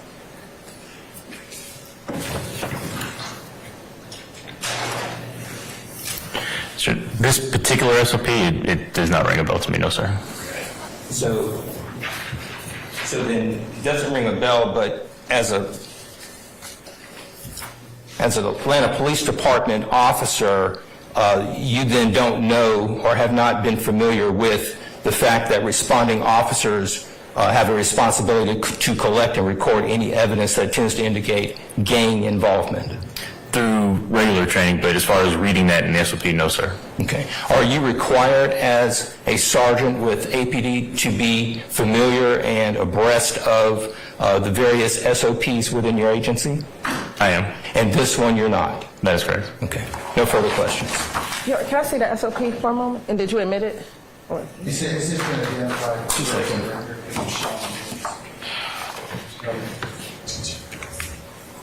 Oh, hold on. Oh, I didn't know if anybody, I need to look. I'm sorry. Can you look at it? I'm going to, I didn't know if it was my turn to question. Are you finished, Mr. Matthews? Yes, I am. Okay, all right. Go ahead now. This incident we referring to was in what year? 2017. All right. I'm going to show you DH1. What year was this SOP? Your Honor, it's not in there. Overrule the objection, Mr. Steele. What year was that? What's the year was that? It shows the effective date is August 13th of 2020. So this is after this stop right here. Objection leading. Was this after the stop? It was. Overall sustained form. Was it after the stop? Yes. We'll need a copy of that, Mr. Matthews. Sergeant Naldo, may I just follow through a brief follow-up, Your Honor? You may. Sergeant Naldo, the fact that you're not familiar with this particular SOP, you don't know when it was initially put in place, correct? That is correct. Nothing further. All right, again, Mr. Matthews, can you give us a copy of that? Yes, sir. Please give that to Ms. Weaver, please. Yes, sir. Anything further? Nothing from the scene. All right. May we permanently temporarily excuse Sergeant Maldonado. Permanent. All right, Sergeant Maldonado, thank you for your patience with us. Thank you. I'm going to permanently excuse you. We're just going to discuss your testimony with anybody. Except the attorneys in this case, okay? Yes, sir. All right, thank you, sir.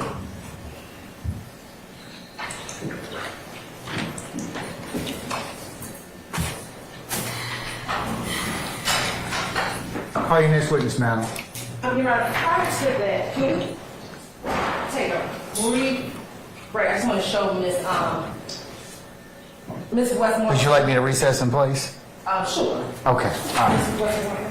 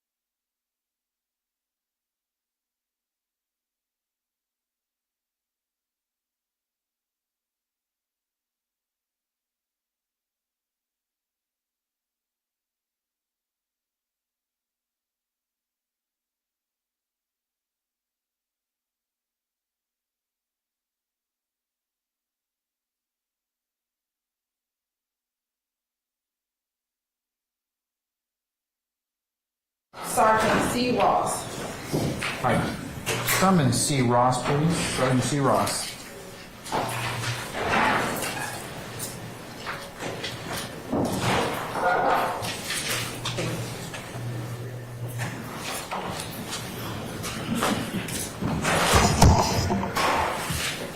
All right, Sergeant Ross, good afternoon, sir. Sir, if you would please approach the witness stand.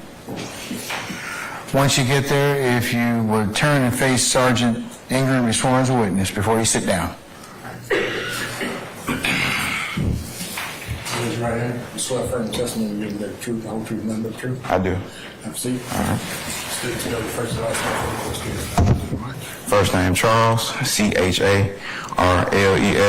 Last name Ross, R-O-S-S. And Sergeant Ross, where are you employed? I'm sorry. Where are you employed? I'm currently employed with the City of Atlanta Police Department And how long have you been with the City of Atlanta Police Department? for about 11 years now. And what do you do with the City of Atlanta Police Department? Currently, I'm a sergeant in the Zone 2 area, And how long have you served as a sergeant? approximately 4 months. If you can tell the jury briefly about your career with the Atlanta Police Department. So I started my career in 2012. 2013, I was sworn in as an officer. Spent time in the Zone 5 area, which encompasses this courthouse, as well as most of the downtown area, before going to Zone 1, which is the Bankhead area. I spent about 3 years in patrol before I was moved over to the Apex unit, which is a proactive unit that's citywide.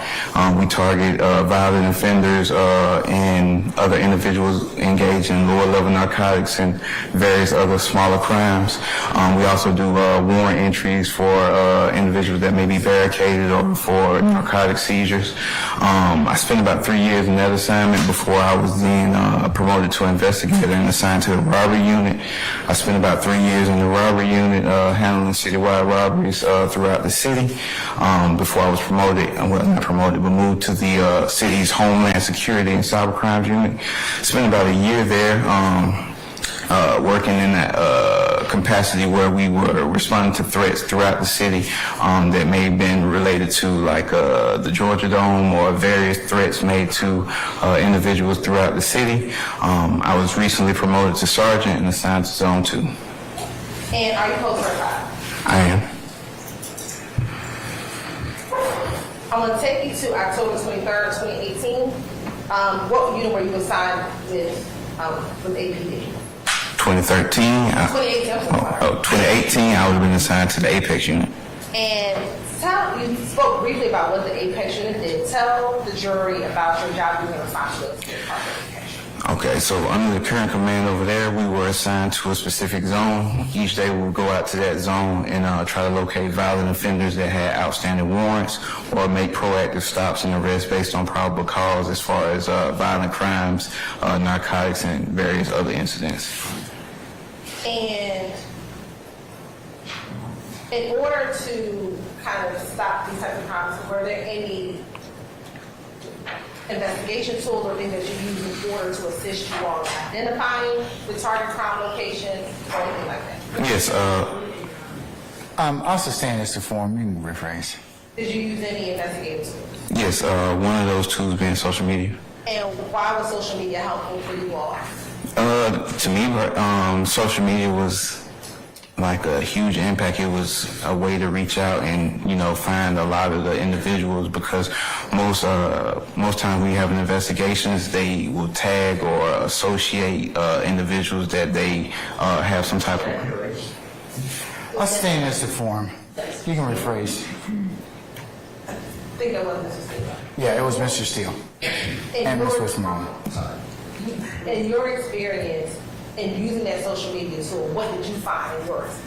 I found that individuals tag other individuals that they partake in criminal activity with. I say with? Yes. With what? Like that they participate in criminal activity with. Oh, who they? Yes. Sir.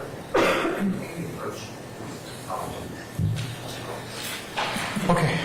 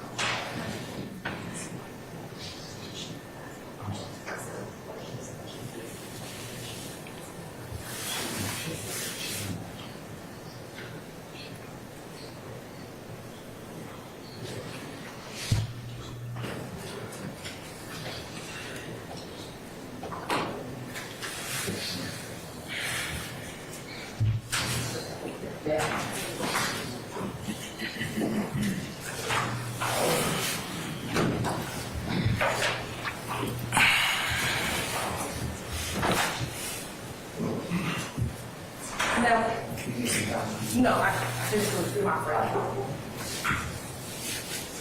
Now, when you were just speaking about some things you saw that was purported criminal activity, you don't know, you haven't, it was purported criminal activity? Yes. Okay. Taking you to October 23rd, 2018, did you have the occasion to encounter and interact with Cornelius Nichols? I did. All right. Prior to interacting with him, had you seen him previously? Yes, via social media. And where on social media did you see him? On an Instagram page that I believe to be associated with Mr. Nichols. Okay. And why did you believe that social media page to be associated with Mr. Nichols? After reviewing the page, he had various photos of himself on the page, as well as he posted video stories that encompass, Well, I'm sorry. Faces? He doesn't know. Lack of foundation, speculation, relevance. He doesn't know who's supposed to work. The foundation is I'm not. gonna sustain the objection. You can break that. Was an individual who appeared to be a Cornelius Nichols in those videos? Yes. Not knowing who posted it, but was he in the video? Not knowing who posted it, Mr. Nichols was in the videos. And was it on the page believed to be Mr. Nichols? Yes. Okay. And did that page have a name? Yes, Okay. And I guess, was that like an Instagram handle? it was. Okay. What was that Instagram handle? The Instagram handle was Bitch It's Quay. Okay. Or Qua, I don't know how you pronounce it. And is that BITCHITSQUA? Yes. All right. And did that person who you interacted with on October 23rd, 2018, did that appear to be him Yes. on those videos? Your Honor, in this statement, the witness did say he interacted with it. I'm over the objection now. I think my first question was, did you interact with him on that day? Yes. All right. And did that appear to be the same individual in the video? Yes. All right. Tell me, how did you see Mr. Nichols on social media on October 23rd, 2018, or a video of Mr. Nichols on that day? Yes. All right. Tell me, how did you come to see that social media video? Well, I looked on Instagram and I noticed that there was a story attached to Mr. Nichols' page. After pressing the story, it began to display the video. Okay. And I know what the story is. Maybe our jurors all know what the story is, but when you say story, what are you referring to? I got you. So Instagram has like a mini video feature where in the around the icon of a person's profile photo, they can attach videos throughout the day of various things. It could be sports, it can be, actual videos that they took of themselves. All kinds of things can be posted to the story, and I think it's retained for like 24 hours, or unless they delete it. And what time generally did you get to work back in 2018? What time was your shift? Depending on the call, it would have been between 2 o'clock and 4 o'clock, and I would have got off around 10 o'clock or midnight. And what, if anything, did you see on this Instagram story? So once the Instagram story began to play, I saw the male that I believed to be Mr. Nichols at the time before actually meeting him. He was inside of a vehicle. It appeared to be a Chevy, gray in color. He was sitting inside the passenger seat of that vehicle. Next to him was a red bag.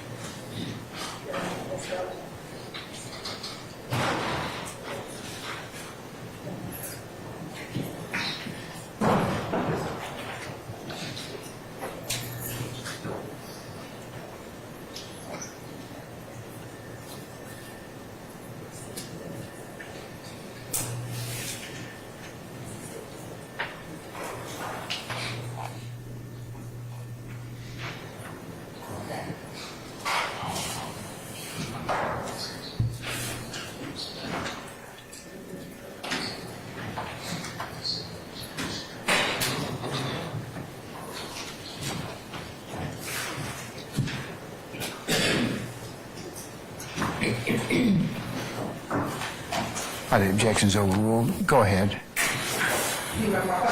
No. What did you see on the video? Oh, okay. As the video began to play, there was a male I suspected to be Mr. Nichols sitting inside the driver's seat of the Chevy. It was a gray and color Chevy. The door was open. He had a red bag that I could see like in the background, and what appeared to be in his hand was suspected marijuana. He was twirling it up in the bag while talking to some individuals outside the vehicle, one being an older lady, making statements as like that the older lady wanted a young nigga, and Quay Hello? Can you hear me?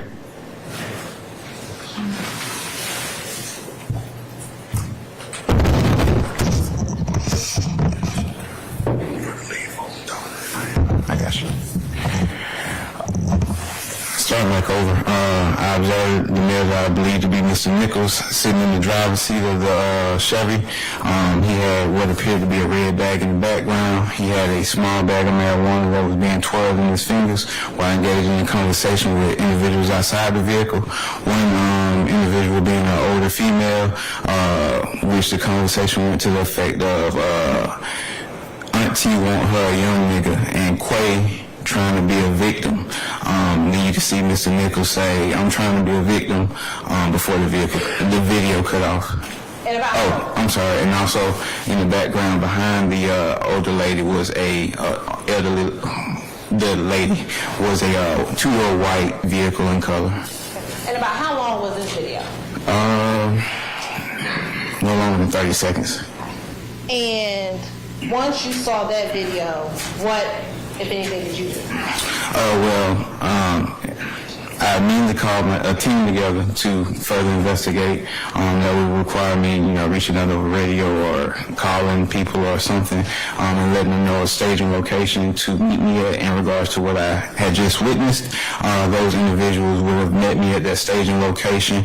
I would advise them or maybe even show them the video of what I saw, and gave them all the information on what we were going in to do and who we were looking for and what we were looking for, and then we would have proceeded to that location. I would also make my sergeant aware, and K9.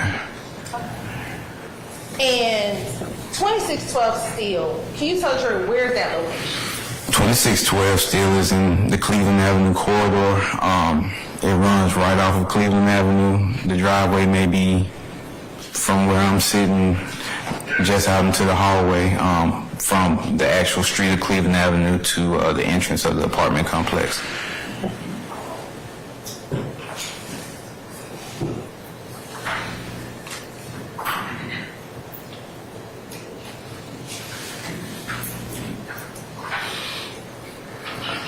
Were you able to make contact with officers in setting up a staging location? I was. Where was that staging location? The staging location was at I'm not sure if it was open, but it used to be the Piggly Wiggly. It's right across the street off of Cleveland Avenue. And once you met with officers at the staging location, did you give them instruction as you just discussed? I did. All right. What happened next? Then we would all caravaned over to the location and began our investigation. Okay. And did you all go over to that location? Yes. Tell the jury what occurred as you were going over to that location. So as we made our approach, upon turning or crossing over the street, since it was literally across the street, I heard an individual yell out 12, which is slang. Basis. I'll rephrase this to the form. You can lay a little more foundation, madam. Let me ask you this. Were you all in patrol vehicles? We were. And were they marked patrol vehicles? Yes, ma'am. And the term 12, what does that mean? What was your understanding? I'll overrule the objection. What is your understanding of what 12 means? 12 is slang for police. Okay. And in your experience, have you heard individuals yell out 12 previously? Yes. And in your experience, when someone yells out 12, what happens? Individual that's engaged in criminal activity, that gives them like a... I'll sustain this to form. All right, you can rephrase, madam. I'll strike the last word, ladies and gentlemen, just disregard the criminal activity issue. When you heard 12, did you hear someone yell out 12? I did. When you heard 12, in this case, what occurred? What did you see? Upon entering the actual apartment and making the turn, I was able to see the suspected vehicle, which was a small Chevy, and a white vehicle still sitting next to it. As we made our way to progress, this is only in seconds as well, as we made our way to progress to the parking lot, I noticed that the door for the Chevy was locked remotely, causing the horn and stuff to beep, and the lights to actually flash to, signify that the vehicle is locked. And then we made our approach to the white Toyota Solara. And with 12, in your training experience, is that an alert that police are coming? Yes. I'll overrule the objection. Yes. Is that an alert that police are coming? Once you got inside and you saw the gray vehicle, the lights click on and off, what happened once you got closer to the vehicle? Once I got closer to the vehicles, I then exited my patrol vehicle. As soon as I began to exit my patrol vehicle, I smelled the smell of burning marijuana. I then began asking individuals outside, like, hey, who has the weed? Where's the marijuana at? I then made my way over in between the two vehicles that I saw or believed to see in the Instagram photo, where I encountered Mr. Nichols. I asked them, did they have any marijuana, because it seemed like the smell was coming from within the vehicle. I then detained Mr. Nichols and the passengers in the vehicle, as well as the individuals standing around the gray Chevy. So let's slow that down a little bit. When you approached the gray vehicle that you saw in the video with Mr. Nichols, was there anyone in that vehicle? No, that vehicle was empty. All right. And you said that he was in another vehicle. Where was that vehicle? He was in a Toyota Solara that was parked maybe like 4 feet away. He was in like the door frame, sitting on like the where you step out of the vehicle. That he was sitting right there, leaning over towards a female passenger or driver. Now, in the door frame, was he on the driver's side or the passenger side? He was on the driver's side. Okay, and was the driver's side of the Solara, what color was the Solara? The Solara was white. Was Two-door. Right, two-door. Was the driver's side closer to the driver's side of the gray vehicle? Yes. Okay. And describe, was the gray vehicle pointed back in? So the gray vehicle was back then facing, if somebody was about to leave the parking lot, facing to leave out, and the white Solara was parked facing the actual apartment, so they were facing opposite directions. And Mr. Nichols was crouched in between the door frames? Yes. All right. Where, you said there were two females in the vehicle? Yes. Okay, where were they seated? Both in the front passenger seats, front seats. One was in the driver's seat, the second female was in the passenger seat. When you first approached, did you see any type of keys or anything that goes to the gray vehicle? No, not upon my immediate approach. Okay. So once you approached, you said you smelled burning marijuana. What happened next? I detained everybody and then began my search of the vehicle for the actual marijuana. Which vehicle did you The white Toyota Solara. I began to notice small crumbs, or what is referred to as shake, of marijuana throughout the vehicle on the floorboard. Upon walking around to the passenger side of the vehicle where the other young lady was sitting, I noticed a blunt of marijuana sitting on the ground outside, just outside of the door of that vehicle. Now, once you noticed the marijuana on the passenger side of the door, what happened next? I then collect that marijuana. I believe I got IDs from everyone, and check those IDs on our system. Okay.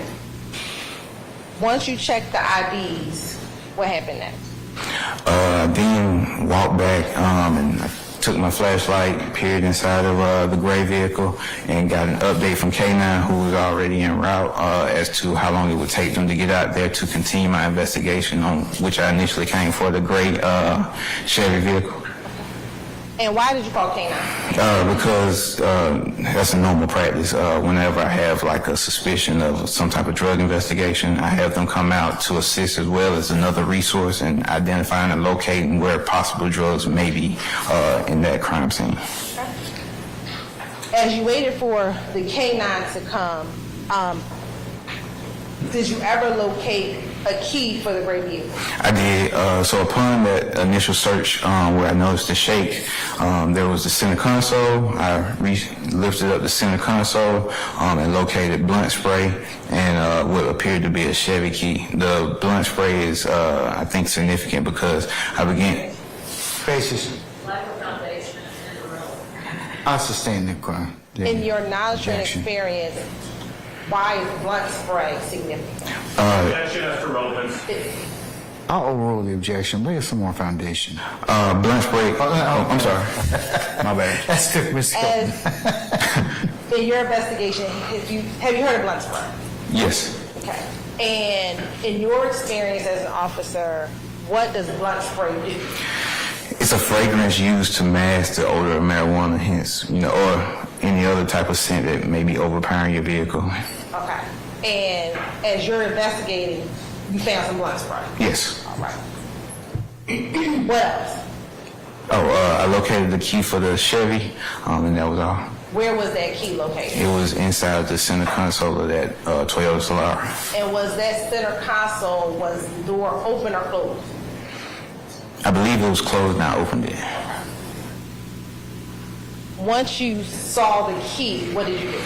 I stepped away from the vehicle. I believe I asked the individuals if the key belonged to them. I believe so. All this happened around the same time.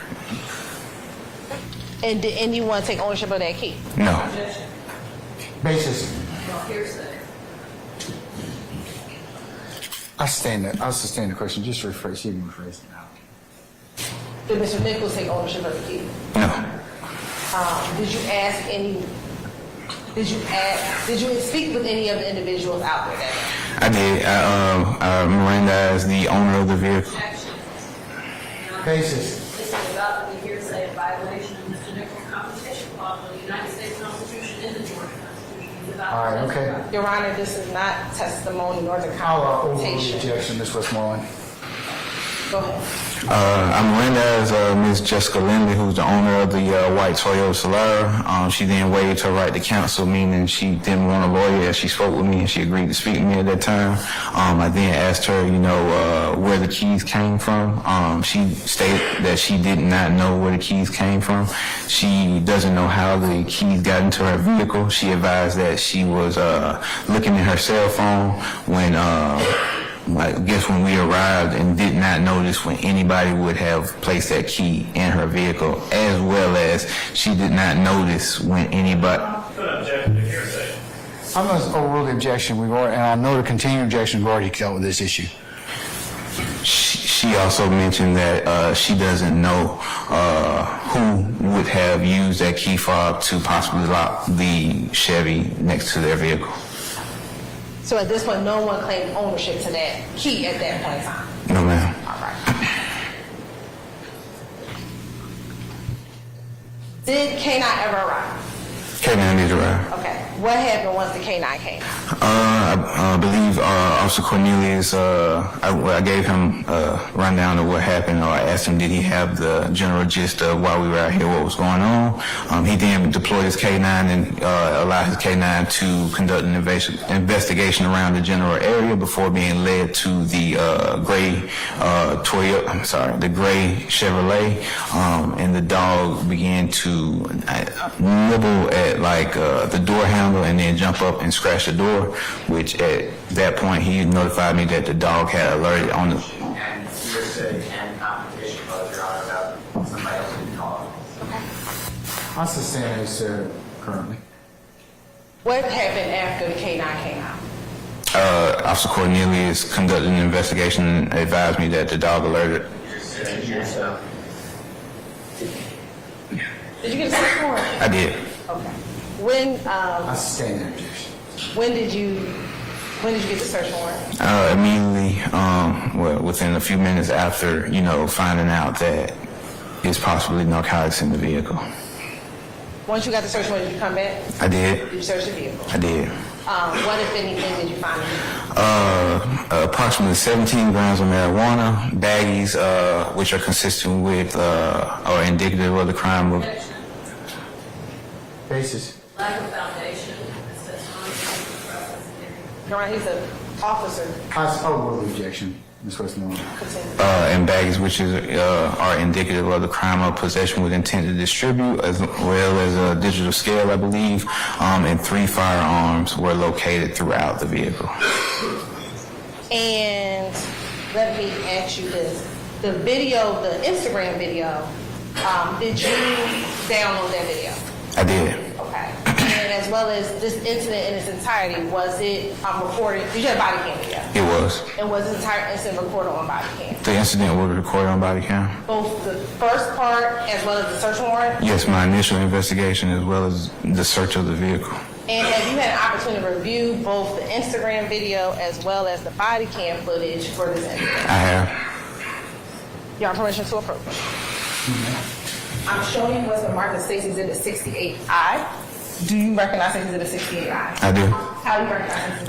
It was the evidence shown to me to verify that it was true, accurate depiction of the events that occurred on that day. And the 68I include the Instagram officers by the end. Yes, ma'am. And does it appear there are any additions or deletions of those videos? No, ma'am. Your Honor, this time still like the 26 to the 68 items of evidence.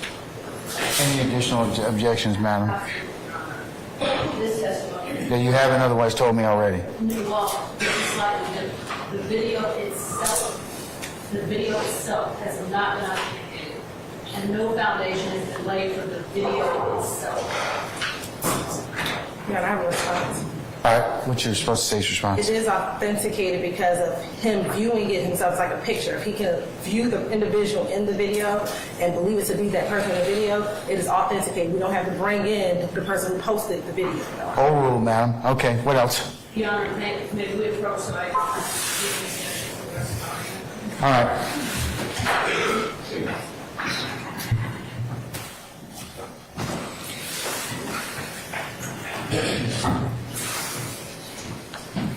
All right, stop reading. It's your angry eyes? Okay.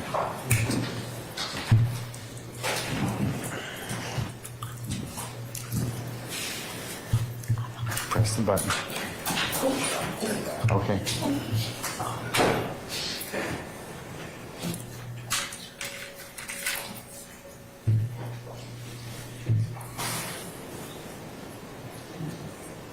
Hold on.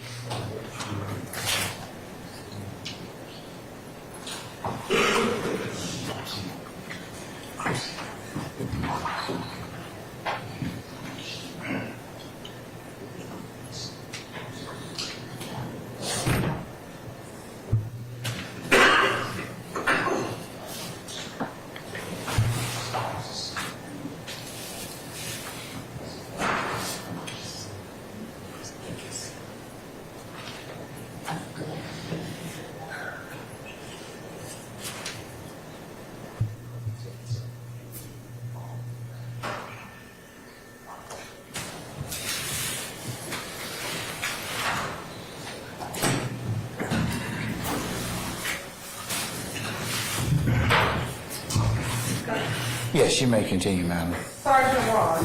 Yes, ma'am. The Instagram video that you watched, does that appear to be that same clip that you saw on the day of prior to going over to the 2612 Steel Avenue? Are you?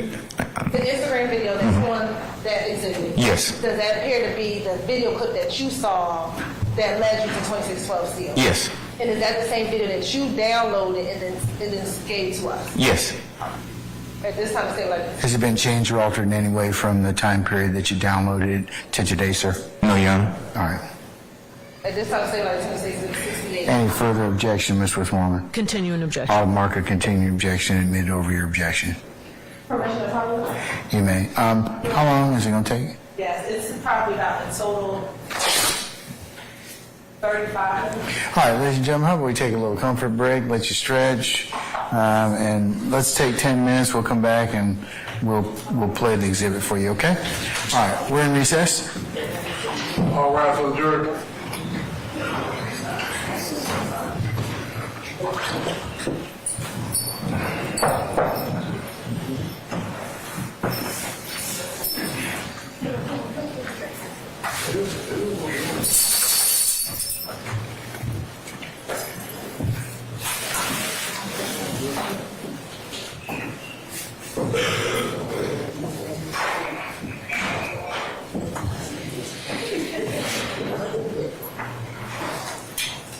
All right, ladies and gentlemen, you may be excused. We'll be in recess 10 minutes.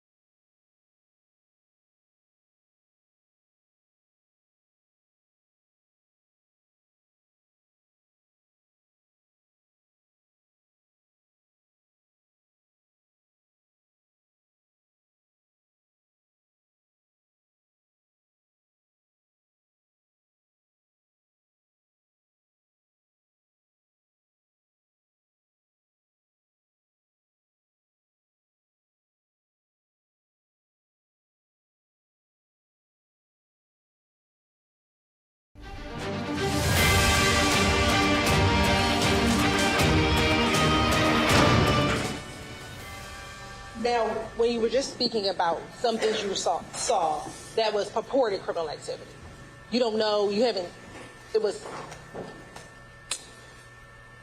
purported criminal activity. Yes. Okay. Taking you to October 23rd, 2018, did you have the occasion to encounter or interact with Carmelius Nichols? I did. All right. Prior to interacting with him, had you seen him previously? Yes, via social media. And where on social media did you see him? On an Instagram page that I believe to be associated with Mr. Nichols. Okay. And why did you believe that social media page to be associated with Mr. Nichols? After reviewing the page, he had various photos of himself on the page, as well as he posted video stories that encompass, well, I'm sorry. Faces? He doesn't know. Lack of foundation, speculation, relevance. He doesn't know who's supposed to work. Foundation's I'm gonna sustain the objection. Was an individual who appeared to be a Carmelius Nichols in those videos? Yes. Not knowing who posted it, but was he in the video? Not knowing who posted it, Mr. Nichols was in the videos. And was it on the page believed to be Mr. Nichols? Yes. And did that page have a name? Yes, Okay. And I guess, was that like an Instagram handle? it was. Okay. What was that Instagram handle? The Instagram handle was bitch, it's Quay. Okay. Or Qua, I don't know how you pronounce it. And is that BITCHITSQUA? Yes. All right. And did that person who you interacted with on October 23rd, 2018, did that appear to be him? Yes. On those videos? Your Honor, this statement is that he interacted with him. I'm over the objection, man. I think my first question was, did you interact with him on that day? Yes. All right. And did that appear to be the same individual in the video? Yes. All right. Tell me, how did you see Mr. Nichols on social media on October 23rd, 2018, or a video of Mr. Nichols on that day? Yes. All right. Tell me, how did you come to see that social media video? I looked on Instagram and I noticed that there was a story attached to Mr. Nichols' page. After pressing the story, it began to display the video. Okay. And I know what the story is. Oh. Maybe our jurors all know what the story is, but when you say story, what are you referring to? I got you. So Instagram has like a mini video feature where around the icon of a person's profile photo, they can attach videos throughout the day of various things. It could be sports, it can be, actual videos that they took of themselves. All kinds of things can be posted to this story, and I think it's retained for like 24 hours, or unless they delete it. And what time generally did you get to work back in 2018? What time was your shift? Depending on the call, it would have been between 2 o'clock and 4 o'clock, and I would have got off around 10 o'clock or midnight. And what, if anything, did you see on this Instagram story? So once the Instagram story began to play, I saw the male that I believed to be Mr. Nichols at the time before actually meeting him. He was inside of a vehicle. It appeared to be a Chevy, gray in color. He was sitting inside the passenger seat of that vehicle. Next to him was a red bag. Are the objections overruled? Go ahead. You remember my question? No. What did you see on the video? Oh, okay. As the video began to play, there was a male I suspected to be Mr. Nichols sitting inside the driver's seat of the Chevy. It was a gray in color Chevy. The door was open. He had a red bag that I could see like in the background, and what appeared to be in his hand was suspected marijuana. He was twirling it up in the bag while talking to some individuals outside the vehicle, one being an older lady, making statements as like she won't, that the old. I'm sorry, Judge. Can't hear that.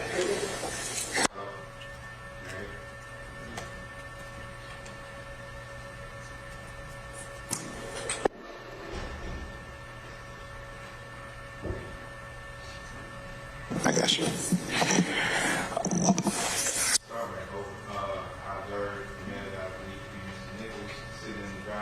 The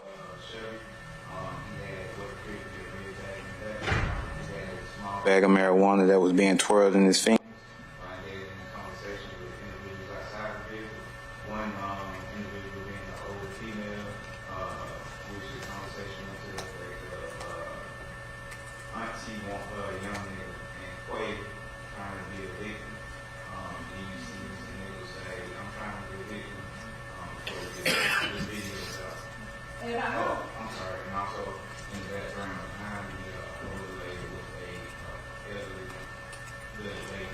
was a two-door white vehicle. And about how long was you there? A long time. And once you saw that video, what, if anything, did you do? I immediately called my team together to further investigate. That would require me information out of the radio or call people or something. Let them know the staging location to met in regards to what I just witnessed. Those individuals were met me at the staging location. They advised them, showed them the video of what I saw. Gave them all the information. What we were going in to do, and who we were looking for, and what we were looking for, and then we would have proceeded to that location. I would also make my sergeant aware, and K9. And 2612 Steel, can you tell us where is that location? 2612 still is in the Cleveland Avenue corridor. It runs right off of Cleveland Avenue. The driveway may be from where I'm sitting just out into the hallway, from the actual street of Cleveland Avenue to the entrance of the apartment complex.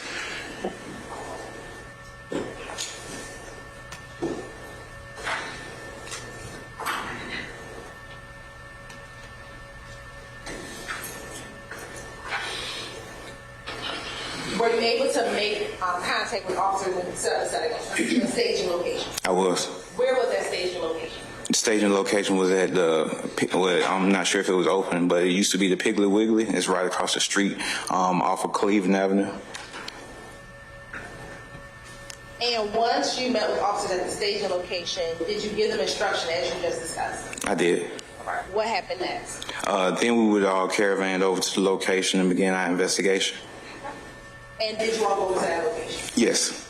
Tell the jury what occurred as you were going over to that location. So as we made our approach, upon turning or crossing over the street, since it was literally across the street, I heard an individual yell out 12, which is slang. Basis. I'll rephrase this to the form. You can lay a little more foundation, madam. Let me ask you this. Were you all in patrol vehicles? We were. And were they marked patrol vehicles? Yes, ma'am. And the term 12, what's that mean? What was your understanding? I'll overrule the objection. What is your understanding of 12? 12 is slang for police. Okay.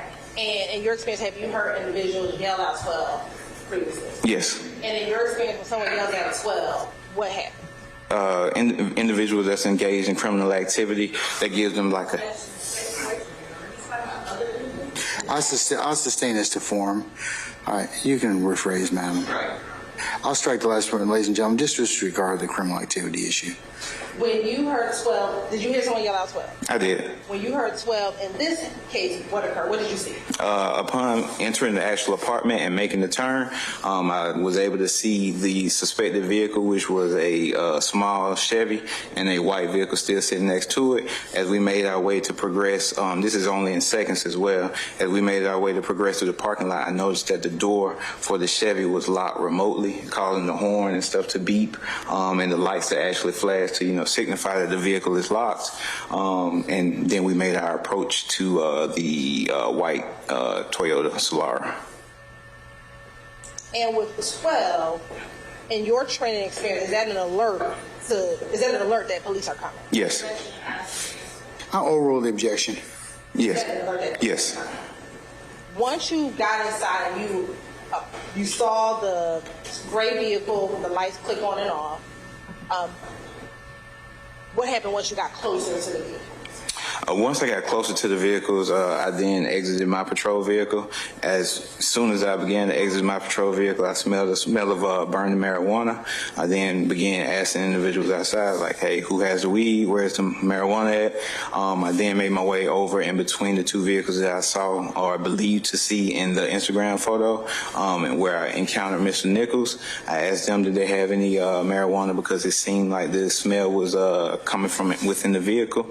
I then detained Mr. Nichols and the passengers in the vehicle, as well as the individuals standing around the gray Chevy.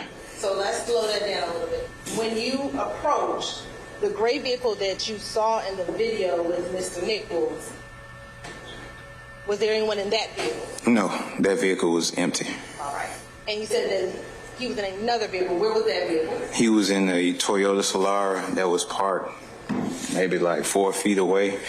He was in like the door frame, sitting on like the where you step out of the vehicle at. He was sitting right there leaning over towards a female passenger or driver. Now, in the door, was he on the driver's side or the passenger side? He was on the driver's side. Okay, and was the driver's side of the Solara, what color was the Solara? Solara was white, two-door. Right, two-door.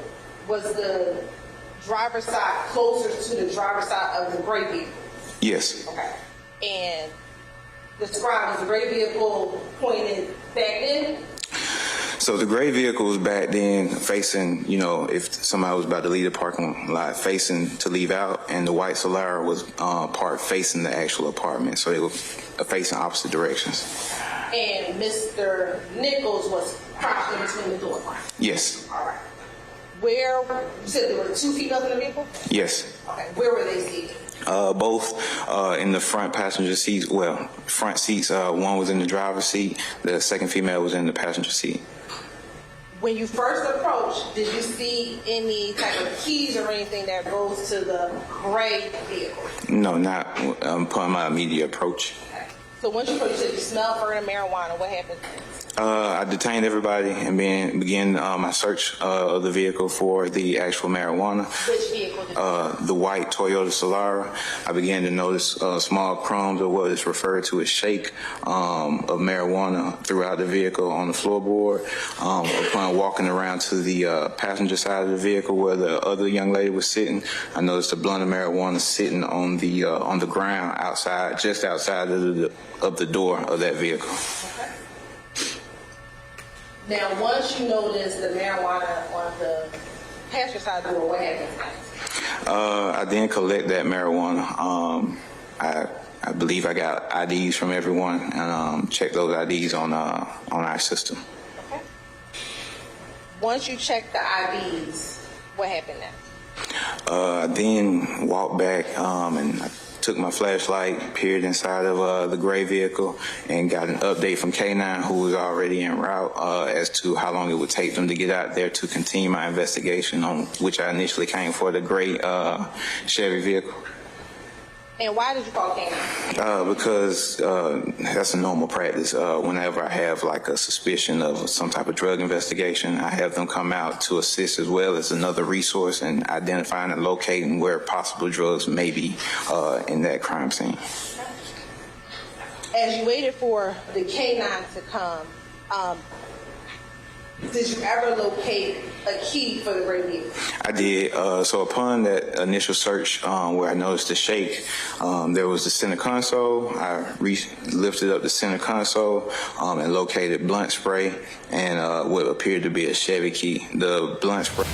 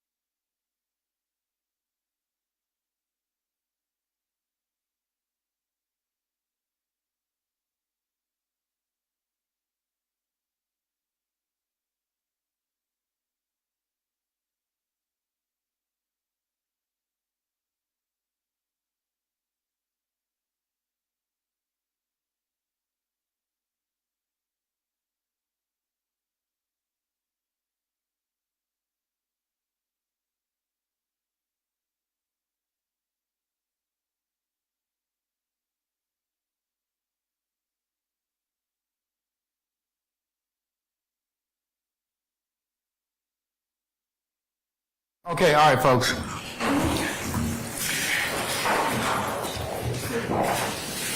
Ms. Hilton, have you got the next exhibit queued up? Okay. All right, jurors ready, sir? Yes, sir. All rise for the jury. Okay.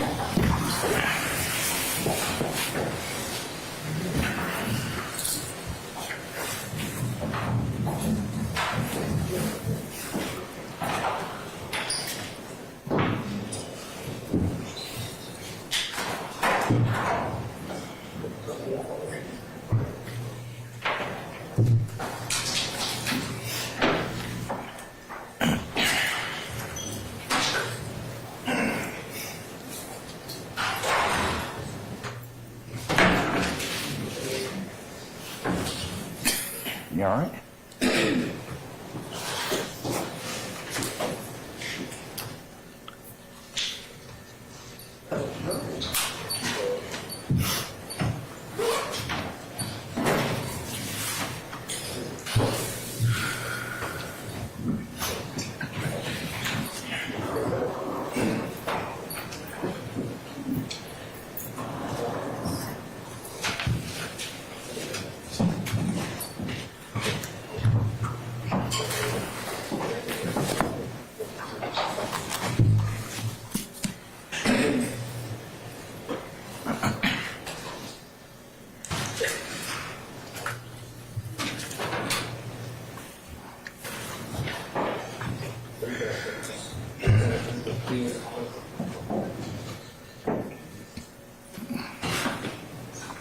All right, ladies and gentlemen, please be seated.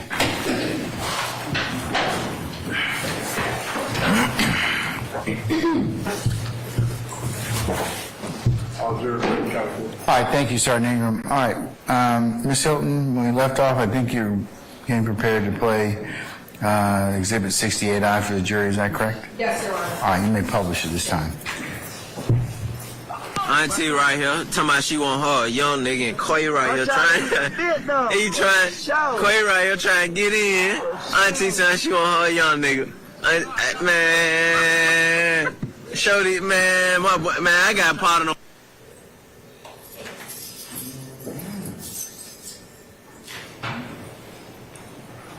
All right, Sergeant Ross.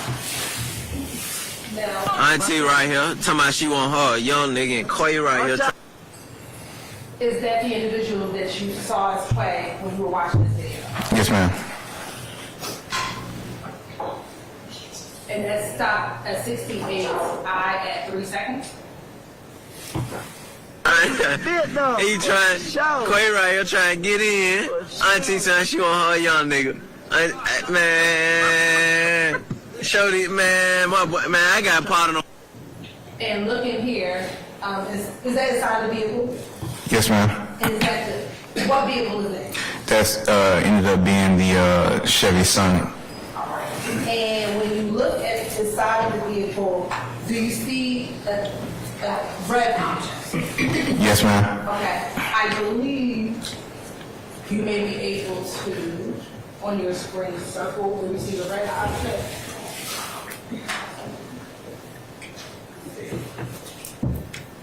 Tap that. So you see that corner? Yeah.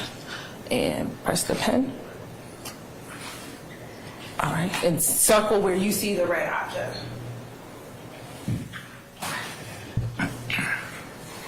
And initially, when you saw the video, did you know what was in that object? I mean, what was in that bag? No, ma'am. All right.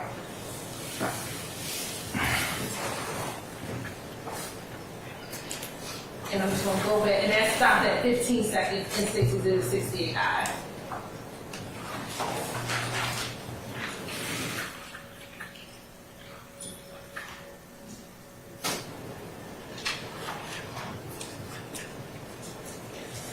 Quay right here trying to get in.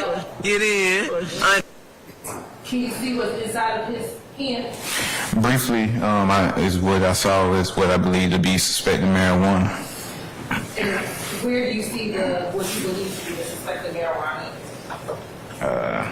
If you could go back, but it's right there in the hand. I'm gonna object to this video. I'm over the objection. Since you have two circles on the video, can you distinguish or cause one to go away? Okay. So it goes to the eraser, which is the second. Okay. And then you can, okay, there we go. So you erase this one and then draw a new one? Yes. Okay. And then go back to the pen.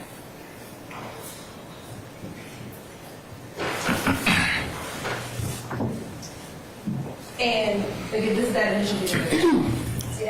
This is that initial video that you saw. Yes, ma'am. Your Honor, now of course I'm gonna play the second exhibit. On the CD, excuse me. Continuing objection. Yes, ma'am. So noted.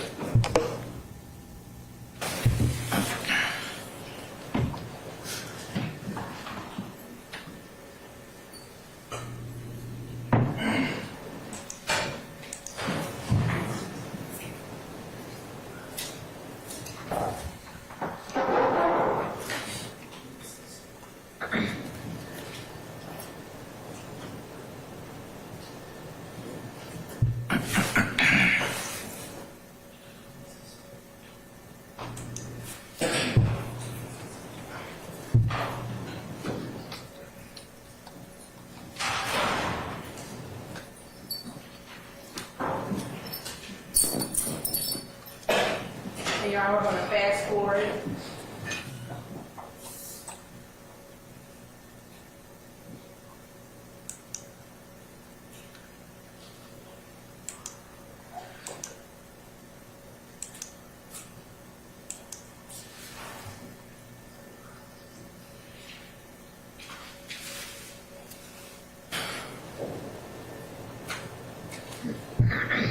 Is that the picture? Yes, ma'am.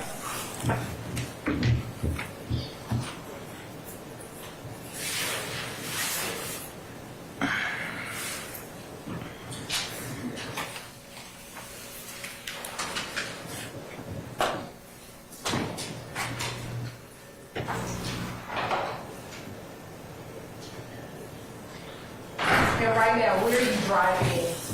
What street are we looking at? We're facing, Cleveland Avenue is running to the left and to the right.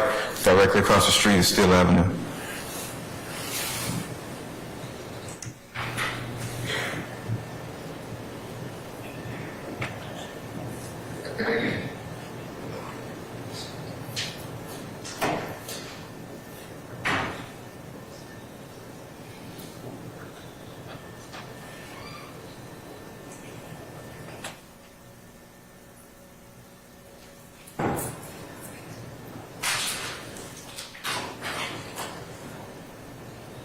And this one is sound to your body camera. No, so the sound started at 2 minutes.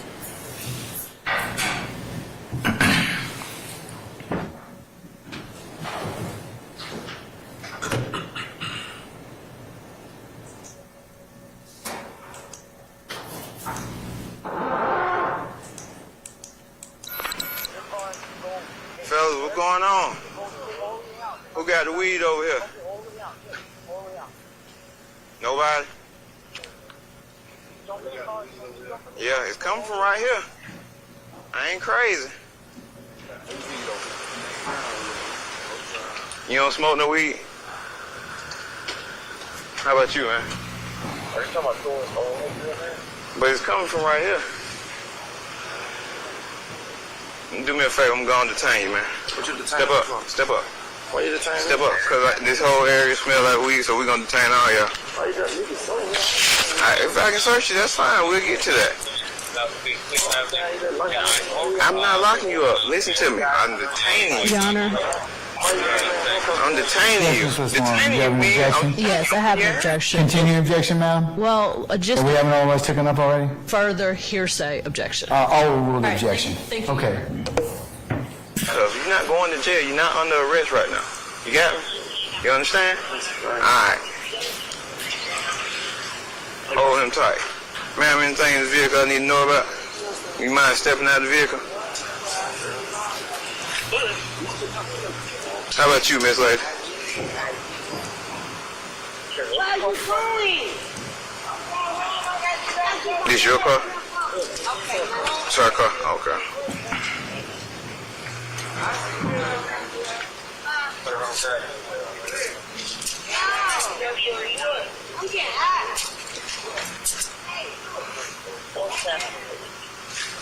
William Robert Baker.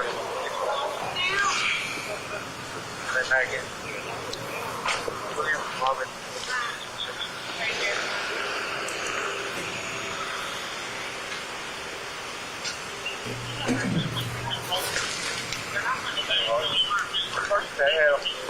Seven bars. Black jacket, black leather belt or female? Hell, I got him detained. It's a blunt right here on the ground. On the ground, and some shake all in this car, in one of the cars over here.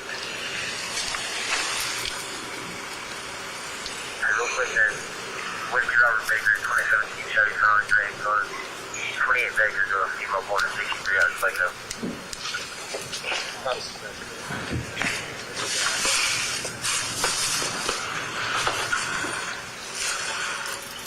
Chevy, you on the ramp?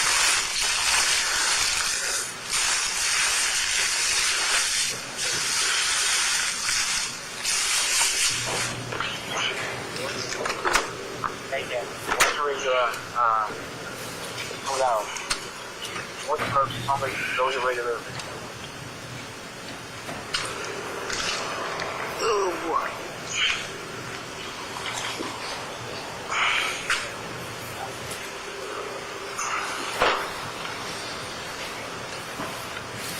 Oh boy.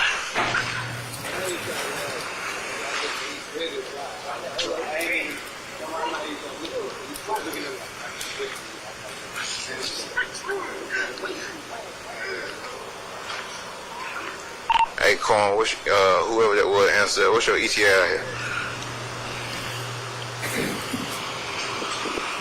You talking about Canaan? Yeah. Yeah, we should be out there in about 10 minutes. I copy.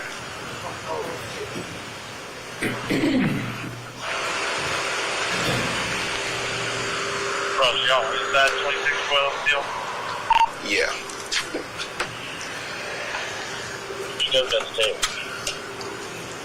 Well, I got 3. It's another group of guys, about 4 more guys that's not in handcuffs standing out around here. As soon as we pulled in, they locked the door on the car.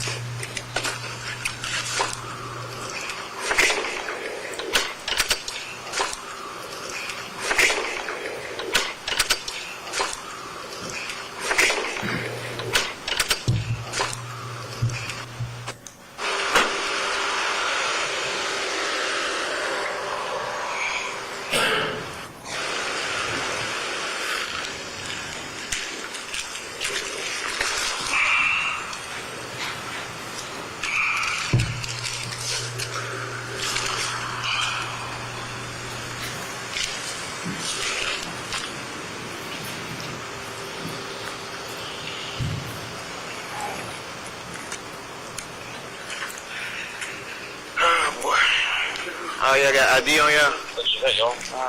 Anytime there's some stuff, it's outside. Can I take you? Nah, you got hang tight right here. You ain't got no ID? You got a name? Come walk over here with me.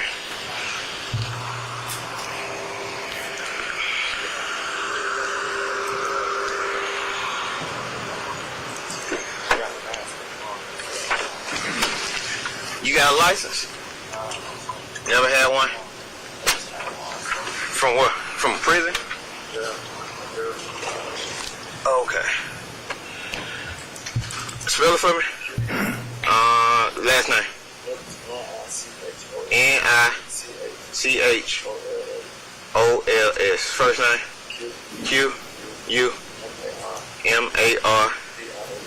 Qumarivious. What's your birthday?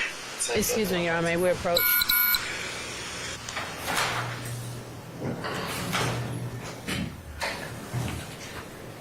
Is it about a new issue, madam, or anything?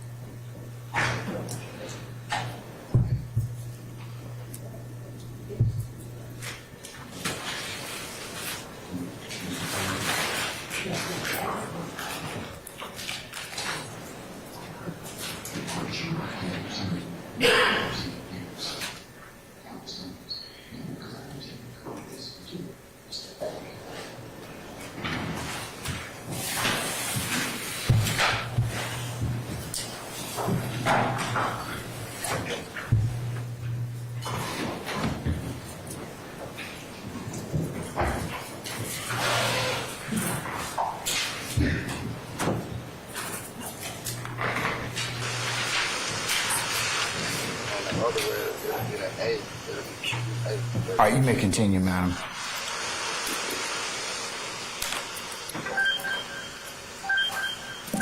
What you said?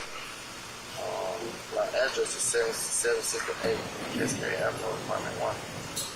Okay. 798. That's what you said now? Yeah, that's why I was on it. Yeah, for sure, you want my address. Alright, cool. You just told me you live here. Nah, man, my brother don't stay up down there. Come on, man. Come on, man. Man, I make it so difficult. I mean, why are we making it different? I'm not making it different. We told you why we would detain you. But that's my name, though. That's my name. I said okay. I ain't say you were lying to me. Yeah.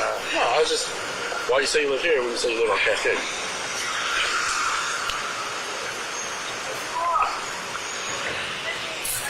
Looks like you got ID. Appreciate it.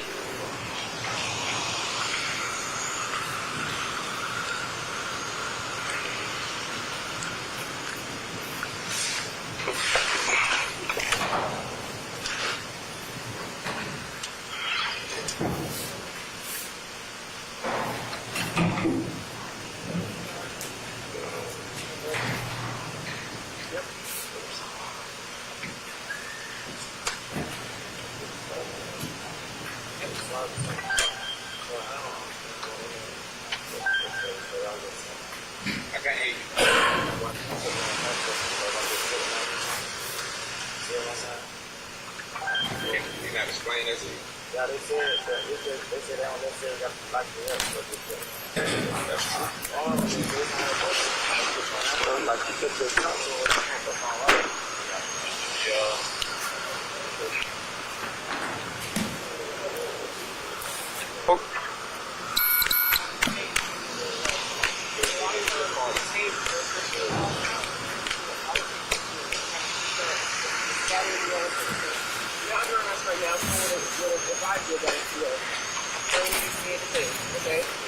Let's see what we're talking about. Which one are you getting? This one. You that way? Yeah, it was a car came out. Just 2 cars came out. Nobody. Cars? Like what? So homeboy, I think it was homeboy. He was right here in the corner. Yeah, somebody was. Yeah, I heard. But no, it wasn't him. And then when I looked down, I swear God, I saw his shadow and he was gone. So Yeah. he was running. Yeah. So I don't know. That's why I was trying to get you guys to go. Yeah, we didn't see anybody running. All I saw is a couple of guys walking this way, but I don't think they came from here. I think they came from the gas station. But that's why we were I don't know where. Was it Sun? 60. Yeah. There's a lot of songs we came in. See what we get out of it. Got a little bit of weed right there, but that was it right now. It's shaking their car. Which car was it? They're all sitting in this car. The Chevy Charger or whatever it was. So he was just saying because it didn't want to come in. The Chevy, they locked it as soon as they pulled in. Oh, that one? Yeah. So Yeah. it's going in. Yeah, he said he'd be here in 10 minutes, so.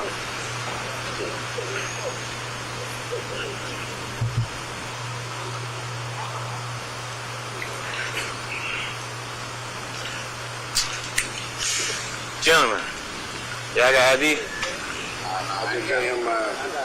You got here, you ran it? You got, how old are you? How? You got ID? Never had ID? Okay, come on with me. I'm just for the rain name.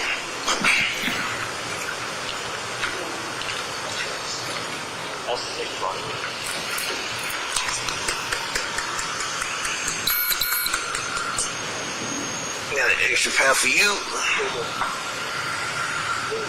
He been detained, man. He a grown man now. Boy. Yeah. They stuck.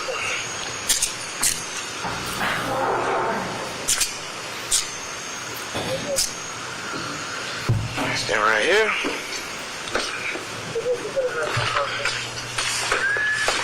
What's your name, sir? Right there. Q-U-A-Y. Last name. Arnold. Spell it. A-R-N-O-L-D. First name. Quaitez. Spell it. Q-U-A-Y. Y. T-E-Z. Date of birth. January 29, 2001. Okay. January what? 29. Where you stay at? 40 Mile Zion Road.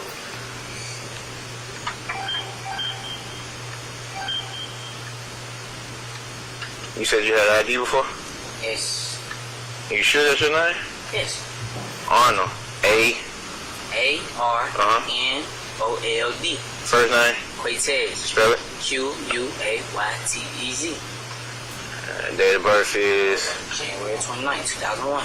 That ain't coming back, man. It was out of Georgia? It was in Georgia. I'm honestly telling you the truth. How long ago was that? It probably when this summer, probably I had got it when I was 16. Was it ID or was it a license? When you go to 7 months, you try to get a job, you try to get something like that. So you went to the DMV and Yeah. got an actual ID? Okay. All right, just hang tight. No, he's Baker, but they wanted me. I guess she wants to take a look at everybody. Yeah.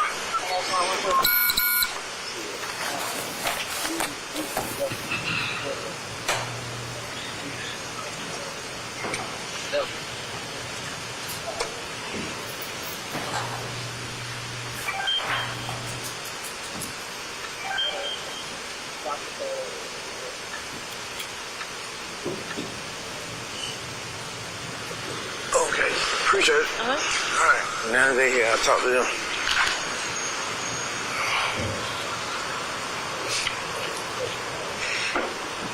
Y'all got the rundown? Okay. Yeah, I just told them normal areas and definitely. Okay. That was really the only car that was here. Yeah.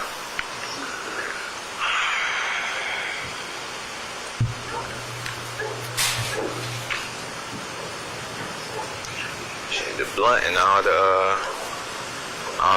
blunt, the actual blunts that they broke down right there is proof that we ain't crazy. I know I ain't crazy, man. I smell weed. Then everybody holler, oh, I don't smoke. Okay. Somebody do. Yeah. First guy was detained. Just search me so I can tell. But now you can say, yeah, well, we worked out. Exactly.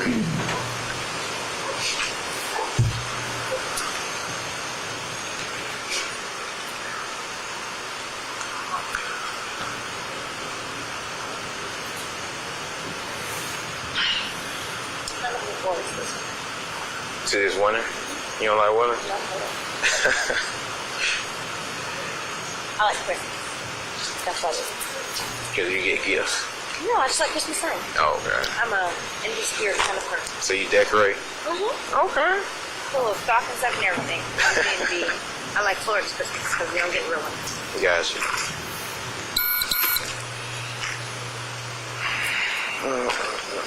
Y'all in zone 3 or what's on y'all in? Y'all in 3? 4. Y'all in 4, okay. Yeah.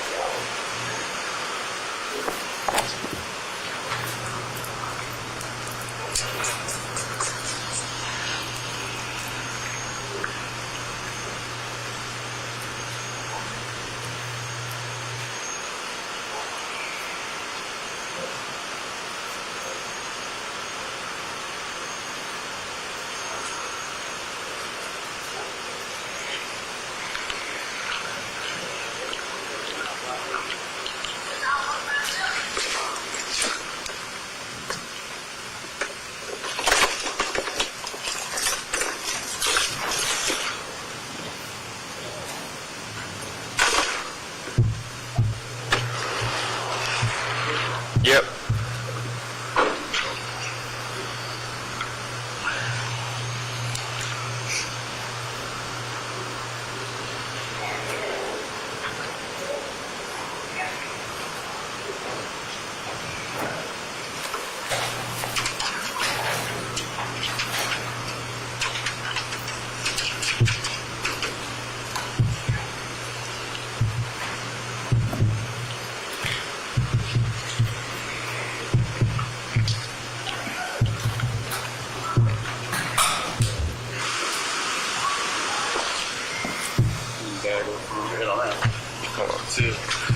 Red bag up front.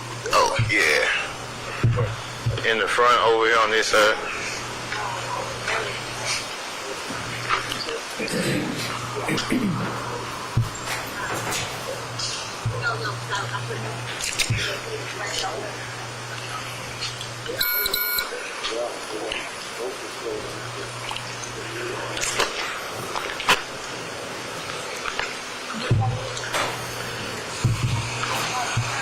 This your car? Whose keys? Are those your car keys? In the glove compartment. I don't know where they were going in the drive-thru. So what do your keys look like? They in the long in the cheek. Gotcha, hang tight. Take one step back from me, Chief. Appreciate it. You can have a seat on the ground if you want to. You want to sit right here? Right here, so sit on the Oh, no. Hang tight.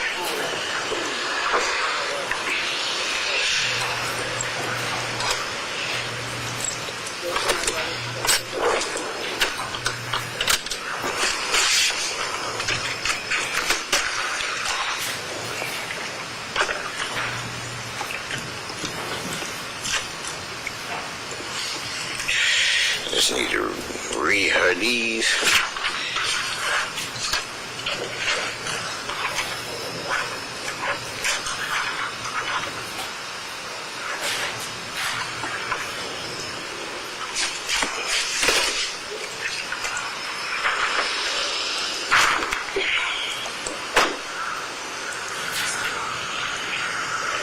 Man, walk with me.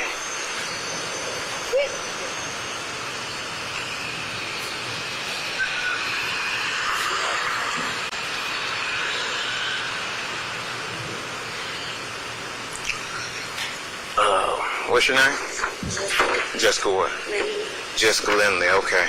This right here is a waiver to counsel. It's basically me reading you your rights and you advising that you understand and if you want to speak with me and if you don't want to speak with me. You understand? No, you're not, but you're detained. So in order for me to properly speak with you, I have to read you these rights. Now, you can say you don't want to talk. You can say you do want to talk. It's up to you. It's just what I have to do before I actually can talk to you in depth, okay? Basically, possession of marijuana. Huh? Where's the weed? I'm just saying that you just asked me what you're what we're gonna be talking about. The offense that this will be related to is possession of marijuana. You understand? Okay. So without delay, I'm gonna read this right. Yeah. Stand right there. That red avalanche. Oh, hey, girl, what's straight to the back?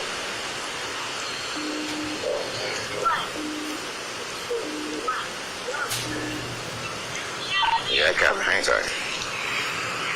Alright. Right, number 1, that I may remain silent and do not have to make any statement at all. Do you understand that? Yes. Okay. I need you to speak a little bit louder. You understand that? Okay. Alright. You ain't gotta say sir if you don't want to. Right, number 2, that any statement I make will be used against me in the court of law. Yes. Alright. 3, that I have the right to consult with an attorney before making any statement and to have said attorney present with me while I'm making the statement. Yes. Alright, 4, that if I do not have enough money to employ an attorney, I have the right to have one appointed to me by the courts to represent me, to consult with him before making any statement, and to have him present while I'm making any statement. Yes. Okay. 5, that if I request an attorney, no questions will be asked of me until an attorney is present to represent me. Yes. Okay. Yeah, I got you. Alright, so with all that being read, have you been threatened, forced, or coerced in any type of coercive? Like, have I tricked you or made you say that you want to talk to me? Do you feel like you've been made to talk to me? No. Alright, with that being said, would you like to talk to me? Yes. Okay. Alright. There are a pair of car keys in your center console right now. They belong to a Chevy. Are those your car keys? No. Okay. Whose car keys are those? I'm not sure who car it is. No, I got you. But who put the car keys in the center console? I don't know. That's what I'm saying. I'm in my own word in my phone. So you don't know who's been in and out of your car? A couple of the boys I am like we hang out here. I got you. Which ones?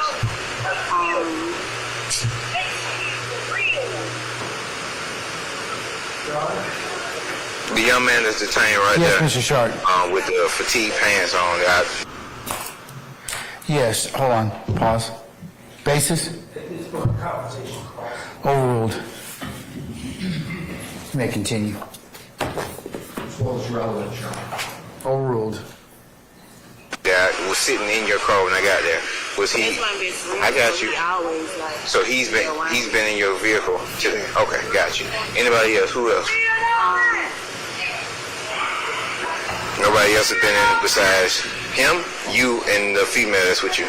Oh, it's a couple of them. Then my doors were open like when I pulled up, like they stand by the car. But I didn't see nobody put no keys in mine.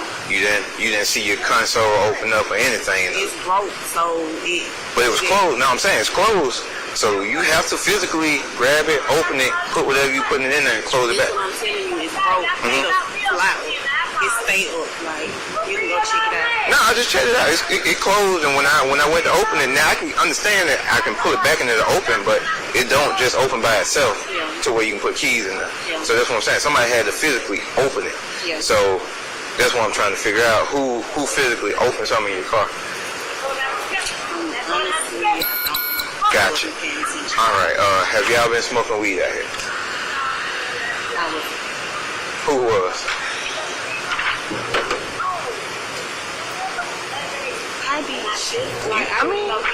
You know, because I'm going to tell you how you know, right?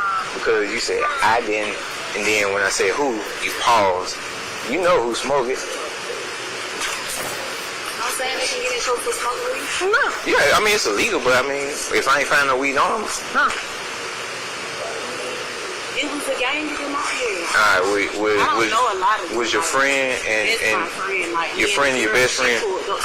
Okay, y'all smoking weed? No. Nobody in that car was smoking weed?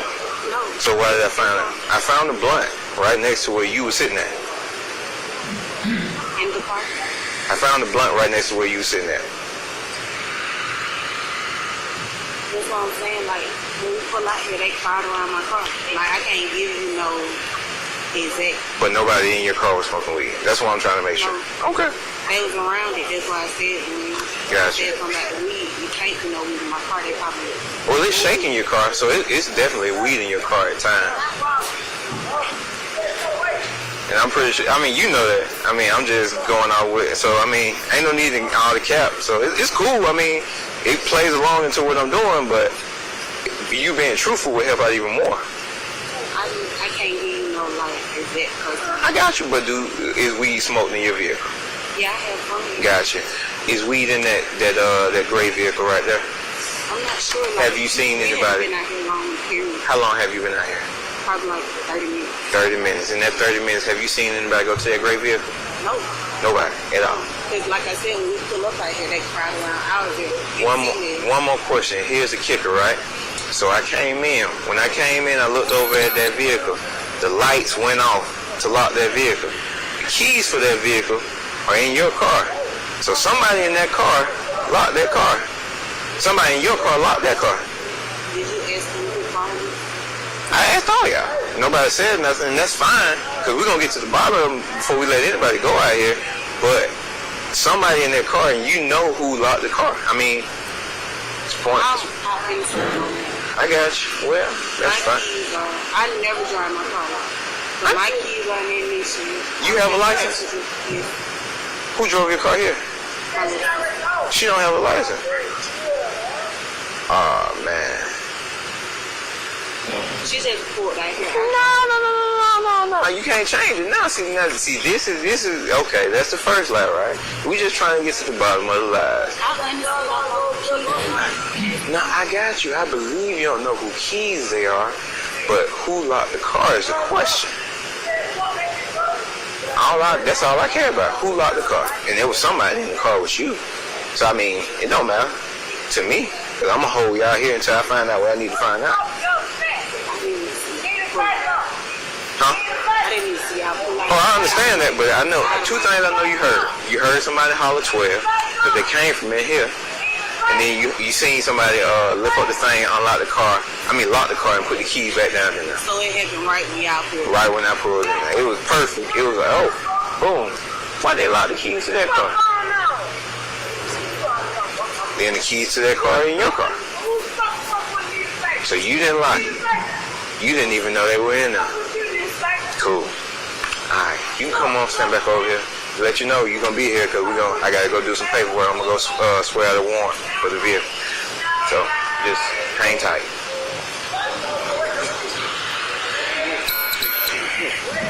Alright. Y'all can just hang tight for a minute. I'm gonna go to a precinct and knock out the paperwork. Appreciate it. You ready? You ready? Who was all in the car? Nobody was in the gray car. They were, those three were in this car. When we pulled up, they locked the gray car. The dog done hit on the gray car. The keys for the gray car are in this car in the same car. This car right here belongs to the chick in the red hat. She said she was all on her phone. Yeah.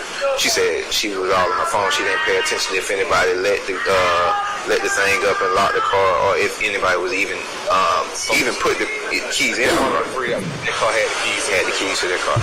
Car Baker? Car Baker. It comes back to a lady. I think they said born in like 67. Yeah.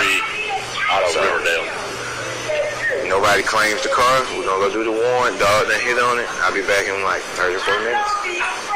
Sit them down somebody. Alright, cool. I mean, they detained at this point. Yeah. We got some weed out of this car? We got weed. It was on the ground right here next to where Red Hat was sitting at. It was in the blunt. Okay. Yeah, so I'll be right back.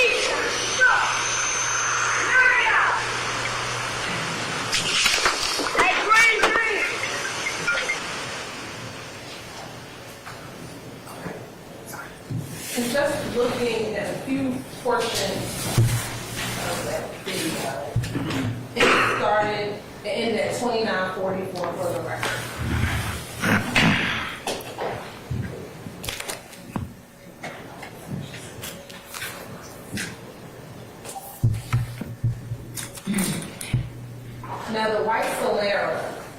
that we see in the video, did you see a portion of that white Solera in the IG video?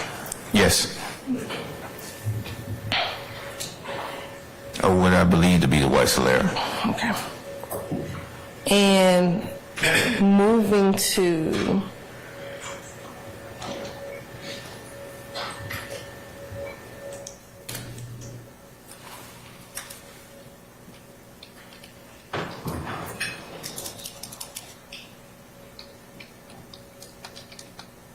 timestamp 1724 in the video.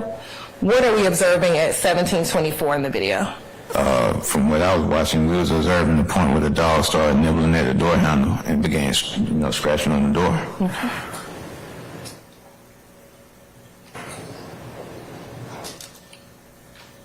And is that the K9 in the where the white flashlight is? Yes. Okay. Now, when you're listening to the body cam, there appears to be someone very loud in the background. Do you know if that person was speaking to a police officer, law enforcement, or something else? I think that person was just talking randomly, but I'm not sure. Okay. All right. Now we're going to show you the next video.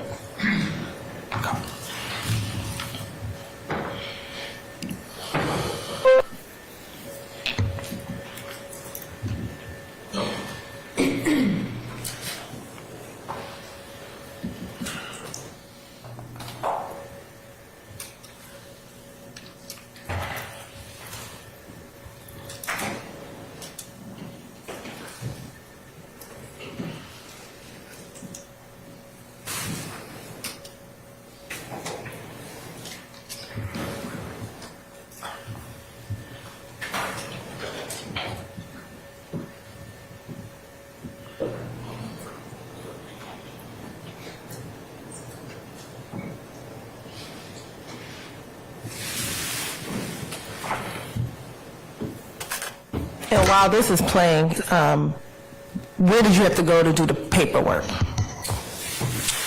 I can't remember where I swore to one. The closest precincts would have been probably the Zone 3 precinct, which I was in, and where we come from, headquarters.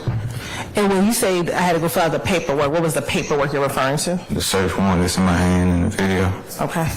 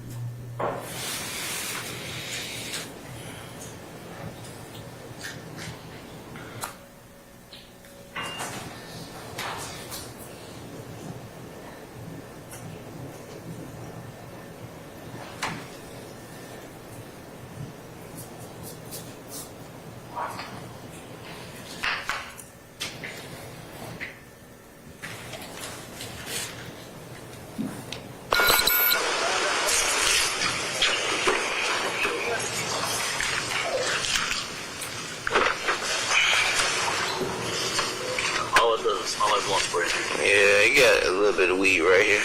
That's where it was.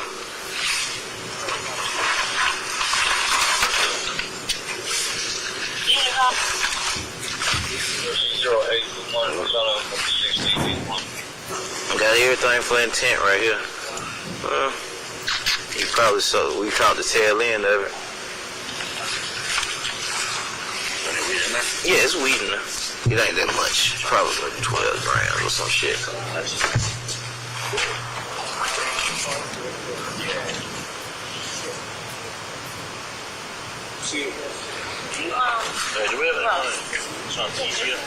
Yeah, I did. I gotta go. Yeah, we got, it's shake all in there. I gotta go back through it one more time. The gun right here under this seat. It's right here. It's under this seat. Yeah. You got some gloves on you, Horn? I have Daniels come get this one.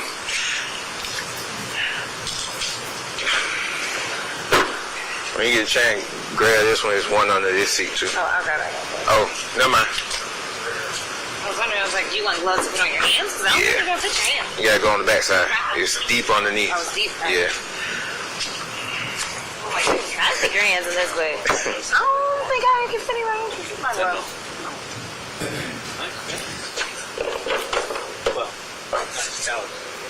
Strong in the future.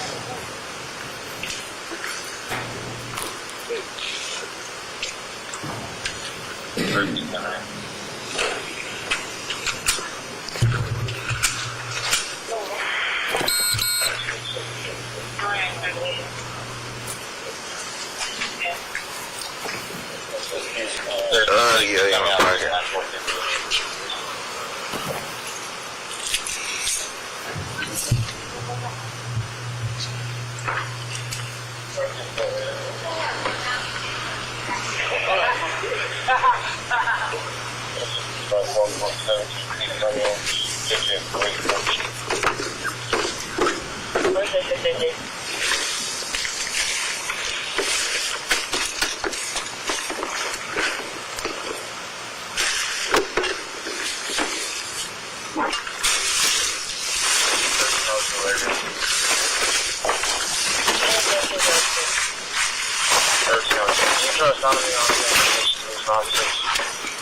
You can't reach that damn pull right now.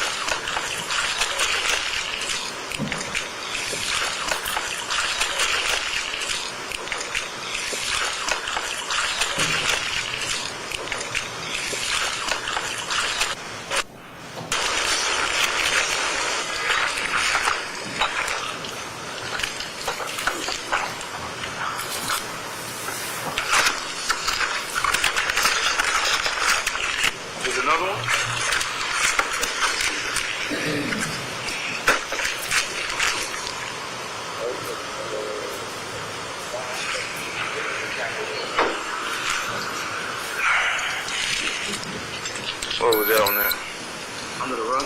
Okay.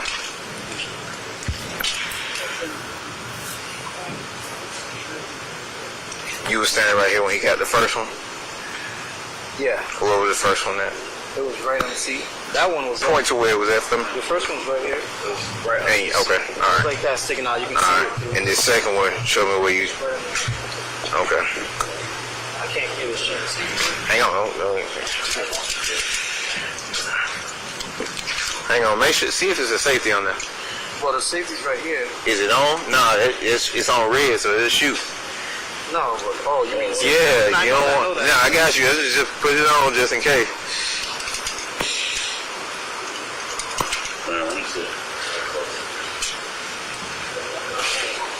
You gotta get you some too, man. What? Some gloves? Yeah.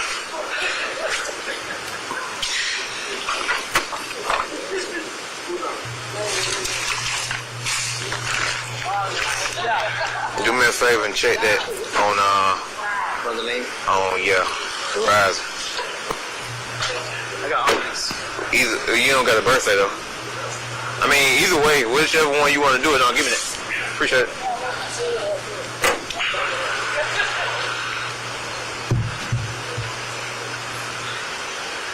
Supervisor left. Yeah.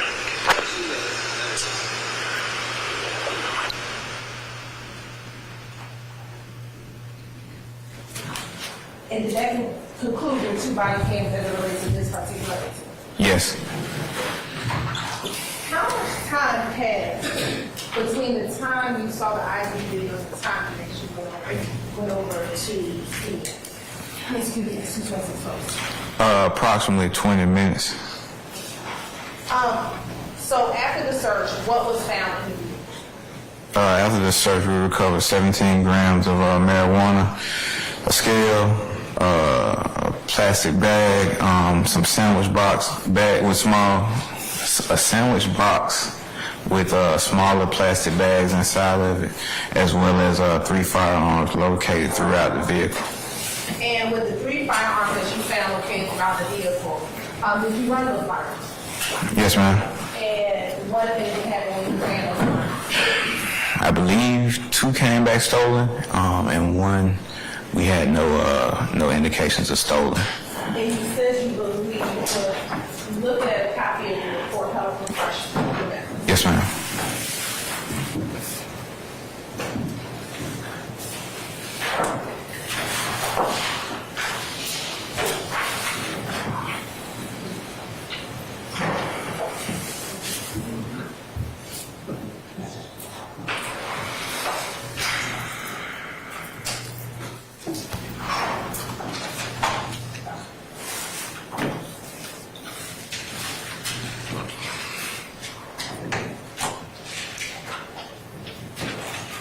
I'm going to show you what's the marked State's Exhibit 85R.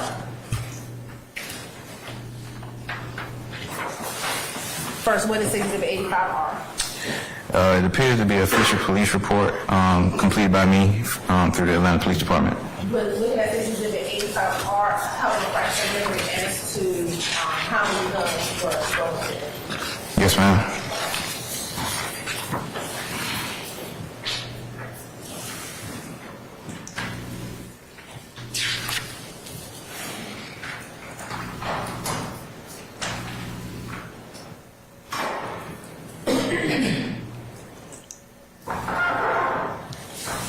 I'm ready. Okay. It showed that 2 of the firearms, the Glock and the Smith & Wesson, to be stolen. Okay. Where was the Glock stolen from? Stand by. I need to refresh my recollection.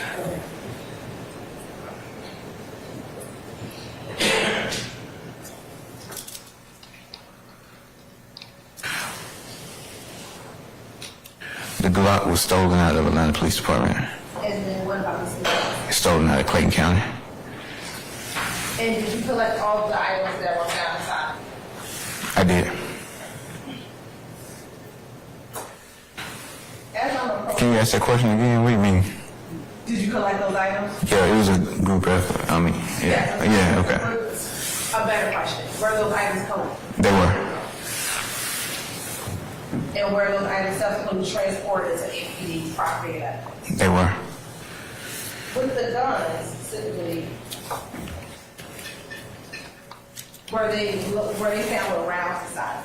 Objection, please. I sustain the objection to How were the guns found? I believe the firearms were loaded. I'm not sure with the capacity of each firearm. Did you put anything inside of your report? I believe so. We're looking at your report, how refresh your memory? Yes.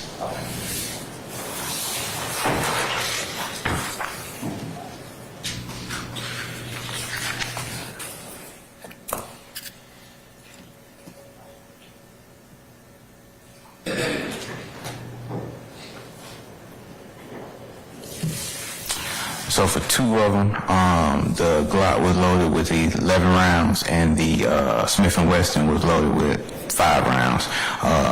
I'm not sure if the Phoenix was unloaded. I didn't see any round count for that one.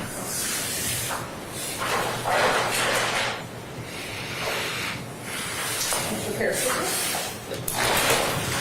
I'm going to first show you what has been shown to defense counsel and previously marked as State's Exhibit number 71I. Do you recognize 71I? Yes. And how do you recognize 71I? The bag is a property concealed bag for us to turn in evidence. Inside of the bag is what appears to be the marijuana collected from the vehicle, as well as the blunt that was collected from the ground during the incident. Now, I want you to take a moment, you can open and look at Stacy Exhibit 70I. I go ahead. You go ahead.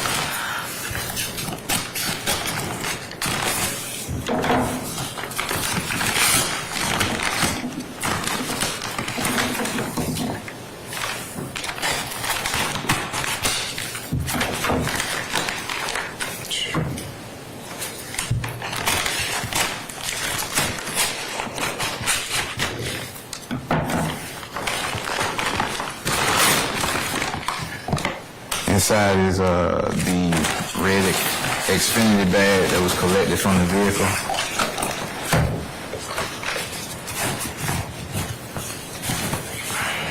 Inside the red Xfinity bag is the one of the bags containing possible marijuana that we recovered, as well as the sandwich bags with extra bags inside of it.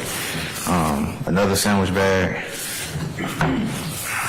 Scale, digital scale, as well as a third box of sandwich bags. And these items, the 3 boxes of sandwich bags, the digital scale, and this other baggie appear to be what you collected back in October of 2018. Yes, ma'am. Rhonda, this time say we'd like to tender Stacy Exhibit 71I, and this Some of those. 70I with all the content within 70I. Just 70I? And 71I.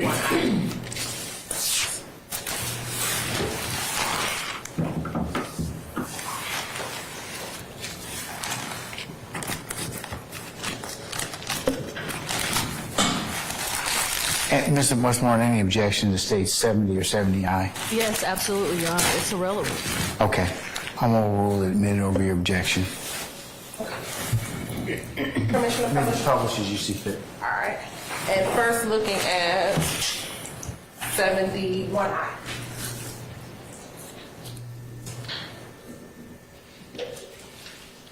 And now looking at the contents within 70I. In your experience or your knowledge training experience as an officer, what is this?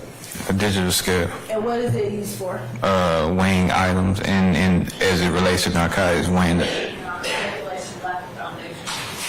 Oh, I'll sustain the objection. Lay a little more foundation. In your experiences also, have you seen one of these scales as relates to narcotics? Objection. I'll sustain as the form. Have you ever seen this? Yes. In your job as a police officer? Yes. When have you seen this as your job as a police officer? I've seen it as in situations as like this, where you have a possible intent to distribute case. There'll be scales, various sizes, depending on the quantity of weed that's seized or that's being moved through a location, that is used to weigh the amount of narcotics being distributed. And as a police officer, when you see the marijuana, the scale, and 3 boxes of baggies, what does that indicate to you? All that is indicative of the crime of possession with intent to distribute controlled substance narcotics. Okay.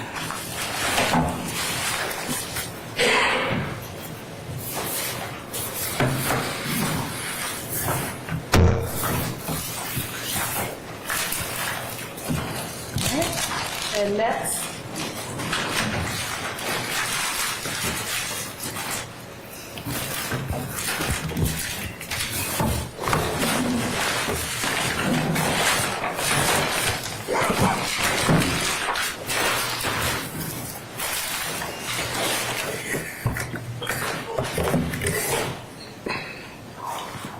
First, I'm going to show you what's been marked as 72I. Tell me if you recognize 72I. 72I is a firearm that was seized from the Chevy Sonic on the day of the incident. And what type of weapon is 72? What type of weapon is 72I? It's a Smith & Wesson pistol. Also now looking at 73I.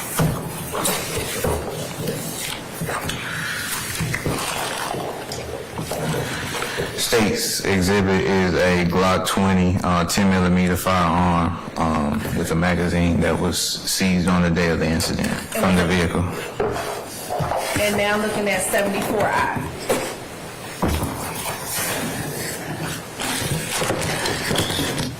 74I is the Phoenix arm pistol that was seized from the day of the incident with a magazine. And 72I, 73I, and 74I all appear to be those guns recovered from the vehicle. Yes, ma'am. Your Honor, at this time, the State Letter Tender States Exhibit 72, 73, and 74I into evidence. Any objection, madam? You understand objection? All right. They'll be admitted over your objection. The court will admit 72I, 73I, and 74I may be published as you see fit. Thank you, Your Honor. And in that same fashion, when you see guns mixed around with the narcotics, what does that indicate to you? I sustain the objection as to form. In your experience, officer, have you seen guns with drugs in your experience? Yes. And as a police officer, when you see guns with drugs, what does that indicate to you? Foundation, Judge. I sustain as the foundation and speculation as well at this point in time. How often You have want you to phrase it? Sure, Your Honor. How often have you seen drugs and guns? No. Objection relevance. Overruled. Quite frequently during my times in Apex. And as an Apex officer, when you see the drugs and the guns together, what does that indicate to you? Your Honor, foundation. I'll overrule the objection. It's used as a tool to, prevent possible. Overruled. As a tool to possibly prevent the actual, stealing of the narcotics or the proceed earned from selling narcotics.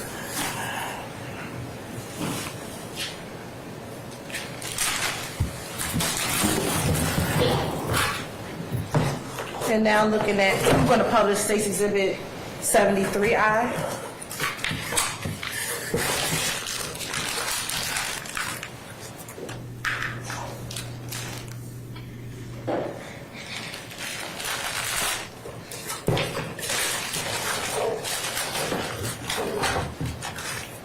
And then last one, publish State 74I.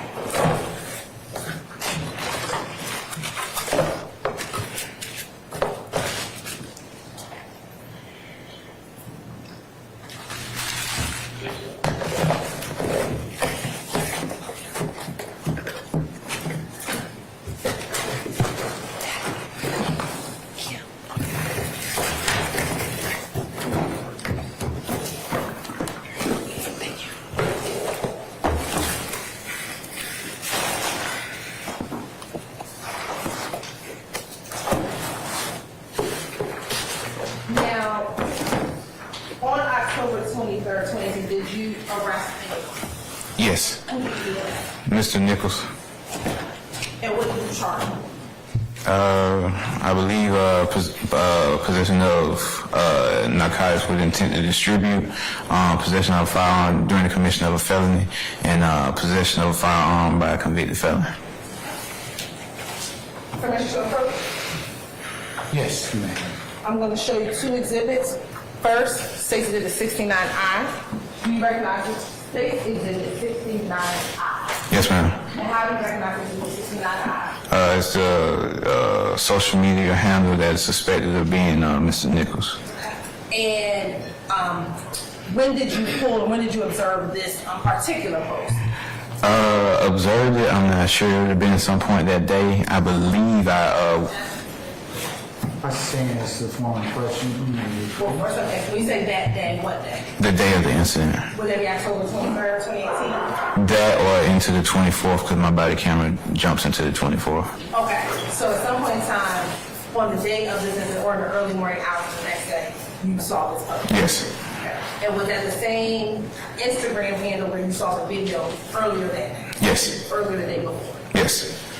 And does that appear to be a fair representation of the picture you saw on that post on October 23rd or October 24th, 2018? Yes, as well as what he would have been wearing that day.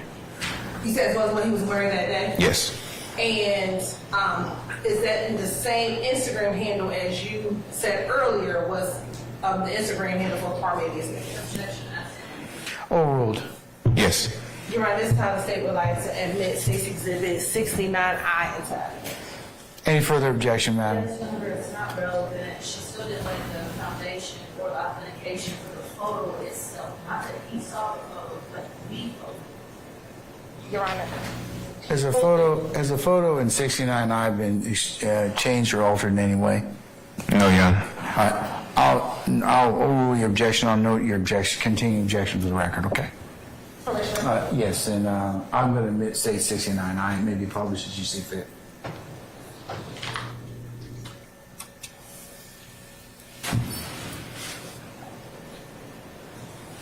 And is that the picture that you saw either late in the evening on the 23rd or early morning, 24th of October 2018? Yes, Your Honor. Yes, ma'am. If you could just read for the jury, what does it say underneath the blank mark out? Okay, so it says the name of his Instagram handle, which is emboldened. Overruled. It says the name. Okay. It says the name of the Instagram handle, which is emboldened, as well as smile through the Try to pain. speak a little bit slower for me. So Okay. As well as smile through the pain with an exclamation mark, and then it says keep yourself even when you broke, exclamation mark, bad, hashtag bad season, hashtag slime. Hashtag slime. Yes. Let me ask you this. This is, what community was this in? This occurred? The Cleveland Avenue community. Were you aware while you were an Apex officer of any gang activity within the Cleveland Avenue? Objection. Basis. It's not relevant. Foundation? Foundation. I'll sustain it as a foundation. As a police officer working in Zone 3, were you aware of gang activity in Zone 3? Yes. And how were you aware of gang activity within Zone 3? Through knowledge of, investigators from the gang unit, as well as, reviewing some of the Instagram handles. I saw what I suspected to be, gang. I sustain the question, the answer. Your Honor, is to say that it's suspected marijuana, suspected drugs. He said what he suspected it to be is what he saw. Gotta lay more foundation in terms of that, though, madam. So I sustain the objection. What type of things did you see? At various times, you can see individuals throwing up what's been assumed as the. I'm not. What Okay. As a relation to the community overall, individuals throwing up hand motions that are to this effect. Okay. And what did you understand that particular gang sign to be? I understood that to be related to YSL. Okay. And inside the community in Cleveland, in Zone 3, where in Zone 3 would you see that type of? In Zone 3, did you see anything else associated with the YSL? It was some, what's the word? Tagging is a graffiti word. It's a graffiti term for spray paint, where you see buildings or whatever marked with YSL or slat or slime or various phrases that, is known to be associated. Basis. Lack of foundation, he's saying is I'll overrule the objection this time. To be associated with YSL. And where would you see that type of tag, slat, YSL, or slime? On various walls. Okay. Yes. Where? Oh, in the community. I can't off the top of my head think of one right now. Was it near Cleveland Avenue? Was it near Field? Well, I'm going to overrule the objection. I sustain it as to leading. Where in Zone 3 would you see these types of tags? along, the whole Cleveland Avenue area, it's all one street, so, it has various streets that branch off. You may see it on the apartment, building along, one of the neighboring streets off of Cleveland Avenue, but that's the main, thoroughfare corridor. Thank you. Yes. Now I'm going to show you what's been marked as State's Exhibit 84I. Oh, excuse me, Your Honor. If I didn't, I would like to tender State's Exhibit 69I as evidence. Sorry, ma'am. I think it did. 84I. What's State's Exhibit 84I? It appears to be an aerial view of Cleveland Avenue, Steele Avenue, and some of the neighboring businesses and residents in the area. And does that appear to be a very accurate depiction of that Cleveland Avenue area near Steele Avenue? Yes, ma'am. And is that the area in which this incident from October of 2018 occurred? This time, say like 26 Exhibit 84I into evidence. Just for demonstrative? Yeah, yes, Your Honor. Okay. Any objection, Ms. Westmoreland? Relevance. I'll admit it over your objection. All right. For demonstrative purposes. And if you can just kind of orient the jury starting from 75 and bring them over to Steele Avenue. Okay. So to the right of the photo, you have 75, which runs north and south. The right or the left? I mean, I'm sorry. The left of the photo, you have 75 that runs north and south. You have what appears to be a neighboring street or oncoming, the roadway leading on to 75.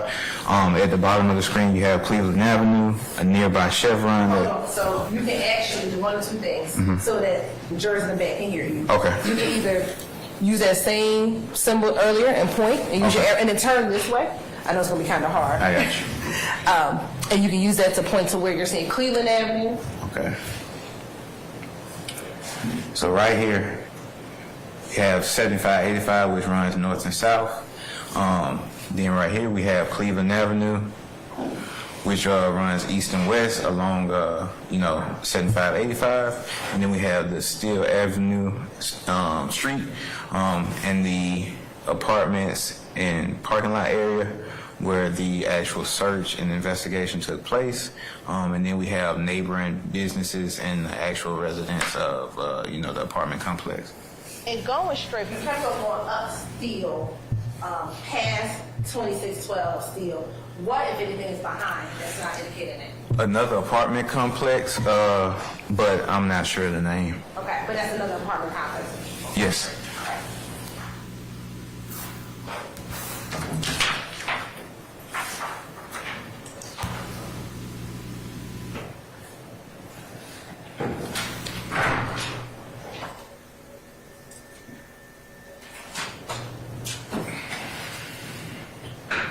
After securing your arrest warrant and taking the items to APD property and evidence, did that conclude your involvement as it relates to this particular case?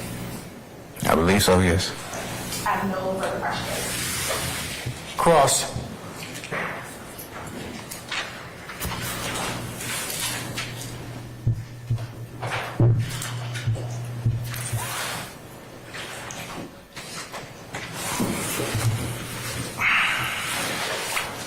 Good afternoon, Officer Ross. Good afternoon. How are you? I'm good. How about you? I'm doing pretty good. Good. Okay, so you do not know when this video, the social media post, you do not know when it was created, correct? I do not. All right. And you do not know who posted it, correct? You cannot say that for a fact? I cannot say who posted it. Okay. And in fact, you do not know who filmed the video, correct? I do not. You do not. All right. And you do not know what approximate time that you saw the post, correct? Well, in my narrative, it says 20 minutes. No, what time you saw. Yes, you do not know. No. Okay, and you do not know what device that you were using to see this post, correct?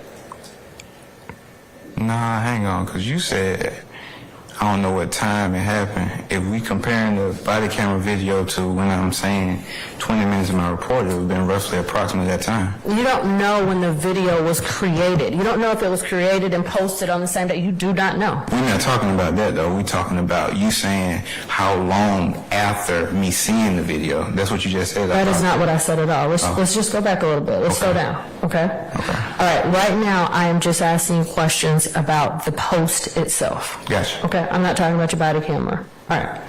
Okay, so I asked you, you do not know when the video, meaning the Instagram video, when it was created. You do not know that, correct? No. Okay, because you didn't make it. You don't know. No. All right. And you do not know who filmed the video. You weren't there. You do not know. No. Okay. And you do not know when the approximate time that the video was posted, correct? No. Okay. And you do not know where you were when you were watching this video, correct? No. Okay. And in fact, you do not know the device that you even used to watch this video, right? My city cell phone. Huh? My city cell? You're saying your cell phone? Yeah, my city cell phone. Your city cell phone? Okay. Do you remember another occasion where I asked you that question? Yeah. Okay. All right. And you don't remember saying that you did not know? I'm pretty sure I said my city cell phone all the time as well. All right. Don't worry. We can move on. All right. So you're watching this post, right? And you see what you believe to be a small bag of marijuana, correct? Yes. All right. And you see this post and you call your supervisor? I notify him, yes. All right. And you get a caravan together? Yes. All right. And you find a staging location? Yes. Okay. And you call, and several officers meet you at the staging location? Yes. All right. And you do this briefing session with your other officers? Yes. To go get this marijuana? Yes. Okay. All right. So you arrive at the apartment complex, right? Yes. And when you get there, Mr. Nichols, who you believe to be Mr. Nichols, he's not even in that car, the gray car anymore, correct? Correct. Okay.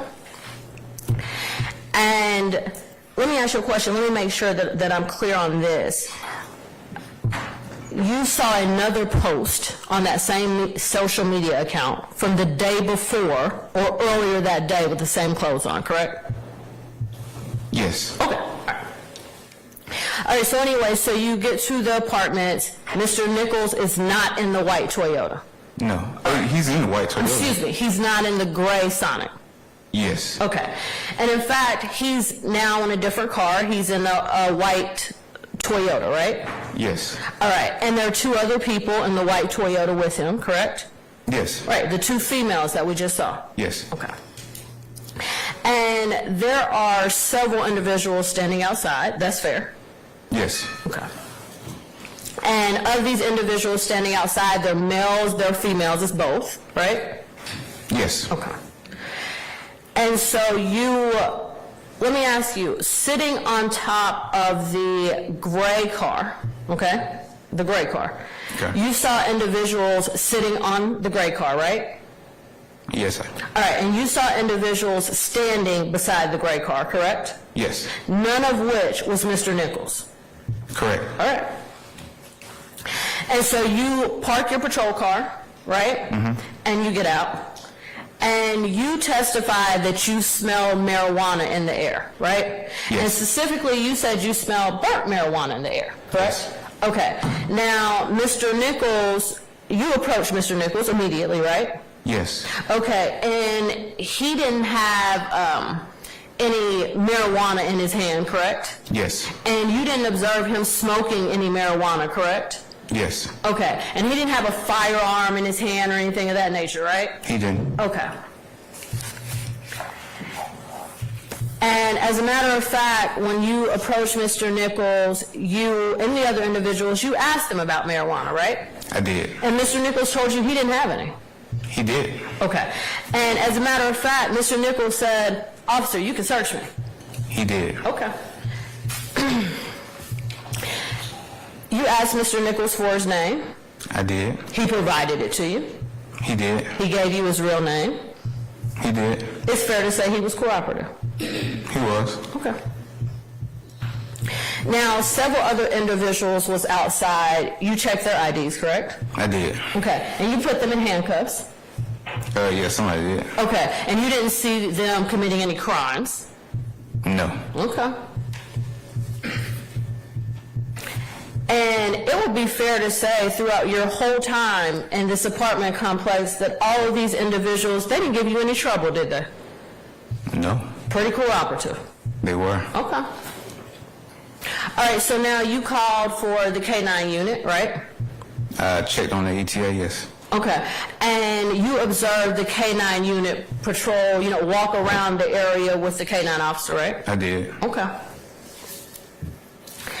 And out of all of these individuals outside and the cars outside, you didn't observe the K-9 alert anything beside that one car, right?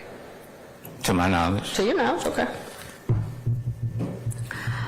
All right, so out of all of the individuals that was congregating that evening, no one else was arrested, right?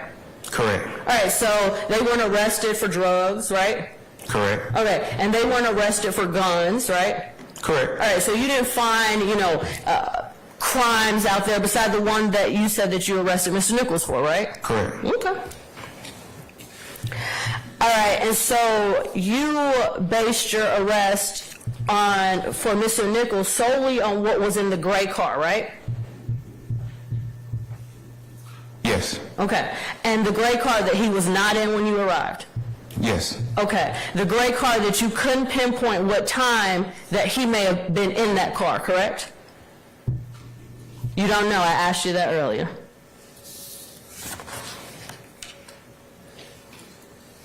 Correct. Okay. All right, and Officer Ross, let me just ask you this. You're aware that the marijuana charge against Mr. Nichols was dismissed? No. You're not? No further questions. Any further examination? Mr. Sharp?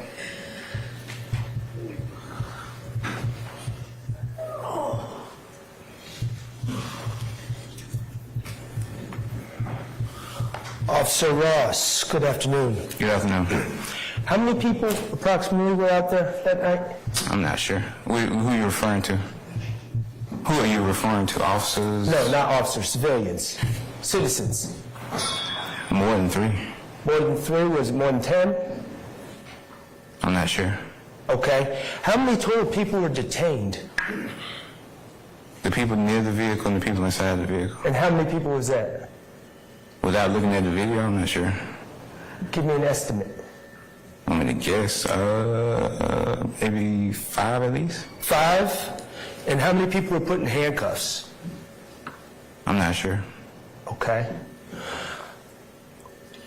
Was it multiple people that were put in handcuffs? Yes. Okay. And what was the total amount of marijuana seized? 17 grams. And that's a misdemeanor amount? Standalone, yes. Okay. You also testified to, as an officer, seeing firearms with drugs a lot. Yes. Okay, and your testimony was the reason for that is because the people with the drugs don't want the drugs taken. Or the proceeds. Or the money taken. Yes. So your testimony as an expert is He didn't say drug, that's or as an officer, excuse me, thank you, Your Honor, is that drug dealers have guns to avoid being robbed, correct? It's one of the reasons. All right, thank you. Anybody else? All right, Yes, Judge.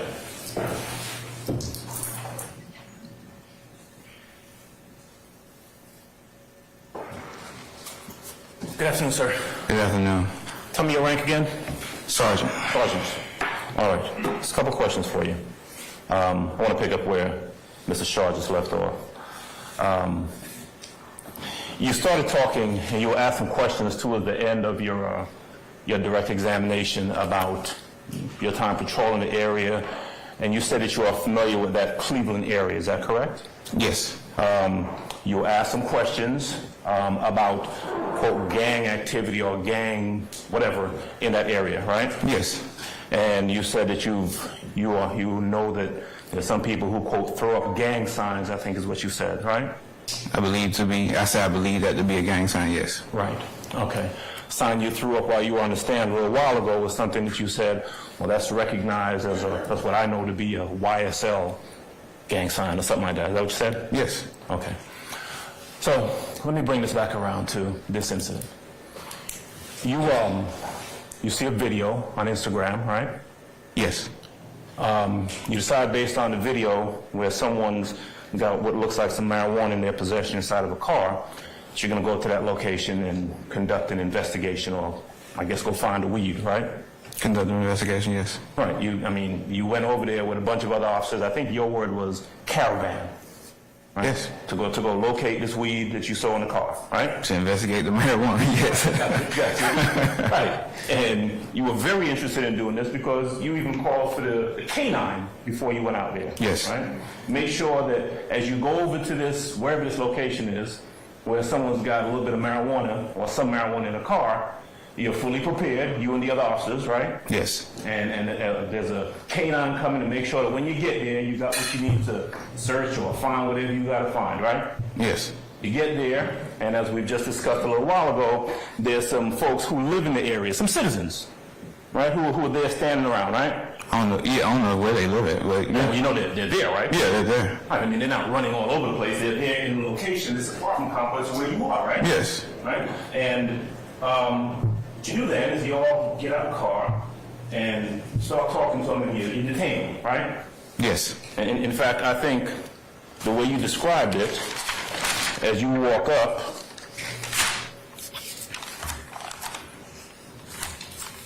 let's see, you say something to the effect of on the tape that we saw, do me a favor, I'm going to detain y'all. That's what you say, right, when you walk up to these folks who are just standing there. I believe so.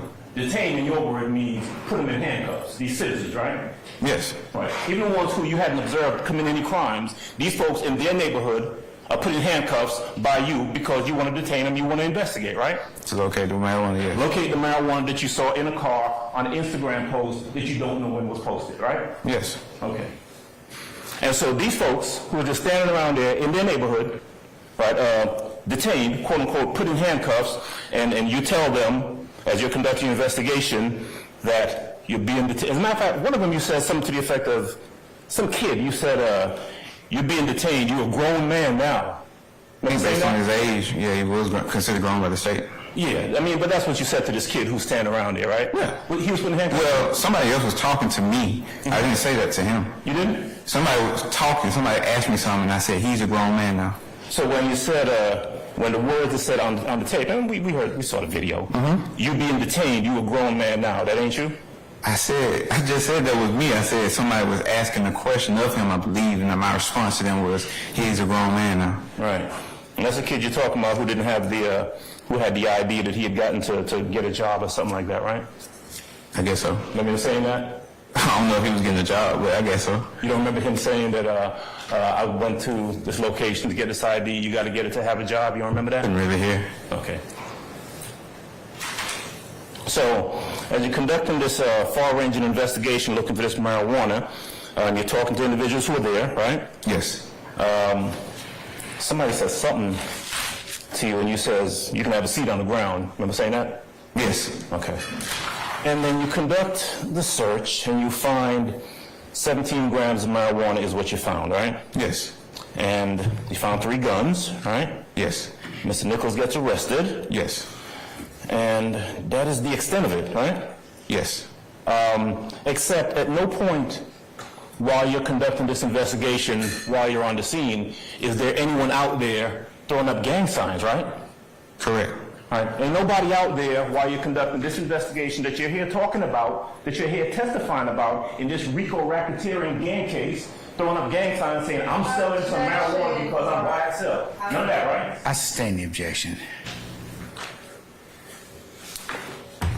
No gang signs. No gang signs. All right. That's all. All right, Mr. Matthews. Sergeant Ross, and you're familiar as a veteran police officer and a sergeant, the responsibilities that you have with documenting and reporting as a responding officer, collecting gang-related information when you go to these scenes, correct? Yes. And you didn't document that as any gang signs, any paraphernalia, any language about any gang signs that particular night, correct? That night, no. Okay, nothing further. Anybody else? All right, any redirect from the state? Yes. All right. How long you been a police officer? 11 years. How long were you with the Apex unit? 3. As an officer with APD, Apex unit, when you're conducting an investigation outside, in front of people, is it common that people throw their gang signs while you're in the midst of the investigation? No, not when they get detained. No, yeah. Not when they're being detained, all right? Okay. Everyone keeps talking about the marijuana. Were there weapons found as well? Yes. Why do you detain individuals when you first get on the scene? Oh, well, in this sense, I didn't know who actually, had the marijuana. And we were there to conduct the actual investigation.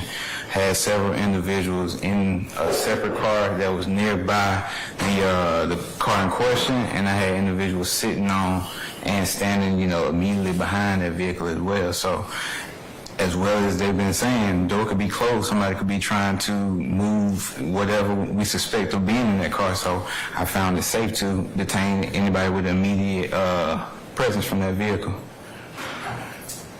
And were there others? Matter of fact, in the video, was there a woman in the driver's seat? Of the white? Yes. And from the video, did you put her in handcuffs? Yes. Was she in handcuffs? From the video, the driver? Oh, the driver, I'm not sure about her. Okay. Was the passenger, was she please? Yes. Now, there has been some conversation about time. The video, again, where was it posted?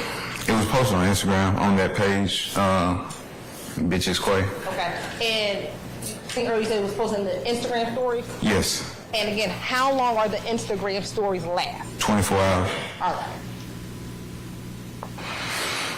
And I believe you testified earlier that you got to work somewhere between 2 and 3 o'clock p.m. that day? Between 2 and 4, yes. 2 and 4, excuse me. And would you have seen the video after you got to work? Yes. I stand the questions to form. What time would you have seen, approximately around what time would you have seen the video? Objection, as an answer. Overruled. After I got to work. Okay. So sometime after 2, or maybe even after 4, depending on what time? Yes. All right. If I can continue, I believe it would be closer because my immediate action after seeing that video was to start gathering resources to go further investigate. And in that Instagram video, were you able to see that white Solera? What I believe to be the white Solera, yes. Okay. And when you spoke with the owner of the white Solera, how long did she tell you she had been out there? I believe it was 30 minutes. So at best, from the time you saw the video, about how long was from the video when you saw it to when you got out there? Objection, reading as an answer. Well, she said how long, so I'll overrule the objection. If I said I saw the video, it took me 20 minutes to gather resources. I believe at that staging location, we drove across the street. That took minutes. So I would say, well, within that time frame that she's saying they had just got out there. Okay. So this isn't as if, do you know, the video was posted months prior to this? Not on the story, it wouldn't be there. Okay. And again, once you arrived and you saw Mr. Nichols, where was he? He was in. Yeah, I sustain that objection. And lastly, do you see Mr. Nichols in the courtroom today? I do. If you can identify him by article of clothing that he is. Individual back in the, towards the back wearing a gray suit. It looks like a black turtleneck with some type of jewelry around his neck. Your Honor, please let the record reflect that Sergeant Ross has identified Mr. Nichols. Yes, y'all. And last but not least, as an Apex officer, are you responsible for charging gang activity? No. Okay. Who would that responsibility fall upon? Normally it's a gang investigator or somebody assigned to the gang unit that has a very broad basis of knowledge around the topic. All right. I think I have no further questions. Any further recross?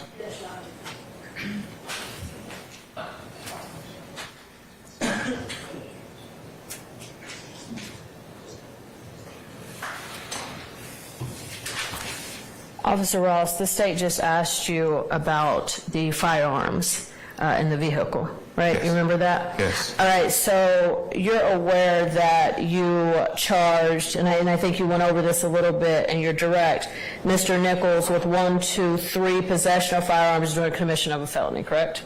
Yes. All right, and you're aware that they were null pros, dismissed? Yeah, I wasn't aware, but okay. Okay. All right, and you said that it was 3 guns, right? Yes. Okay, and you're aware that the possession of a firearm by a convicted felon, that 2 of those counts, you're aware they were dismissed? No. You're not? Okay. All right, now, you charged Mr. Nichols, right? You filled out the arrest warrants. And you did not arrest Mr. Nichols for any gang charge, correct? Correct. All right. I'm finished, Your Honor. Anybody else?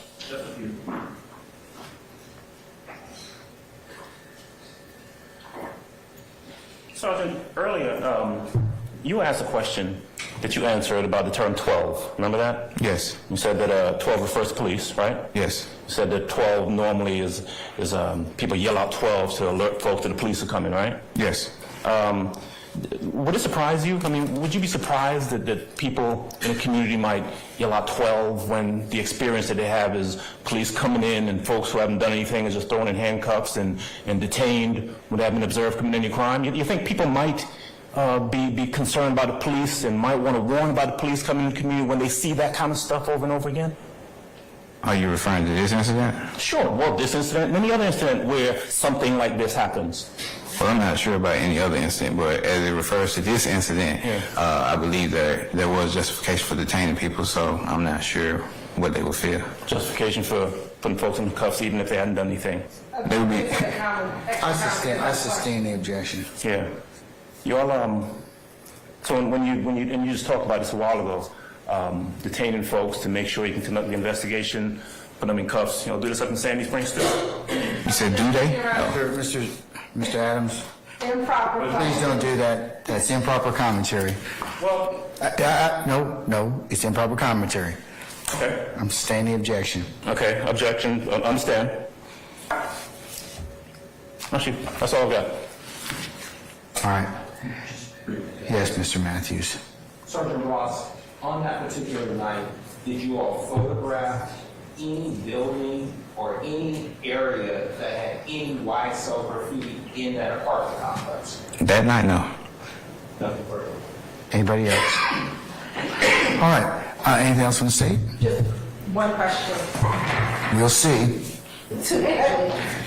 Do you have control of how the DA's office disposes of cases? No. And on that Instagram post of him in the single picture, was the word slime on his Instagram post? It was. And was that within the time frame of this video?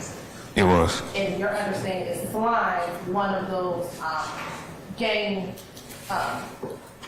graffiti that you would see on the wall? Excuse some of the graffiti you would see on the wall. I sustain it as deleting. Have you seen that word slime as graffiti? Yes. Anything further? Did you forward, Sergeant Ross, as a requirement for SOP, any of the information to any gang-related investigator? Forward it? I'm not sure, but I believe I made them aware of it. Is it documented in any narrative report that you completed as a requirement as an officer? In a narrative? No. I don't believe so. Anything further? Anybody? No. All right. May I excuse Officer Ross, permanent or temporary? Permanent. All right. Officer Ross, thank you for your patience with us. I'm going to permanently excuse you as a witness. Please don't discuss your testimony with anybody except the attorneys in this case, okay? Yes, sir. All right, thank you, sir. All right, thank you.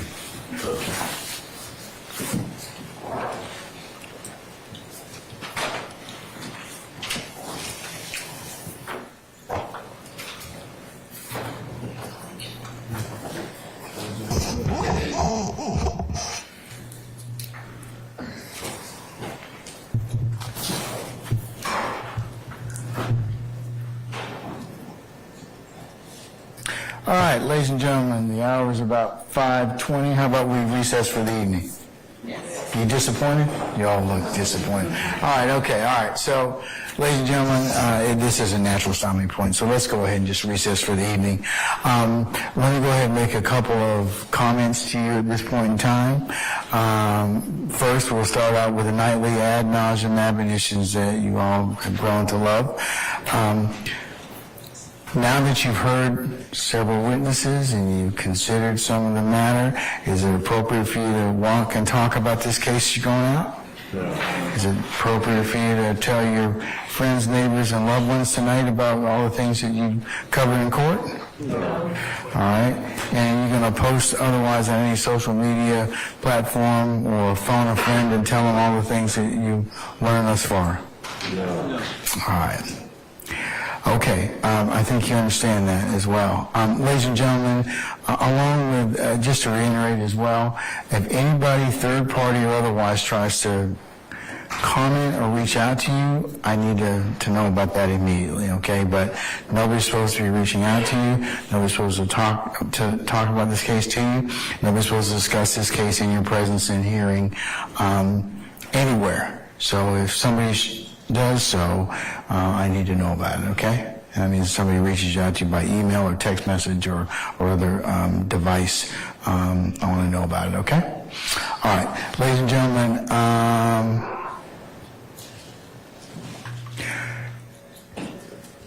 any other ministerial inquiry of me at this point in time before I tell you a little bit about the rest of the week? Anyone? All right, say again? What's the question again? I said, any other ministerial inquiry of me? Okay, I mean, that's a question, if you have a question or anything like that. Okay, while you're thinking, okay? All right.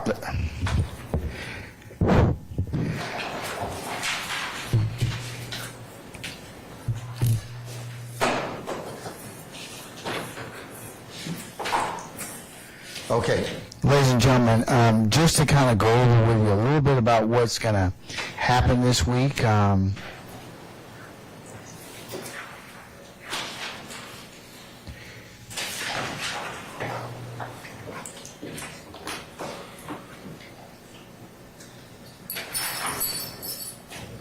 right, tomorrow is the 5th, Tuesday.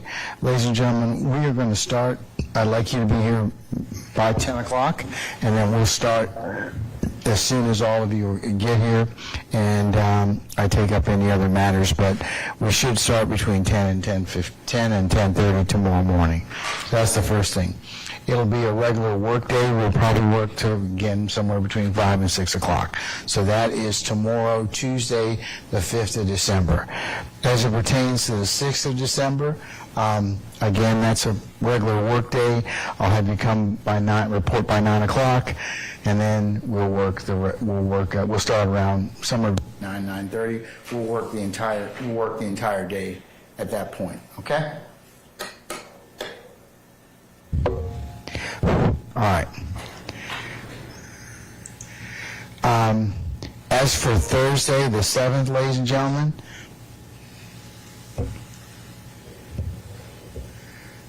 Thursday and Friday are going to be short days. So if you have business you might want to take care of, I'm going to go ahead and tell you the time period. We're going to start probably about 9. We'll get started probably around 9:30 or thereabouts. We're going to work to about 12 or thereabouts, so 11:30, 12 o'clock. And then you'll be recessed for that day, okay? So Thursday's a short day. You have anything you want to book in the afternoon, like an appointment or anything like that, that would be the time to do it, okay? Conversely, on Friday, the 8th, ladies and gentlemen, I'm sorry this microphone keeps going in and out, but I apologize. I need to look at my computer to talk with you so everybody else can hear me. Ladies and gentlemen, on Friday the 8th, you will have the morning office. The court has unrelated business to take up, so I'm going to have you come by report at 12:30, and we'll work from about 1 to 5, and then we'll recess for the day. So that's the schedule for the rest of the week. Just to give you all a little bit of planning and notice up front so you can kind of plan accordingly, okay? Yes. All right. So,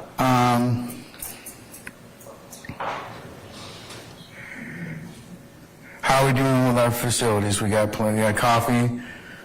You comfortable back there? Yes. All right. How about juror stickers? Got plenty? Okay. Remember when you leave tonight, leave your notepads in your basket and take a juror sticker, and then we'll see you, you can take that so you can get back in the courthouse accordingly, okay? All right. So what time are you supposed to report tomorrow? 10. And what time are we going to start it by? Hopefully.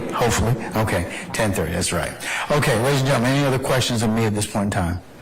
Now that I've given you a little bit more information.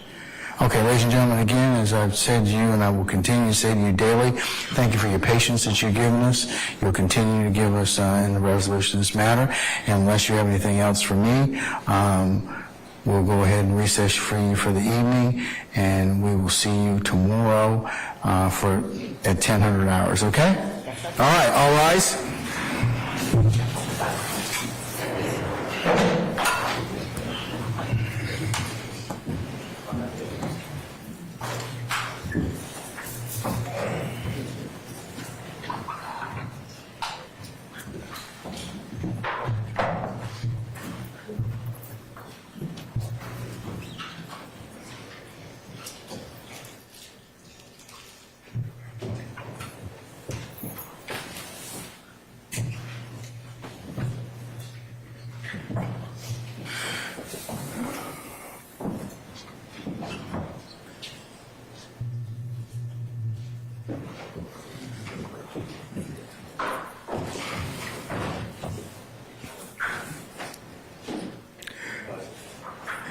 All right, ladies and gentlemen, please be seated. Our jury has left us at this point.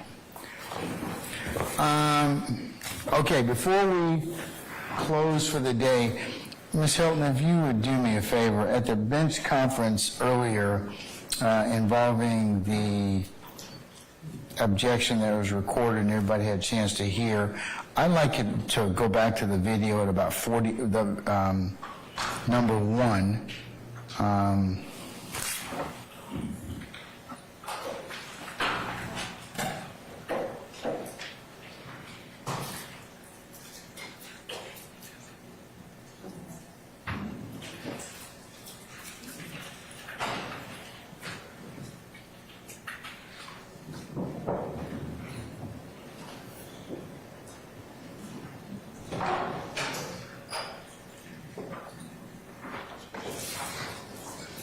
And that would be state 68I, number 1. That would have been not the Instagram video, but the first body cam video at approximately 48 minutes or thereabouts. I wanted to check for what Ms. Westmoreland purportedly said on the video. And you're right, I assume you mean 48 minutes from the top of the screen. Yes, ma'am, at the top of the screen, yes. If we could forward that to that just a little bit before, I want to see it and hear what it says. To see if it comports with what was told to me at the bench.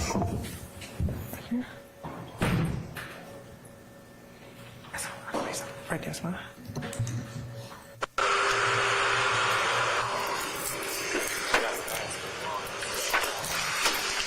You got a license? Never had one? From what? From prison? Okay. Spell it for me. Last name. Okay, you can stop there. Stop there. I did hear the word prison. Ms. Westmoreland, as I mentioned earlier, it wasn't I could have, if you had told me about it prior to this, we certainly could have gone ahead and edited that. I'm going to order that it be edited at this point in time for any future showing of that particular video, but this was the first objection that we had as to that issue. You did not bring that up before. It was not objected to at the suppression hearing, and it was objected to after it was played. So I just want to make sure I got that for purposes of the record, but I will go ahead and edit it at this point in time since you brought it up to me afterwards, okay? Your Honor, thank you for editing it now. Just for the record, I think that I preserved the objection by objecting to the video in its totality for all of the reasons I stated before. Oh, no, madam. You would have had to object specifically to that because that is a definite separate basis for objection. So I disagree with you humbly about that. While you objected to the video as a whole, that specifically should have been brought to the court, and I could have edited it at that point in time. All right. Anything else? Your Honor, just for the record, we will go ahead and edit that out. I do want to state for the record, though, that the evidence will come in that he was convicted of a previous offense, just not that we're not going to edit it out, but for the purposes of any potential mistrial, the fact that he was convicted previously is going to come out because of the certified copies of convictions, and so I just want to place that on the record as it relates to Mr. Nichols. All right. Okay. Now that I've resolved that particular bench conference issue, anything else at this point in time before we recess for the evening? Okay, if not,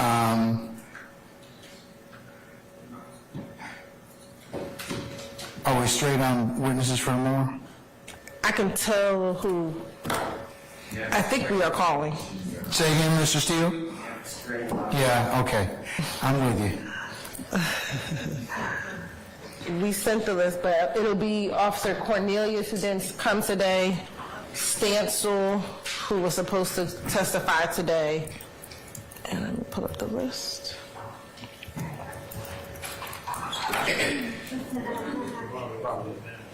Give me 1 second, Ron. Did on for Tuesday? Sure. Okay, Joshua Mason-Sack, Officer Fikes with Brookhaven, Patrick Chapontis with GBI, and Joshua Mason-Sack is formerly with GBI, Officer Ian Applewhite, Officer Jasmine Hawkins, now Jasmine Mogavero, and Edwin Garcia. Yeah.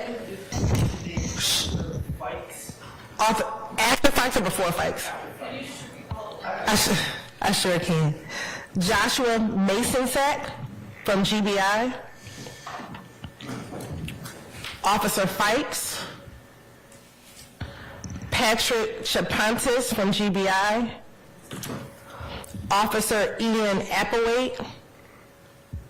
Officer Jasmine Hawkins, Mogavero, and Edwin Garcia, in addition to Officer Cornelius, or Sergeant Cornelius, excuse me, and Investigator Stancil.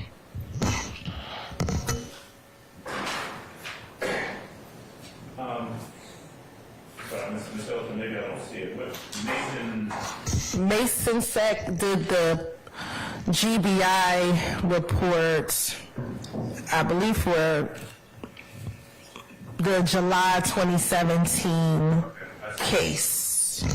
that's on the Friday list, right? That's from the Friday list, and maybe should have been on the list yesterday too. I thought I recapped everyone, but definitely on Friday.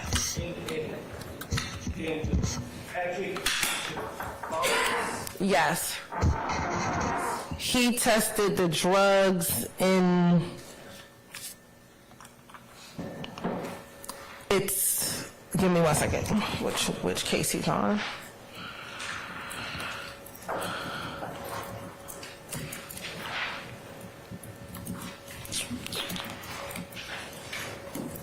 Excuse me, Your Honor, while we're looking for that. No. Let's just wait one at a time, madam. Okay?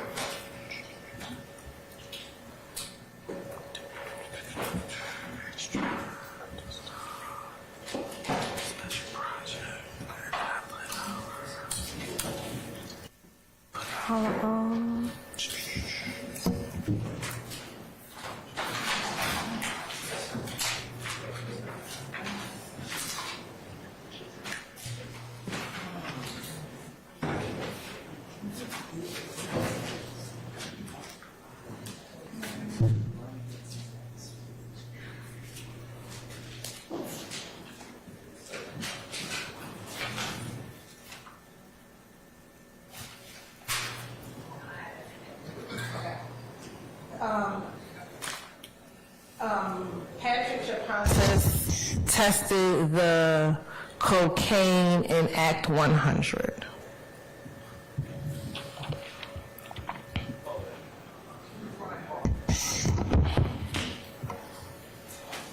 All right, is that it? You're welcome. All right, okay. Yes, Mr. Williams, what were you going to ask at this time, madam?